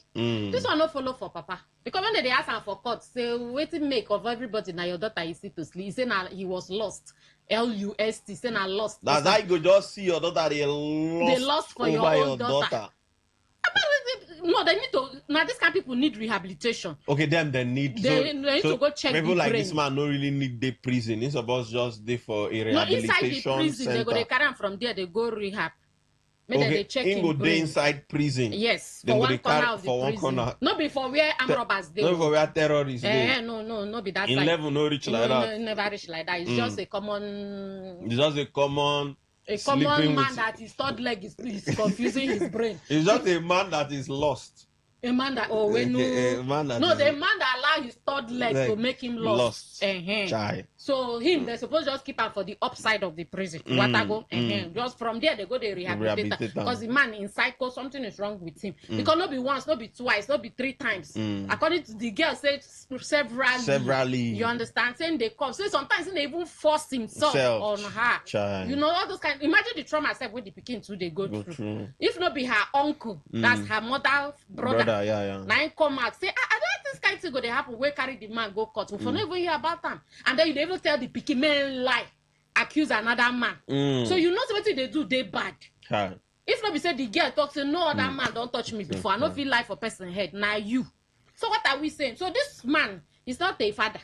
And then they hear some people they talk say things like this they happen when father and daughter they sleep for the same bed. Now lie, man will be dog na dog. If you like, sleep inside parlor. You sleep inside room. When the dog spirit don't enter, people stand up from that room, come meet you for that parlor. A man that is a dog is a dog. When you say a man that is a dog is a dog, what does it mean? A man that do pio pio pio. Because I know dog. Dogs are one of the most beautiful animals you can ever think of. I not say dog bad. You know, when you say man or dog, because my dog, I like Kelewa too much. Oh, really? Yes. What about goats? No, goats they chop grass. Goats like grass. In fact, I might tell you how goats like grass, Rich. When they don't chop grass finish, they can't go sit down one corner. They vomit that grass where they don't chop. They chop them again. They teach us for school now. So now so goats like food. Okay. Goats like food. So now dog. But if you see dog, dog fit come up from room okoro go find woman for rupoku. You don't see cats. Cats no they do pium pium pium. Cat own Cats they pursue rats. That not before pium pium pium they find now. You can never tell, no.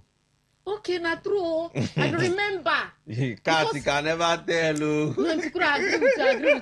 Because I don't remember one of my customer cats. The cat they born every month. Now I say, nah, this your cat. The thing you too like the It's thing. just I know they see when they do them. No, they are very secretive. They are very secretive, but now the belly they give them away. I said this woman don't chop money for cats because when the cat born, she they sell them. And she said, yes. She said they sell 50,000. I said, nah, the money we don't chop for this cat. There's no time why I go that place where that cat they carry. So what you're saying is that men are cats. No, they are still dogs. No, some men, please. Okay, men, no come for me. Okay, some men. Anyways, some men will be this thing. You like the dog, or you have the doggy spirit or the catty spirit. Please go for deliverance because they like say that's in a spiritual problem. They don't come for me. They say make I leave dog but I don't share. No verse. Okay. But that's true now, eh? Okay, you know say not true at the top. Some men, their third leg they control their brain. That's true, sure. That's true. Instead of the brain to control the third leg, that the third leg they control the brain. That's so true. Such men, what do you call them? Anyways, our heart goes out to those men. Sorry about the number to call now 0810 9510 951. May I take them back again? 0810 9510 951. And those of you who want to reach us for SMS and WhatsApp now 0701 9339 962. Everybody just get 1 minute to put their voice. Hello, good evening. Hello, MC Kuro and Mary Queen. Good evening, welcome. Hello. Your name and where they call us from? We hear you specially. My name is Daniel. They come from Umok. Put your voice. Daniel, in fact, the man na goat because only goat they do more than do father, do pikin. Goat no get boundary. He don't get boundary. The man na goat. Now 190. Then as for ADC matter, make ADC go fix their problem. Make they say na APC na be their problem. APC no be their problem. You know go just come that party, his own party to get no now. This is our APC they done a politics. That be the politics. That be the dirty game for politics. Now make him no go ever be politician. Now just because of all these things. So make ADC go solve their problem. Thank you. Thank you very much, sir. We appreciate it. Thank you. Okay, I see the network. The network is playing some pranks on us. I don't know why. But while we're trying the weather don't change. I don't know. Okay. Hello, good evening. Hello, good evening. Good evening, MC Kuro. Good evening, Mary Queen. Good evening, the Barry Now listen, Radio Governor. My name na Barry Diadom, the radio governor. For Bukana, Barry Diadom, the radio governor. Thank you very much. What about if ADC not get candidate? What thing will happen? Nothing will happen. Heaven not go fall. They're not going to be the first political party will not get candidates when it comes to election. Even for River State, you get the kind where APC not been get governor chief candidate for River State. Heaven not fall. I go see him early morning while I go see the dog. They run, they go back. He know where I'm from. He cannot tell me. One man, he born your daughter. The wife know they to tell you. Now, and even that guy is not wise. With the threatening and all the rest, she still maintains. Now my father, which way best way now? Now thank God they go say, carry go give, say I give them. Tell me now, my brother. Yes, it's not good. So we need to look into this thing. We dey talk of terrorists, we dey talk of this one, he be pass that one. No matter say terrorists are killing, this one self, society now they do all these things, my brother. Thank you for calling. Thank you very much. Breaking news. Yes. Breaking news. Thank us for calling. Thank you. Now we call. Thank you. Thank you. Breaking news. I just say, your APC governorship candidate Sharafaddin Ali don't donate Toyota Camry to Mrs. Rachel Folake Alamu, the principal of the community high school where they kidnapped. That woman where they kidnapped. The governorship candidate for APC for Oyo State don't give her Toyota Shine Camry. Okay. Oh. And as she come out, now the first thing where she asks, where is my husband? Where is my car? At least they don't give her husband, they don't give her car. It don't balance. No? So kidnapping don't bring what God cannot do. Yeah. Hello. Hello. MC Koro. Yeah, COC. Yeah. See, just this breaking news now. Mary Queen at the Greek. Let them not think say everybody from Nigeria no get sense or no feel think. Who kidnapped those children? How did they manage kidnapping? Where did they keep them? You know that our story. Okay. You know, just breaking now news. Let me go to the story. You see what thing they happen to whether na which of the party put it to ADC. Or put it to me allegedly. Na ruling party. What happened in Rivers State? Who caught them? Na ruling party. See, all these things until we start to tell ourselves the truth. That's the only time where this country will get better. You see what did happen for the kidnapping, where would they talk? Now they don't use them to play politics. You see as the woman come out to begin to thank Mr. President. What did Mr. President to do? What did that thing Mr. President to do? Where did they keep those children? Leave that one aside. On the side of the man we go pregnant and daughter. This kind of people, where I come from, my community, na community go handle them. If it not be even community, na God of the land go visit you. Nobody go tell you, say, talk, say, na you do them. If not, my own community, na big and the other thing, na him go pursue you, come out for that to your house. You go to see many things. Not be now, when no police know that, we know they go police. Now you go use your mouth, talk to say, see what you do. So all these things where they see, where they, and I wonder how you and your daughter, me where they weird. I know how children they round me. At times all of them go they climb for my body. Uncle. Me I go gain mind. Say now that small people where the 2 years, 3 years, 6 years. Now they got Jesus Christ of Akbajo. God forbid. Some men need to throw inside maybe lion's cage. Thank you very much. Lion. Thank you very much, sir. Now they need to stay. Not be with us, so they don't need to stay with us. Thank you. Which means, Maripi, you don't feel leave your sister for that kind man. God forbid. Thank you very much, sir. Thank you. Thank you. I'm not even think Hello, good evening. Yes, sir. MC Kuro and Mary Queen. Good evening. Zuma in the building. Welcome. Thank you. You see this our leader. What's happened to them? If you check them, all of them were there for that seat. All of tomorrow, now will tell me never put up an allegedly. They know what thing they happen for this country. This is terrorist. This is bandit. You mean when if I talk now say this country I no go vote to this country I go my own now I go do this now you go see EFCC they go find me come. People where they kill human beings, they kill people where nothing where they do that to them. He say make you put them into society. Person where kill their father, kill their mother. He tell me say na me if I take eye scam I go leave and making the waka. Child God, my Lord. You see this APC federal government, they never tell us what be their problem.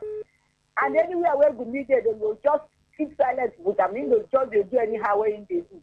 They want make one party there for this country. Who told them like that? Atiku. One I join hands.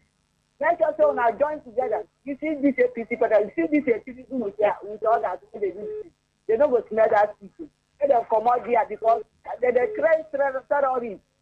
Then they train terrorists. See the one where they carry go put for Sokoto. What in that one? According to you, no put yourself for problem. Because this is where they talk, they best me. Only that way for the one where the other one says shoot aside. Now this one say let them carry them positive. Then they benefit allege then they benefit. Thank God say you say allege thank God because if we go carry you now, say me go talk for court. Who will carry me? Who will carry me? Federal government now. The federal government where they pamper terrorists. Now they will come carry me. No verse, no carry you again. They no carry you again. No verse. We'll enter SMS. Okay, so we'll start from your WhatsApp. Good. Okay. Good evening, MC Kuro, Mary Queen.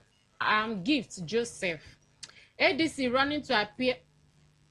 to appear. No, be appear to Supreme. They don't already now appeal court and I ain't give this judgment now. I want to know if the judges are from another country. This APC want to turn this country into one party. My darling, I don't know. We are hoping not.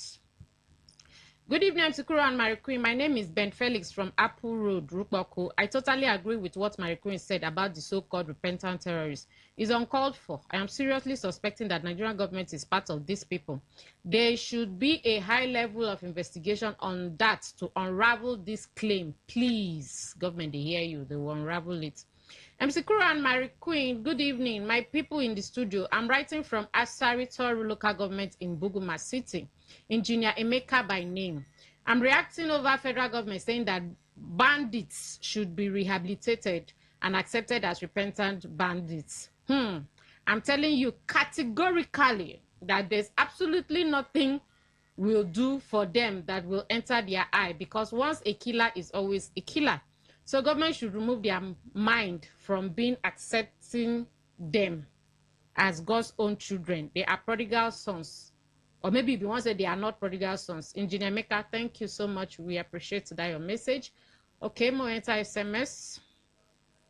Federal government should not rehabilitate any terrorists. Government should never integrate them. Let government kill all of them. Are you serious?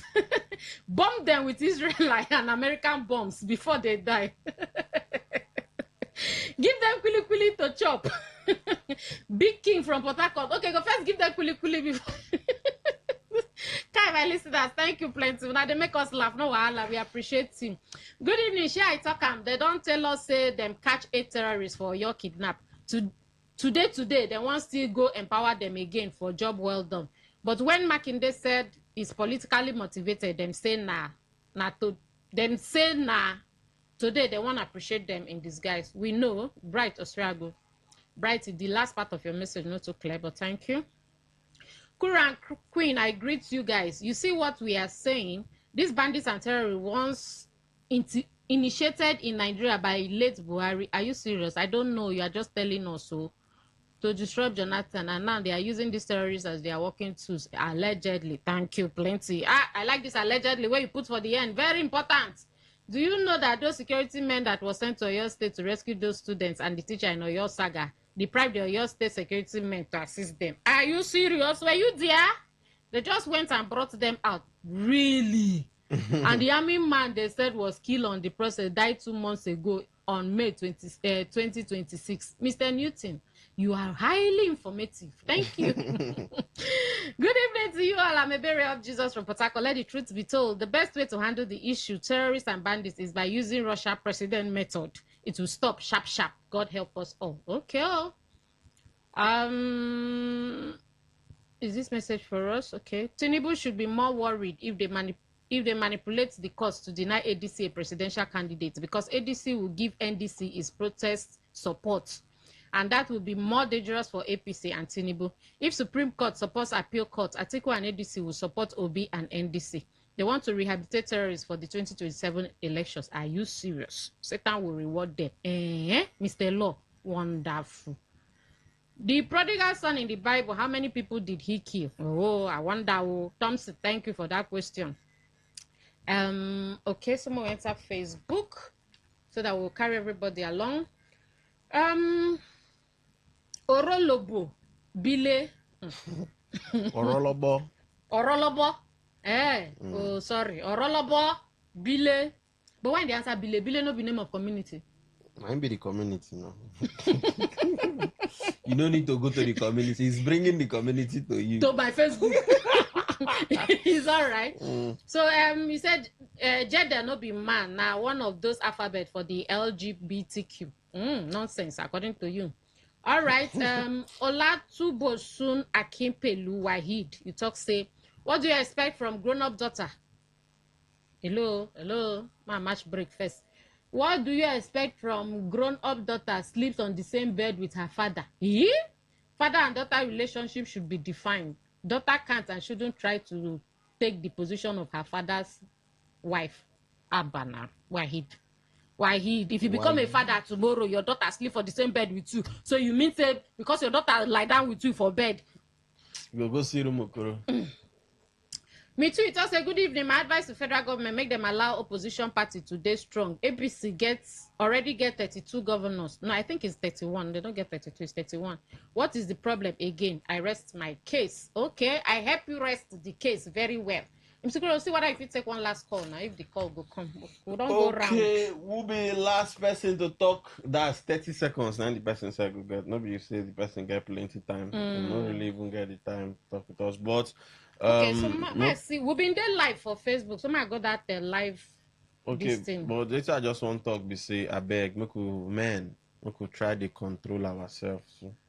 When you reach your daughter, you're not even supposed to even reason. You're not even supposed to enter your brain. You're not supposed to have that kind of thoughts. That's an evil thought. You need to go for spiritual cleansing. I think you say you condole with them. Those kind of men. Yeah. Oluwafemi Oje Baba, it's MC Kuro Mary Queen. I see you guys today. You guys are really doing a great job. Thank you so much. We appreciate. Samson Amadi, you say MC Kuro. Why you wear Arsenal jersey here? No verse. Tomorrow I go wear him Rivers United. No verse. Order.